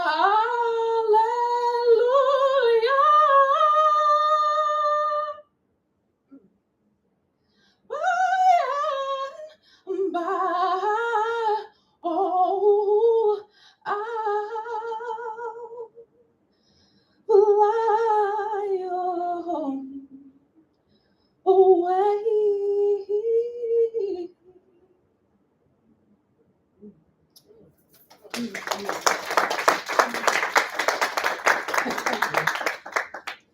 You've been trying to run while carrying the load of your unworthiness for a while now. Somewhere back there on the block, in the school, in the field, in the house, you must have learned that you were someone, something to be rescued from. But you can let that go now. Yeah, I see it. Now, you were marked as cargo. We and you were marked as ditto, as unremarkable. They insisted on our and your inherent unworthiness. They hurt you, hurt us so good that you learned how to disavow and condemn your own scarred, ripped apart, tortured flesh as unholy. You assumed your brokenness was natural, but you can let that go now. Yeah, they told you to separate yourself from yourself. Renew your mind daily in the blood-drenched word of their God, who only hears you in your pain, and with your complete obedience and submission rewards you the hoard of pleasure in heaven. But you can let that go now. Even now, you're running with that load on your back, and you were afraid the earth, the place that we hold our sacred things, will swallow you up and burn you. And there will be no one who will come around and place a cool thing on your tongue. You recognize that nobody will save you, but you are afraid.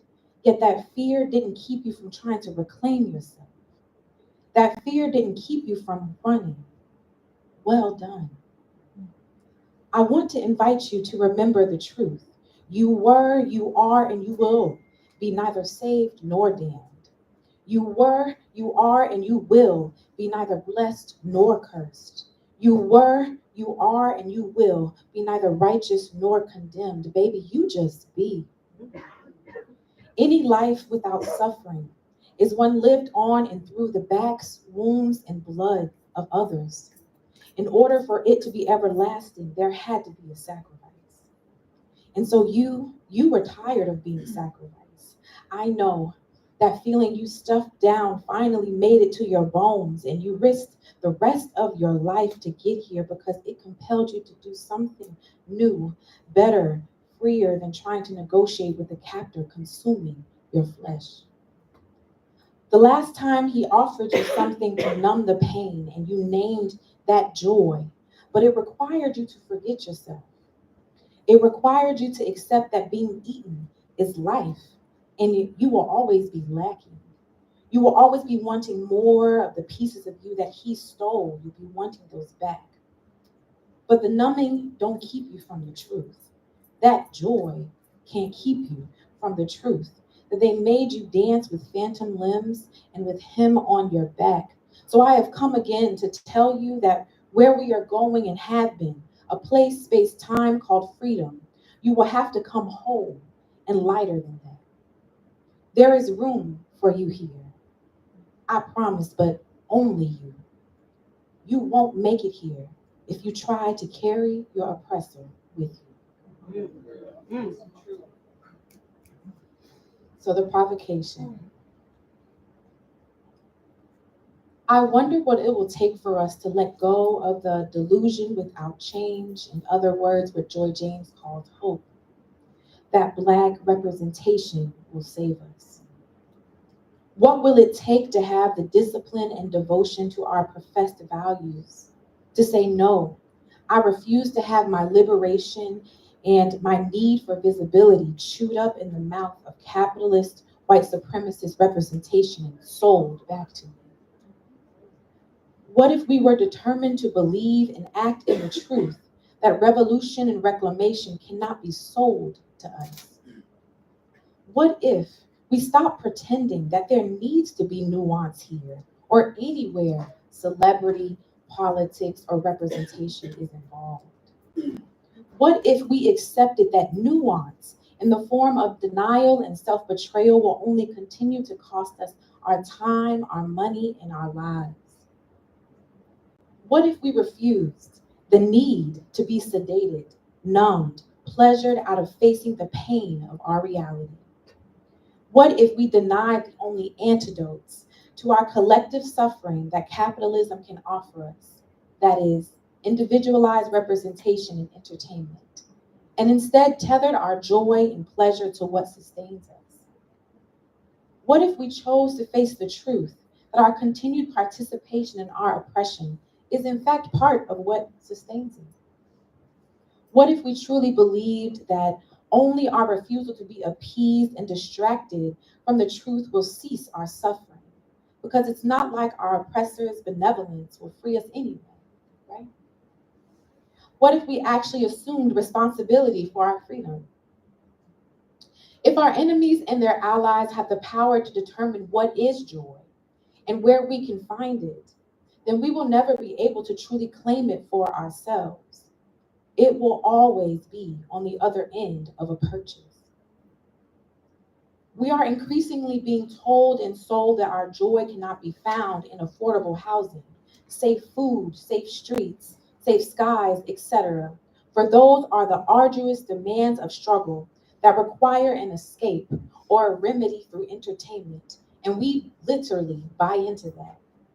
We resist everything but the notion that joy and struggle, even death, must be separate.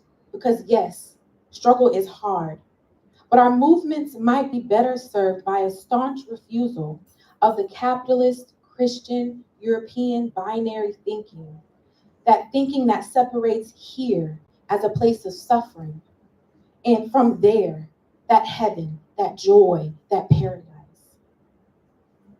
That thinking that separates the past from the present and the future, us from ourselves, and sells it back to us refracted, broken, sometimes blackened, sometimes holy, but frankly, always at too damn high of a cost.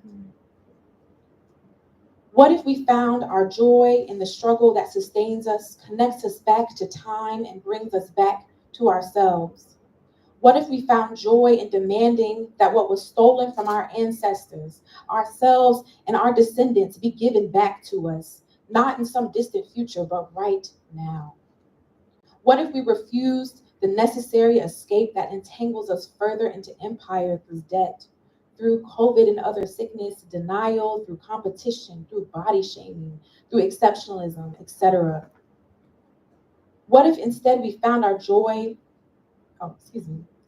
we are sold this nuanced belief, right, that as repression increases, we will only find our joy in packed stadiums in the midst of multiple public health crises, dancing to the lyrical, reclaimed refrains of revolution squeezed from nothing. We are told that the acceptable path to freeing ourselves is swallowing that palatable mix of scraps that is Black capitalism and consumerism, camouflaged as the pursuit of self-determination. We often eat that shit up and expect to be full, but it was never meant to satisfy our hunger. It's past time that we remember that our nourishment is elsewhere. I can't help but wonder what kind of solidarity statement we might make if we collectively refuse to give these billionaires, these celebrities, these politicians the opportunity to hoard more of our wealth and our time until they got right with us. What if we found our joy in being in right standing with each other? My soul is not pleased by this. My need for beauty and community is not and cannot be satisfied here. These days, I am pushed to remember that my joy cannot be bought. Instead, it rests in the inner places of my being where only good food, laughter, visibility, learning, and other things I have never found in entertainment or representation reside. I want to reclaim what matters, like my connection to the earth, like the ability to drink water and know it won't poison me, like the underappreciated pleasure of eating and breathing and not worrying if I am exposing myself to carcinogens and other forms of sickness and premature death. I want collective joy to mean more than the ruse of escape from that which harms us. I want collective joy to be rooted in something more than complacency and complicity. What if our joy weren't so easily captured? What if it weren't tethered to nights of escapism, moments to flex and feel better through nostalgia or imagination, or these futile attempts to draw freedom from the dry place of co-opted protest and reclamation? What if we bound our joy to the moments in which we could determine ourselves for ourselves, and to the moments where we could make life better, easier, more fun, and more delightful for others? What if our joy was inextricably tied to the tireless pursuit of what is actually life-giving in the communities that we would create and sustain through our time, our money, and energy? What if we pursued that joy by any means necessary, even if it meant the end of status and the end of the world that is? What if we pursued that joy despite whether we believed it were possible to achieve it? What if the source of our joy increasingly became the way we untangle ourselves, our spirit, body, minds, from the hold of oppression, rather than being able to be an elite among the oppressed, because we recognize that no representation or amount of exclusivity would save us from empire's death deal? Thank you.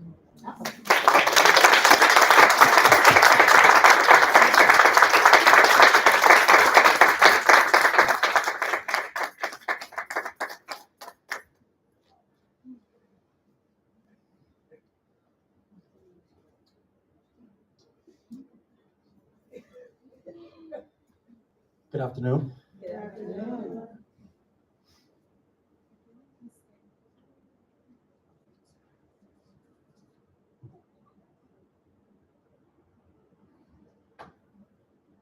I stopped believing in heroes and heroines. Not because I grew out of them, but because I realized they were flawed, errant, misleading, deceptively reliable. They were human, and underneath their masks and capes and all the things I believed that they were insulated from and armed built to withstand and to keep the messy from getting out. I stopped believing in heroes and heroines when I realized that I should be celebrated. We penned into legend. Lights, camera, action, and imitation for each day. This world is trying to kill some piece of me and they. No roaring applause, no standing ovations, no medal stands. I'm offered a certificate, my ticket to try this feat again tomorrow. So I wrote reminders to myself to be kind to the person I was becoming while learning to stretch my wings. Wrote healing on both arms so that I can wrap myself in love. Wrote peace of mind on every mirror I pass by. At least I forget what it looks like. Don't you ever forget that you are beautiful. Our own best and only option for survival. No one else is coming. Each day, this world is trying to kill some piece of me and faith. So I play songs on the contours of my memory to sing myself joyful in octaves outside my range. I held my own hand when there was no one there to usher me out of miles of despair to tell me I could make it. To show me how to break and remake, to break and remake, to break and live broken, radical. Reinvention is an act of preservation. Our will's purpose back into living. We have come too far to go back now. The he, she, here, they, and us has come too far to go back now. We stitched ourselves back home, back together. Holistically placed our efficacy in affecting jostling winds and tug of wars between poles of self-esteem. We reach for the high bar and pulled ourselves up. We are strong when we have to be. Each day, this world is trying to kill some piece of me and faith. I was lucky. Covered by the shade of mango trees that bore arrows meant for me, spared and held up on backbones, turned bridges carrying hope in metric tons. This heroic living is for them. To bear their story and live mine, poured out fountains for youth and morning dew for those in thirst. I owe myself my liberty attained at birth. Each day, this world has tried to kill some piece of me and failed. Each day, doubt has tried to kill some piece of me and failed. Each day, insecurities have tried to kill some piece of me and failed. If I am free, it's only because I'm not depending on someone else to save me. All right.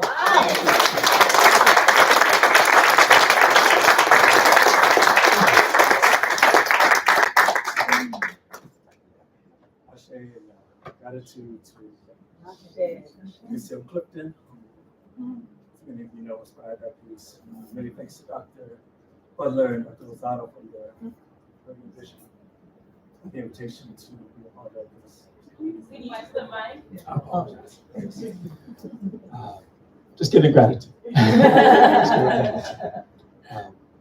I'll offer a few meditations and then I'll turn it over. But I worry about the ways that Black affective capacities get tethered to Western sociality, which is to say that they're required to look, to sound, to be a particular type of way. There is perhaps no other concept embedded in our culture captured by Western thought patterns than joy. And so much of my work has been trying to refuse what has been refused us, to consider the potentialities of joy untethered from Western orders of knowledge by recognizing, one, the limits of Western knowledge and the ethics of relationality. There is no existing model in the Western order of knowledge that can affirm the fullness of Black being. Understanding intimacy as a doing praxis opens up pathways to Black interiority and world making. Black interiority beyond the constraints of anti-Blackness. Black interior worlds exist against an order of knowledge that refuses Black being. Intimacy intervenes not as resistance, but as an instantiation of Black life in excess of social death. To be clear, I do not disagree with the facticity of anti-Blackness. My departure is an attempt to resituate the terms by which something called joy might exist. Failure to do so runs the risk of narrating joy, particularly a Black joy, as nothing more than a symptom of a racialized society, another dislocation. Black interior renderings do not reduce joy to a set of coping strategies, and instead leave room to understand joy as something otherwise. It provides language for Black interiority beyond publicness and the white imagination.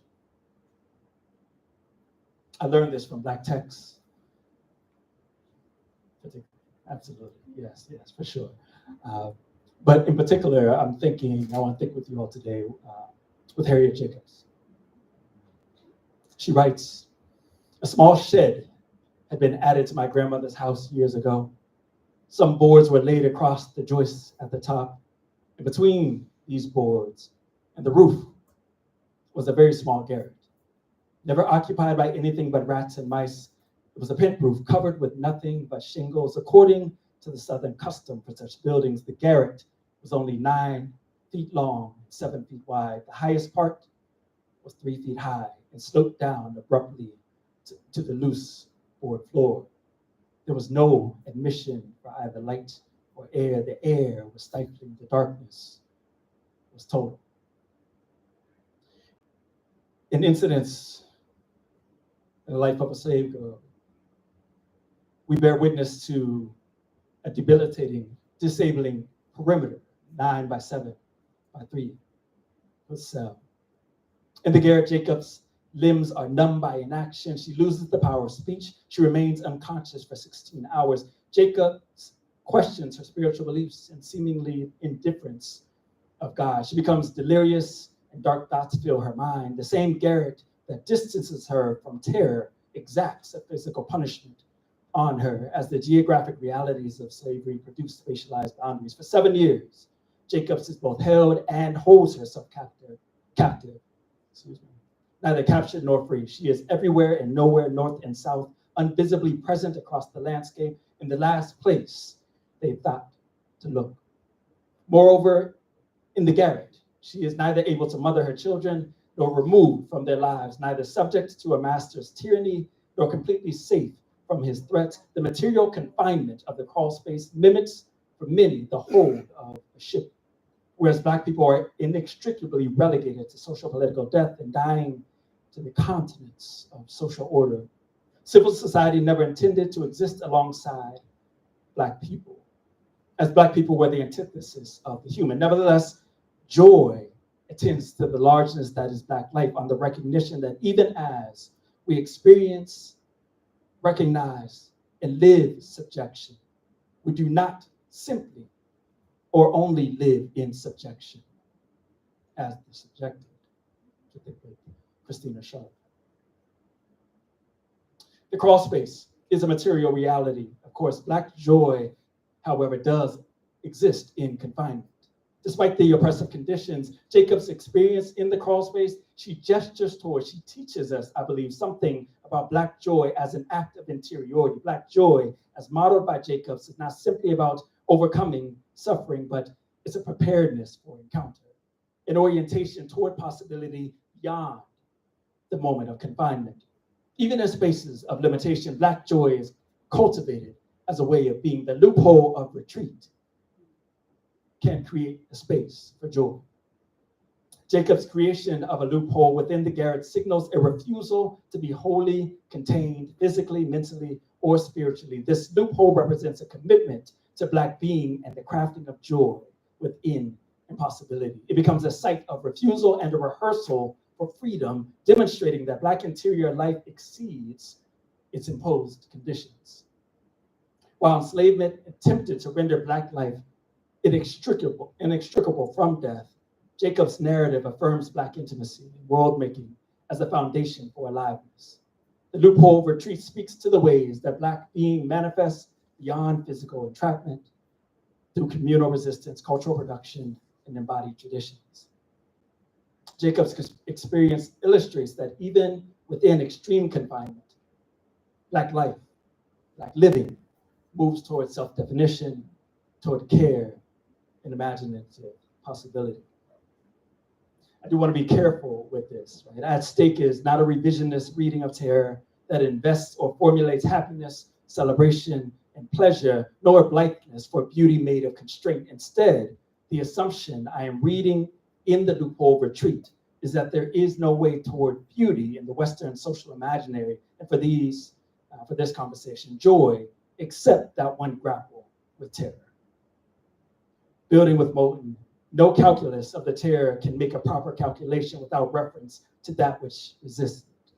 Unspeakable joy functions as one such intervention on and against terror. Jacobs, I believe, teaches us that Black joy, like beauty, like art, is a way of creating possibility in the space of enclosure, a radical art of subsistence. I'll pause there and I look forward to the conversation. Oh my goodness.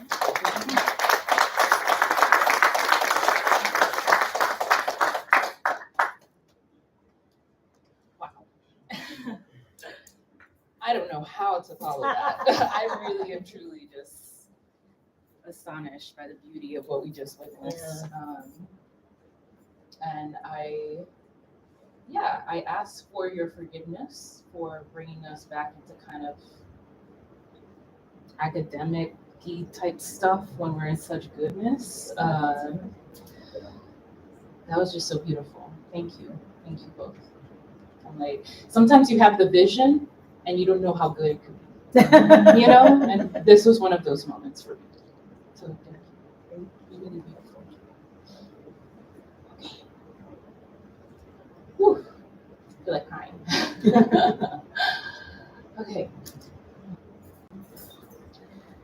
So I want to talk about Black rage, and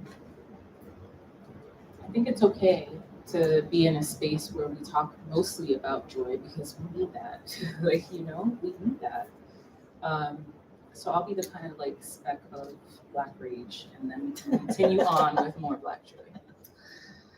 So I want to share this story, but first I want to draw from my favorite author, James Baldwin. And his quote, "To be a Negro in this country and to be relatively conscious is to be in a state of rage almost all of the time." Almost all of the time. And I feel like Baldwin's words always just kind of like, they follow me.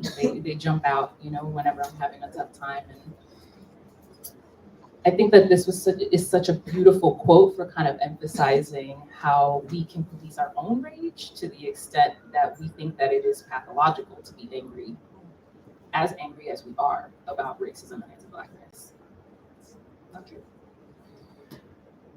So I want to tell you the story of Herman.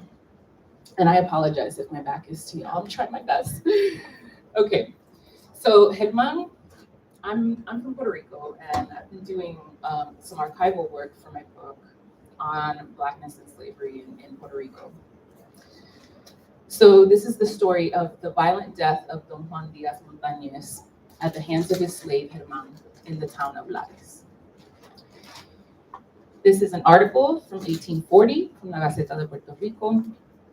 Herman was 26 years old, and supposedly the reason why Herman kills his owner is because his owner didn't let him leave the plantation and seek a different master, a different owner, right?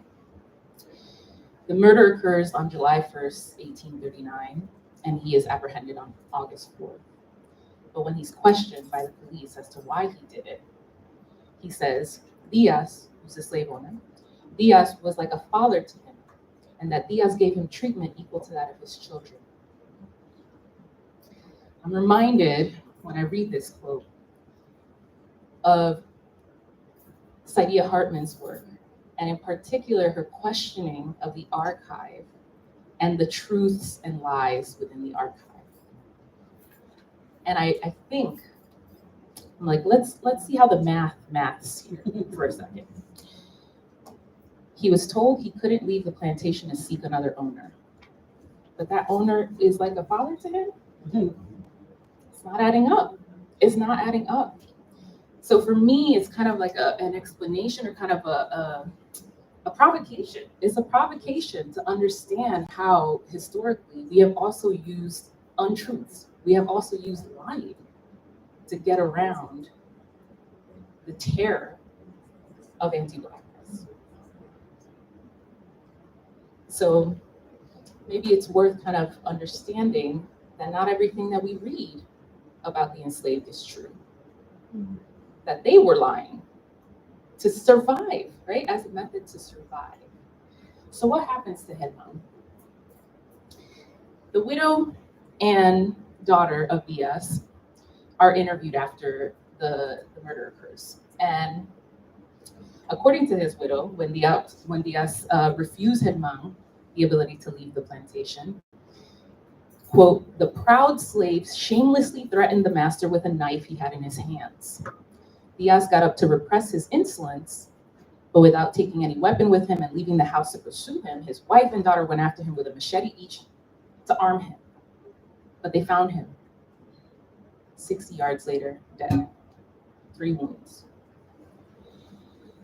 The article continues. He openly confessed his crime, although he assumed that he did not injure his master outside of the house, but inside of it, and due to overheating. But without the intention of killing him. He therefore confessed and was convicted of the crime of parricide. What is parricide? The killing of a close relative or usually of a parent, right? So what happens here is that there is such a myth in Puerto Rico that slavery there was not that bad. That the slave masters in Puerto Rico were different. That the enslaved were peaceful and docile. Yes? This flies in the face of all of them. Yeah? Also makes me question, how deeply do you have to be deluded to think that people who you are forcibly putting into slavery are your children, are your family? What is that? What's going on there mentally, psychically? So Germán is sentenced to the ordinary death penalty via garrote. I don't know if any of you know what that is. I recently learned what that is. It is terrifying. It is an instrument of torture that was used for death penalties during this period. Essentially what it did is it constrained your throat until it practically snapped your neck or suffocated you to death. This is what he was subjected to. And so they wanted to make the execution happen at the entrance of the town to serve as a lesson, an exemplary punishment. And when they go to the Real Audiencia, which is what the Spanish colonial legal sphere, where they held essentially the courtroom, the colonial courtroom at the time, the prosecutor found the ruling just, believed it should be approved, but said, taking into consideration the horror of the crime, as well as the healthy effects that the publicity and apparatus of the execution should produce, the healthy effects, understands that your excellency can order this to be carried out in the presence of the nearest slaves. And then it continues. So this is an example of how Black rage is met with even more rage, right? White rage. But that it is meant to produce, that white rage is meant to produce terror, to exact that sort of punishment across societies. That it wasn't just the one person that was punished, right? It was entire communities that were being punished and subjected to terror. I side with him now. So, just to close that out real quickly. I'm in a classroom with Puerto Rican students. One of them says, you know, I understand that some light-skinned Puerto Ricans can be problematic, but everyone has to learn, and maybe we just need to give people the benefit of the doubt. I'm tired of giving people the benefit of the doubt. I'm tired of giving people the benefit of the doubt. We don't get the benefit of the doubt, right? Why are we making so much space for other people to figure it out while we are subjected to the violence that is their ignorance? Why? Why is it on us? Stout says that Black rage is a construct and that it functions as an adaptation to oppressive trauma for those who endure the projected destructiveness in the position of a socially sanctioned other living in a racist society. In other words, Black rage is an adaptation. We have had to develop Black rage in order to survive. And if you don't have it, chances are you are internalizing all of the pain of racism and anti-Blackness. You are internalizing it. To externalize it is a form of healing. In my work, I interview Puerto Ricans and Dominicans about their feelings surrounding Blackness, their own and that of others. And I find that skin tone and reflected race, right, how you think other people view your race, are critical for understanding how Puerto Ricans and Dominicans espouse anti-Black emotions. I find that lighter skinned respondents, especially when I'm talking about police brutality in particular, they were more likely to express anger at Black Americans in the Black Lives Matter movement. While darker skinned respondents and those who view themselves as Black were more sympathetic. Now, the interesting thing here is that these aren't all people that view themselves as Black. These are just darker skinned people. They are all Afro-descendant, but they don't all identify as Black. So what is it? What does that tell you? That someone who doesn't even identify as Black, in knowing that their fate is linked to someone else based on skin color, even when they don't have that identity, right? They know it. They're living it. They are embodied, right? They are drawing from an embodied archive in those moments. This is about my colleague. I'm pretty on the spot, Brittany. So what this reminds me of, right? When my Black respondents say, oh, I understand the movement. I understand that like cops are being oppressive, but Black people just need to learn how to behave properly, right? Or they're not behaving the right way. Obviously, respectability politics. Brittany Cooper says that respectability politics is a rage management project. You are working through your rage, yes? So even for people who do not identify as Black, but live a Black experience, I'll tell you that, they know, they feel that rage. And this respectability politics is trying to wrangle that, to organize that, to understand that rage.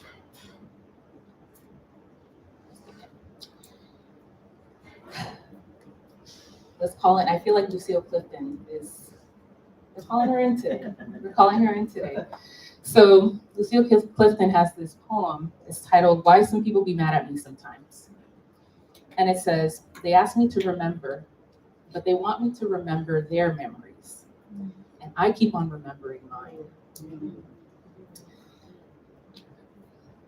They can stay mad. They can stay mad, yeah? So in this piece, I write about memory and embodied archives as sites for accessing Black rage.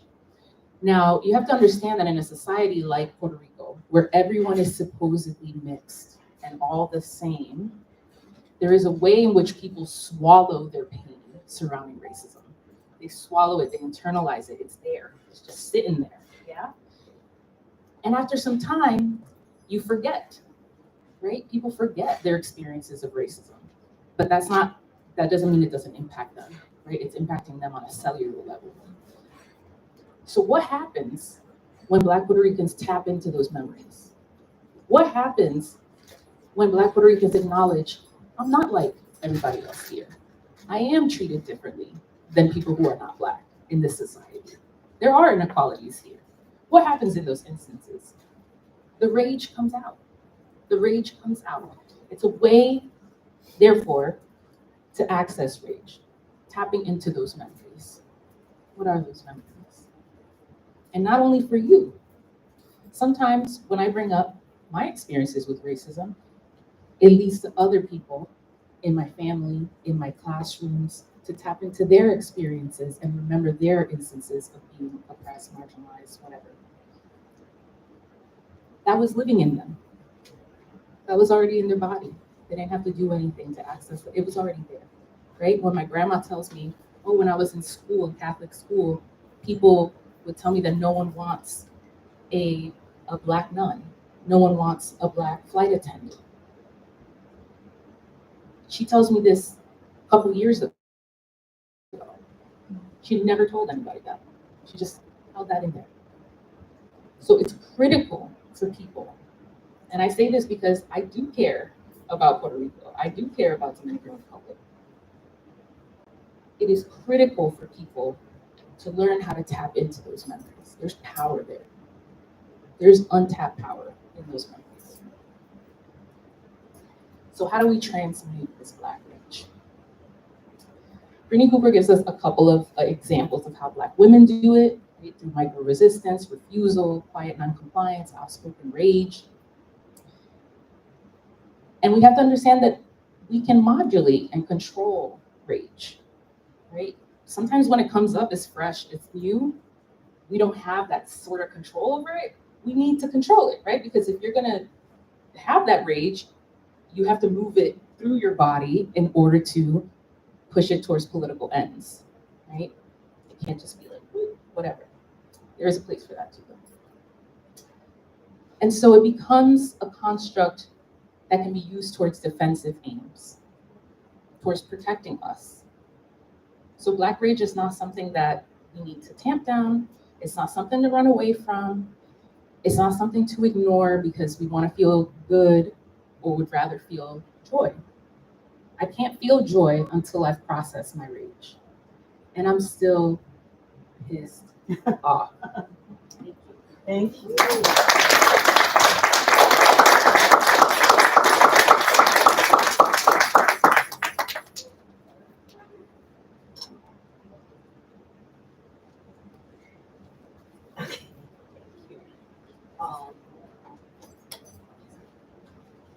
Well,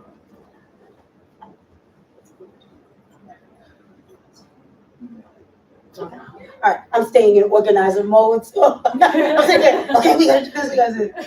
All right, well, listen, because, I do want to make sure we have plenty of time for conversation, especially having such powerful people on this panel. I'm gonna really truncate my contribution for this particular panel. But when we were thinking about joy, I wanted to, what came to my mind was what I love and what keeps bringing me back to Brazil all the time. Because, because I know we got a whole Brazilian contingent here. But I went to Brazil for the first time when I was 26. And what I encountered there was something I had never really seen before, was where people had actually undone some of the mental, I can't think of it, I don't usually curse in these things, but mindfuck of racism. And where people were actually valorizing, trying to be as dark as you possibly could be, like toasting yourself in the sun, bleaching the little hairs on your arm so that the light hair would show off your black skin. And I was like, I had heard of Black power, but I had never seen people just loving on Blackness in such a way. Now, I also do like a good party. And one of the things that I began to realize was this was coming out of what was then a real, party culture that was connected with these groups that paraded in Carnival. And as a historian, I have really begun, and this is actually what my project is going to be looking at, this phenomenon called Blocos Afros. It doesn't have a really great translation, so I will just call it Black Carnival groups. But they started, the first one was founded in 1974, came out, the first carnival was exactly 50 years ago in 1975. They're smiling because they all know it's Ile. And what is interesting about this is that Black people had not really been allowed to be in carnival for most of the 20th century. There were African carnival groups that came out after abolition, which was the end of the abolition series in the Americas. And they had these Black carnival groups, but the Black carnival groups in the turn of the 20th century were using like sacred rhythms out of the African traditions. And they were parading and singing, and that was, their theme, because the white people were using ancient Greece and whatnot, so they went to their antiquity. And at first, like the first group, they said, okay, it was good, it was cute. Then the next year there was like another group, and then by the next year there were like tons of groups all over the city, and that was entirely too African, and they prohibited them from carnival. So for most of the 20th century, Black people could not parade as Africans in the most African city in Brazil, because in Brazil the city where this is based, Salvador Bahia, is really sort of at the heart of the sugar zone during the colonial period. So it's like our South, you know, it is the place where Brazil generated all its colonial wealth and where they built it off the back of Africans, and they still have a large African descent presence. So when they came out in 1975, it was really an unheard of thing. And it was just a bunch of kids from one of the Black neighborhoods. They just got together, and their original idea is their theme and their costumes and everything was going to be about Black power, because they were watching us in the United States. And they had signs in English saying Black power, Blacks for you. But they were looking for a name, and the name that they eventually decided on, there's a long story about this too, but was Ile Aye, which again does not have a direct, neat translation, but the vibe of it was, this is our space, this is our world.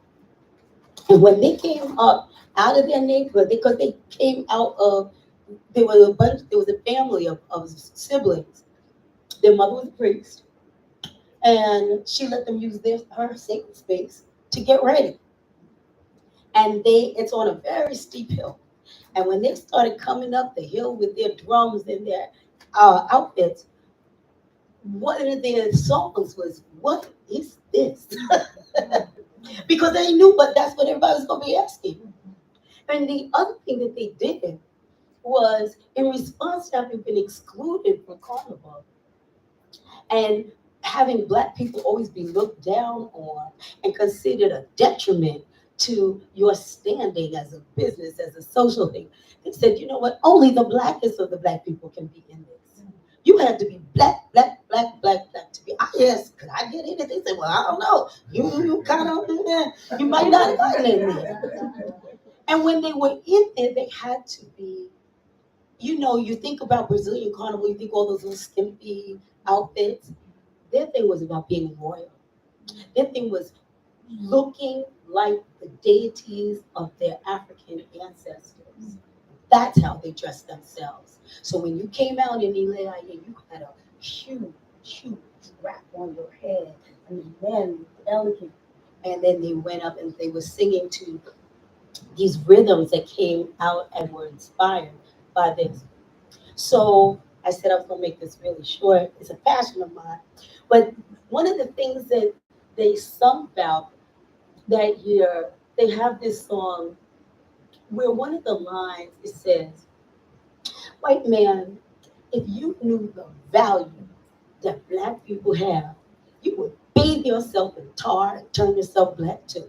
It was about loving on themselves, celebrating themselves. And it was fascinating, really, what they did. And mind you, they did not have a whole lot of resources. You know, the rehearsals, they would basically buy a case of beer, buy some sodas, sell them, take that little money. That was what was the money that was going to pay for the little lunch for the drummers, what have you.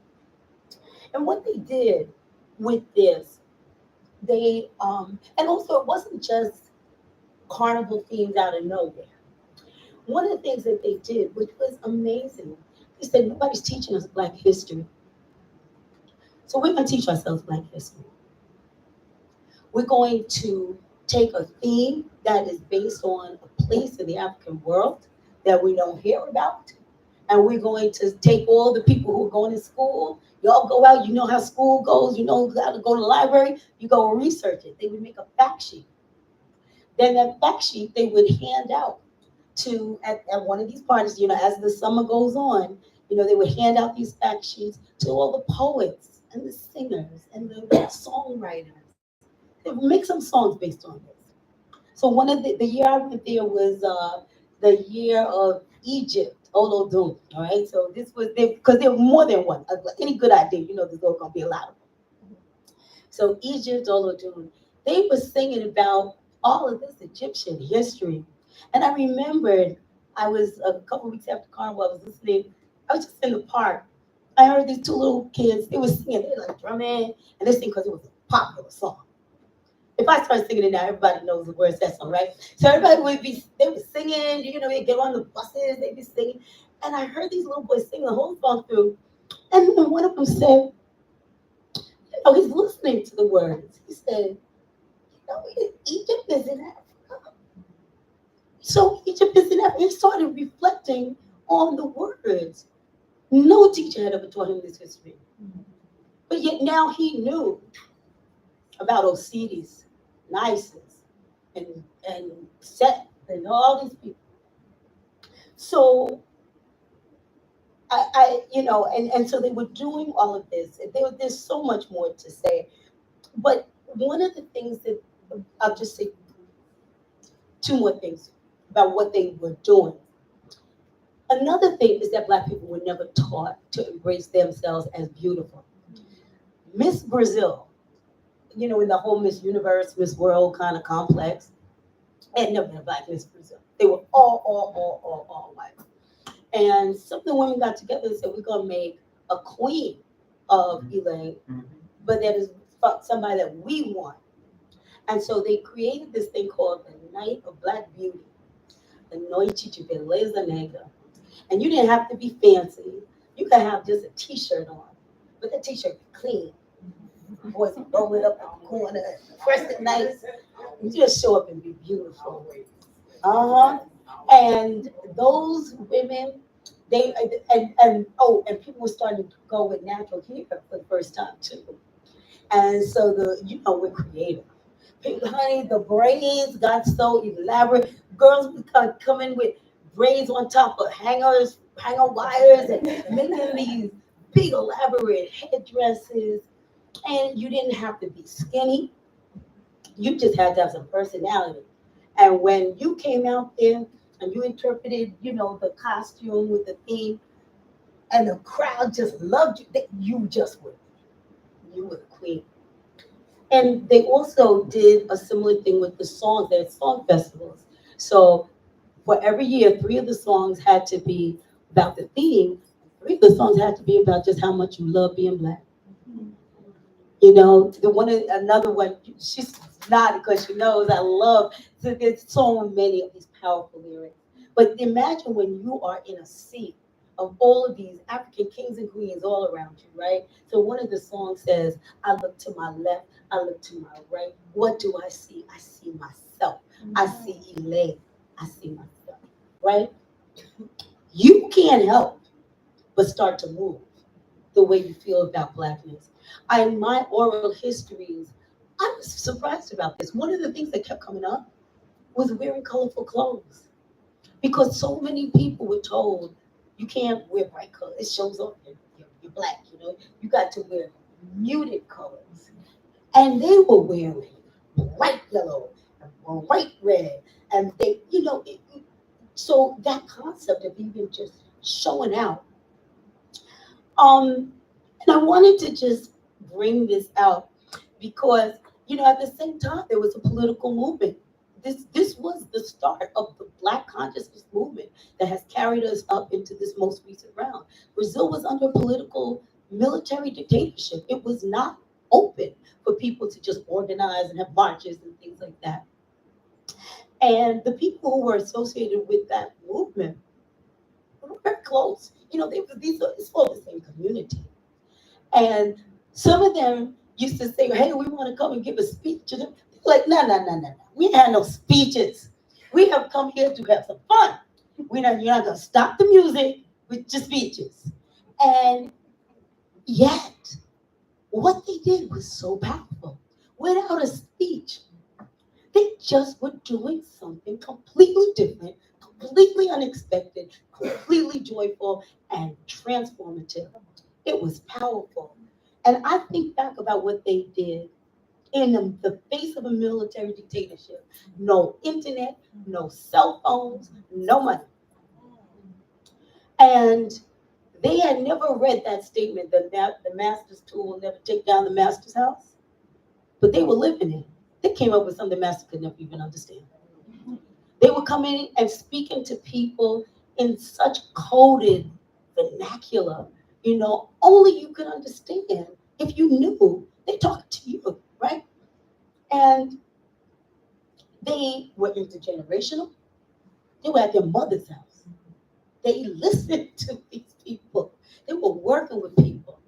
So I say this, and I bring this up to say, we are in trying times. We do not know what the times will bring, but we do know we are creative. We can dive into things that they will never dream of. And that's what they can't fight, because they're not ready for that. They're ready for you to go sit out there and march with your signs. They're ready for that. But they were not ready for these kids. And I go down there today. Actually, I just came back from there. And I just want to check, 50 years later, there is a little pocket where that anti-Blackness cannot reside. And so I want to draw on that, share that with you all, because we do have it in ourselves. We have all we need, as we said today. So thank you.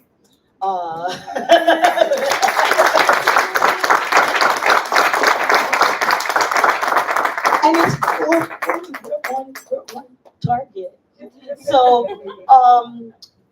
I want to always make space for us to, open up the floor. So we're going to do that for a few minutes.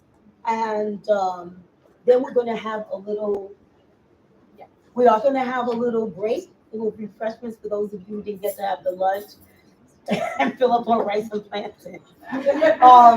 But there is refreshment. And then we are going to come back and share with our sister, Dr. Brittany Cooper. But let's open the floor for anything you all might want to share, reflect on. Here we are. I have a question for Mr. Rosado. Yeah. Anybody? No. Pero like, you just got back from Cuba, right? But anybody have an opinion? So can folks over there hear him? Okay. So I understand the rage and the anger, right? I understand that place of what it does to you. You need to sit with it and process it. And I'm thinking about how I was when I was in that place, and I was very angry with the world. I didn't make alliances. I didn't make friends. I was just angry because I was disillusioned, and I was trying to find my way to a material world that was viable for me to feel joy again, to feel happiness again, right? So I'm thinking about when we get through the anger and when we process the rage, on the other end of that, how do we think about and maintain our ability to continue to love? And how do we teach a radically healthy self-love and interpersonal love? Yeah. So, as I mentioned earlier, I just wrote a love letter to my students on Valentine's Day. Aww. And not sure about it. I had the idea in mind for a while, and I think what I wanted to convey to them is that love is hard too. Is that love is hard. And as much as I want people to tap into their rage, right, especially folks who haven't allowed themselves to feel that anger and rage, the power in that, it is hard to love. Especially in the way that someone, for example, like James Baldwin tells us to love, right? In My Dungeon Shook, he says, you need to love them. You need to love them because they do not know what they are doing, right? They do not understand what they are doing. Yeah, exactly. That's my entire classroom when I say that. I'm like, can you love your oppressor? And they're like, I don't know. I don't know. That's why love is hard, okay? Love is hard. Community is hard, right? And I view love in the public sense as solidarity. And being in solidarity with people can be very hard. Because the second that I feel like it's important for us to kind of think about this when the indiscriminate bombing was happening in Gaza for the past year and a half, almost, there were many people who were questioning whether they should be in solidarity with Palestinians. I saw conversations on Twitter. Yes, I'm still calling it Twitter. I saw conversations on Twitter where people were debating whether we should be in solidarity with Palestinians because are they anti-Black? Do they like Black people? Are they racist? Are they whatever?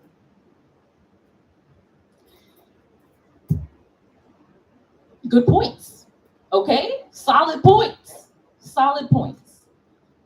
Now that does not mean that I don't think like we should be in solidarity. We should still be in solidarity because it's the right thing to do, right? It's the right thing to do. Do you need a perfect victim in order to feel solidarity with them?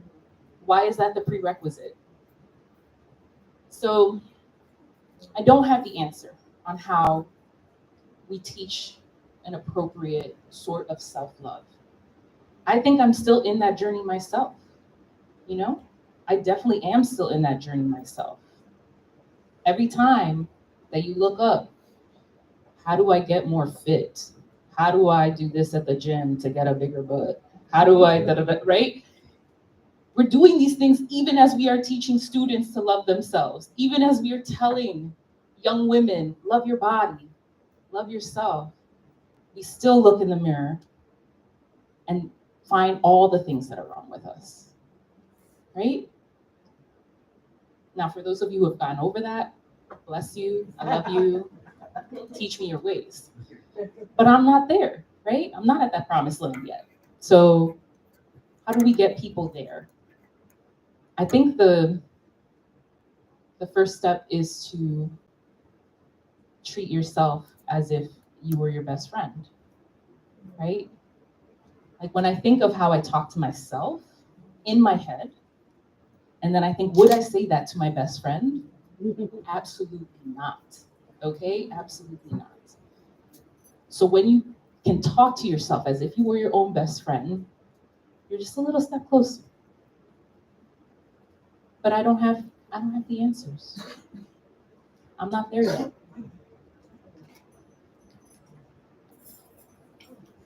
I'll just offer just a couple thoughts. I think we often treat Black emotionality in binaries, which is to say that love is only love when it's pure, unadulterated love, and joy is only joy when it's pure, unadulterated joy, care, so on and so forth. And so I'm wondering how we might complicate these terms to think about joy as something that could also hold rage.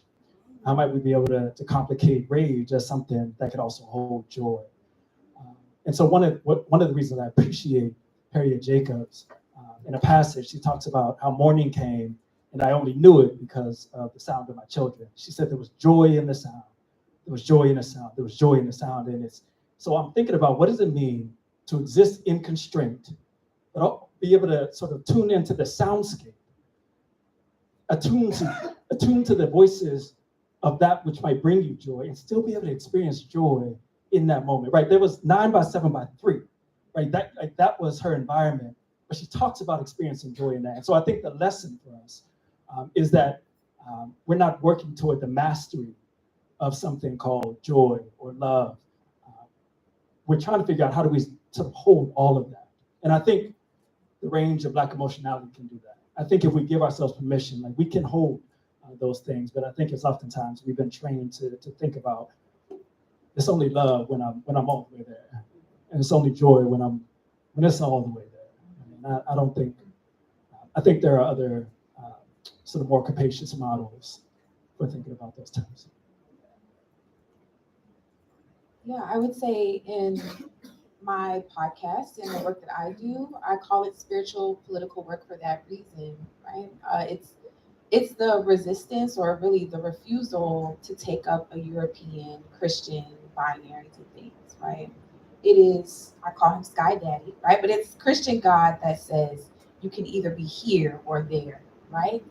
That's Christian God that says you can't be half in and half out. That says that you can only love me, can't put anyone above me, not even yourself, right? And that kind of teaching, that kind of indoctrination is what is like engenders enslavement, right? When you are no longer sovereign over your own body, spirit, and mind, right? You are open to exploitation and to enslavement, right? And so when we think about our emotions and what's been condemned, right? When we're not reaching for those fruits of the spirit, right? That meekness, that happiness, that joy, right? Then we're entering into like kind of what we learned in our self-love talk earlier, right? These associations with Blackness, right? The depression, the etc. These are all things that are condemned by Sky Daddy. So I think, as you mentioned, right, it's not about, and like I want to encourage you, like it's not about like I can't reach my joy until I let go of this rage. It's literally about this rage is what enables me to feel joy. Because how do I feel joy in a space of like, how do I feel this joy that white people have defined as joy in a space where they are literally trying to eat me up? How do I feel joy and you over here gnawing on my arm? How do I feel joy and you eating off a piece of my brain? Or you want my hair? Or you injecting my melanin underneath your skin? Right? Like how am I supposed to experience that? And I think a lot of times we as Black people, we have set our North Star to that aspiration, if you spoke to in your work, right? To this kind of definition of European white forms of rage, right? Where their rage is destruction. Their rage is the destroying of worlds, right? Our rage is justice. And so I think if we sit in that and allow ourselves to feel that and say, oh, actually, no, this isn't necessarily going to destroy me. This is my spirit. And sometimes our ancestors coming in through us to say, hey, no, you need to feel this for us. No, you can't sit in that room with them and sit there and feel like you're a part of them because you need to be here with us. Being with them means you are away from us and you are away from yourself. And so I think, yeah, to get to what you're saying, Tim, like, I really think that, like, we have to be willing to bring ourselves to that place of healing, to reconcile ourselves with ourselves, because so much of what this world requires is for us to be apart or separated, right? And like we are reaching a point where that just cannot happen anymore, and we have to choose, because we cannot, like I said, like our ancestors said, we cannot carry our oppressors with us where we are going. We cannot carry our oppressors with us. So please put them down. Put them down and pick your rage up, pick your joy up, whatever you want to pick up with that. But yeah, like I just, no, that's why I was like, no, can't love, I'm not gonna love you. You trying to kill me. You trying to kill me. You trying to kill me, I can't love you.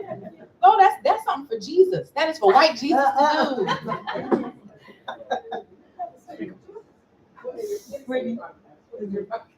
My podcast is called Black Love Free. We finished one season. We're raising funds for a second season. But our first season started with healing the self.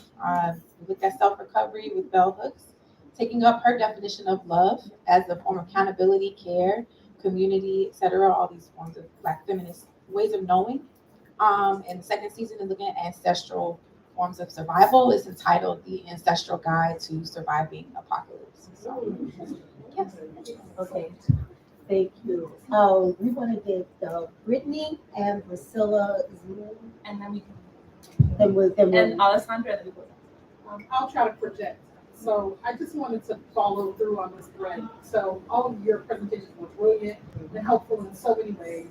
Brendan, I want to follow this thread that you're talking about, because I think the challenge around evangelicalism and Christianity is correct.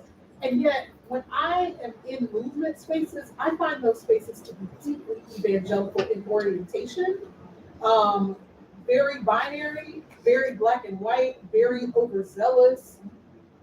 But my question then becomes, a lot of the way you challenged us was with this notion of nuance, and how it's landed, for me at least, was as if nuance was a kind of capitulation or a kind of adulteration of a justice principle. And to me, some of my embrace of nuance has been about healing from evangelicalism that says you can't hold complication and complexity. So how do we hold the complication, the complexity, the both and, which evangelicalism, both its vocabulary and its grammar deny us, and yet not be guilty of the kind of, challenge that you offer, which is like, is there a space to be in complexity and to not be calling, not be acting like shit is sugar, right? Like, is there a way to do that?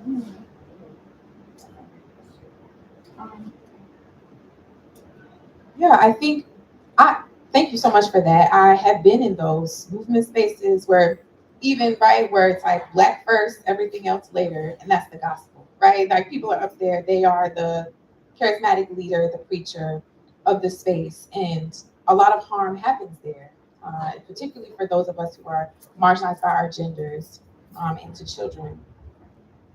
And so I think for me, the thing or the push around nuance has really been around,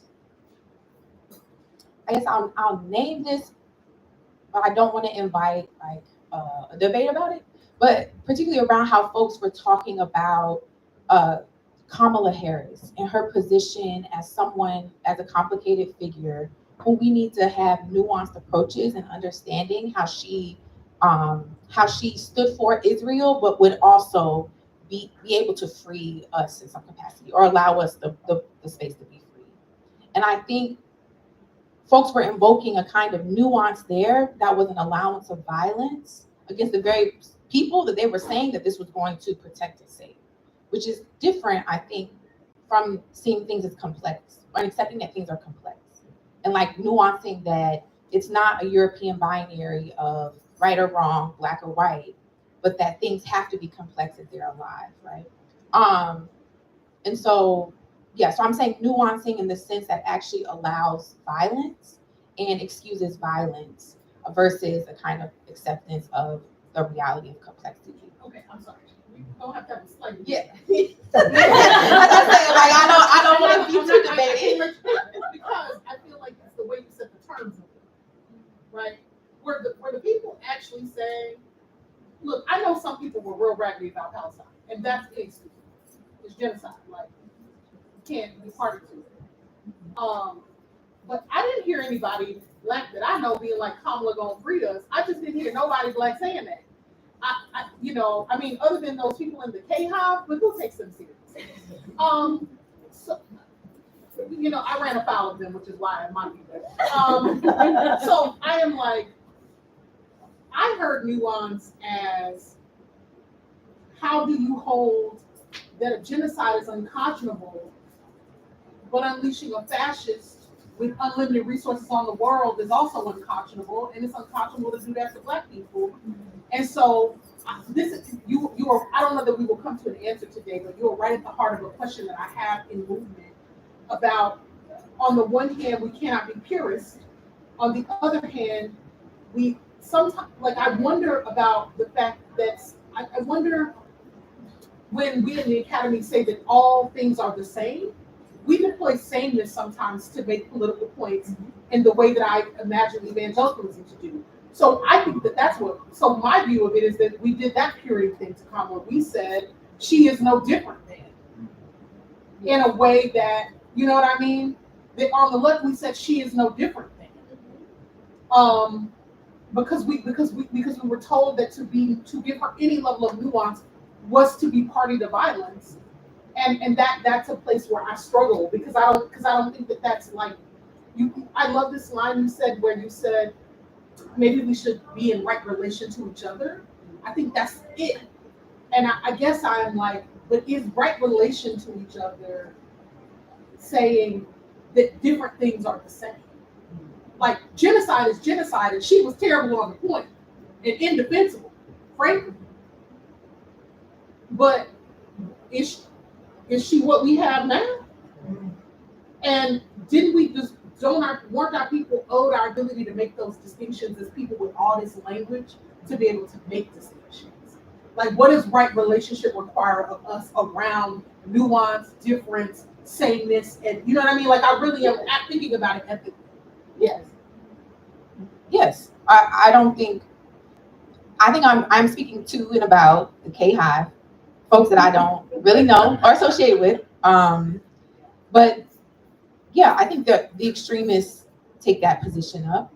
I think that folks who don't do the reading, right, aren't, and I say that in the least ableist way possible, but like just who aren't able to really read situations and read differences, we're articulating that they are the same.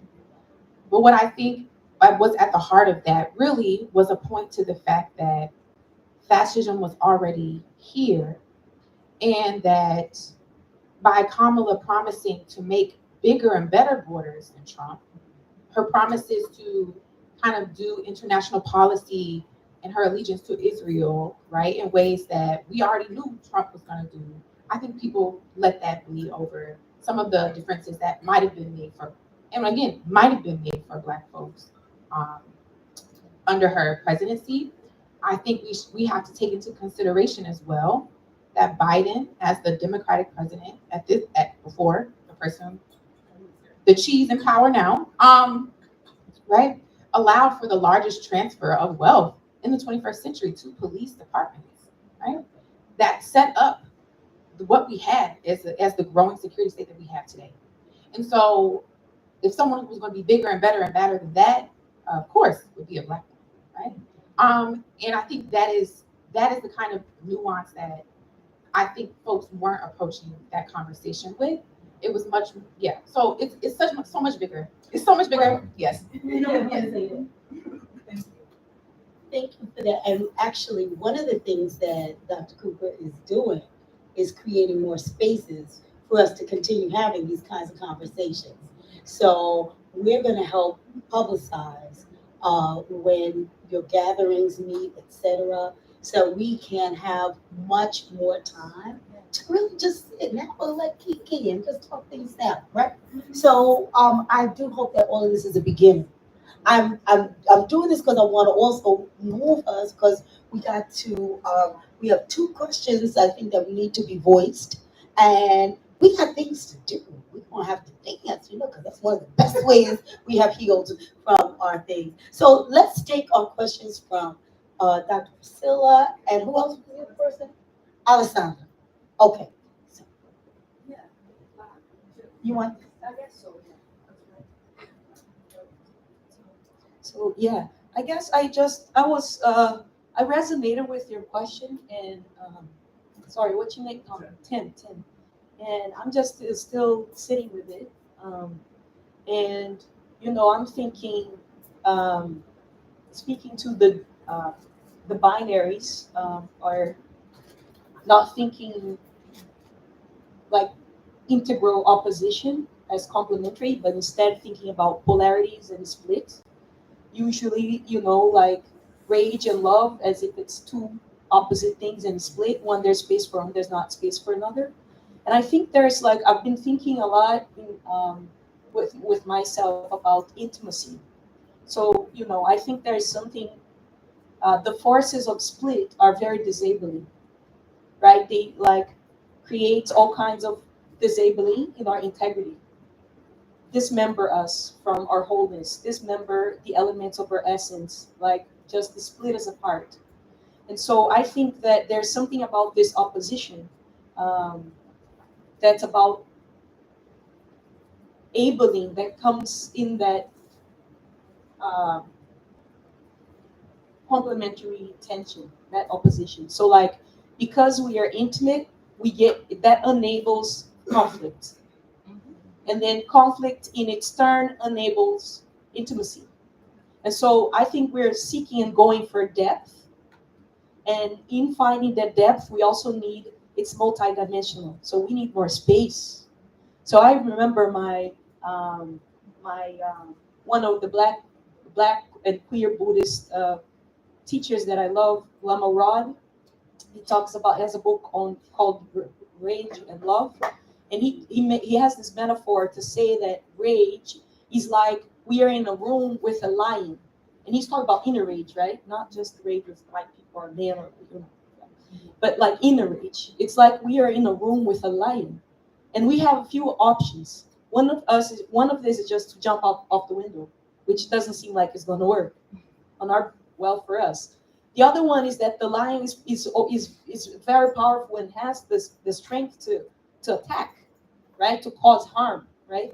And so another thing that he says is there are different methods that we can develop to increase the space in the walls.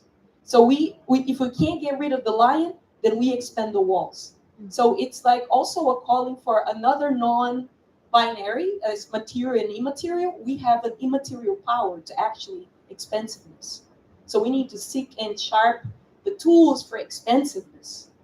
And that will enable conflict, which will enable intimacy, which will enable conflict and intimacy. And when it's principled and it's well rehearsed in finding spaciousness and seeking depth, then it could be meditation, it could be dance, it could be lovemaking, it could be poetry, it could be whatever, right? But just the rehearsal, the sharpening, and the seeking towards depth and expansiveness, and that in intimacy. Thank you. Thank you. Thank you. All right. Yes, I just wanted to thank my co-artistic creators in Brendan and Wilson. To thank you for your artistic, embodied, creative labor. This work in academic spaces is so hard to do. It's so hard to do. And I want to ask you to keep going. Yes. And that together as artists, we will slowly start to breathe life into these academic spaces. Yes. Going. I want to ask you to keep going. And whatever you're doing to prepare yourself to do this work in these kinds of spaces, bless you. And keep going. Yes.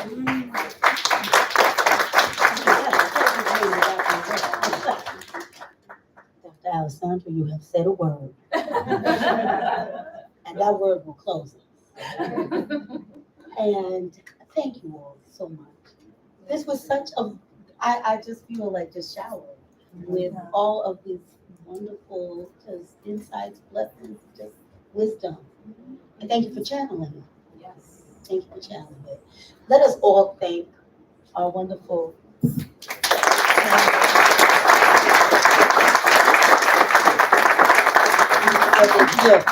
their gift. All right, you see, this is a Virgo with a clock. So, yes, here's what we're going to do. We're going to take 10 minutes, and we're going to come back. There are some refreshments for you. There's fresh air outside. There's bathrooms down the hall. The refreshments are in the cold. Oh, the refreshments are in the cold. Oh, good. So then you know where we're going to go dance. So just go down the hall right here, and there are refreshments there. Come on back in 10 minutes because we have the inimitable Dr. Brittany Cooper who's going to be sharing with us. So I'll see you in 10 minutes. Thank you. Oh, yes.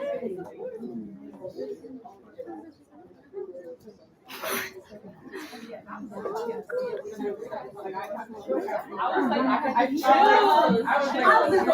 was like,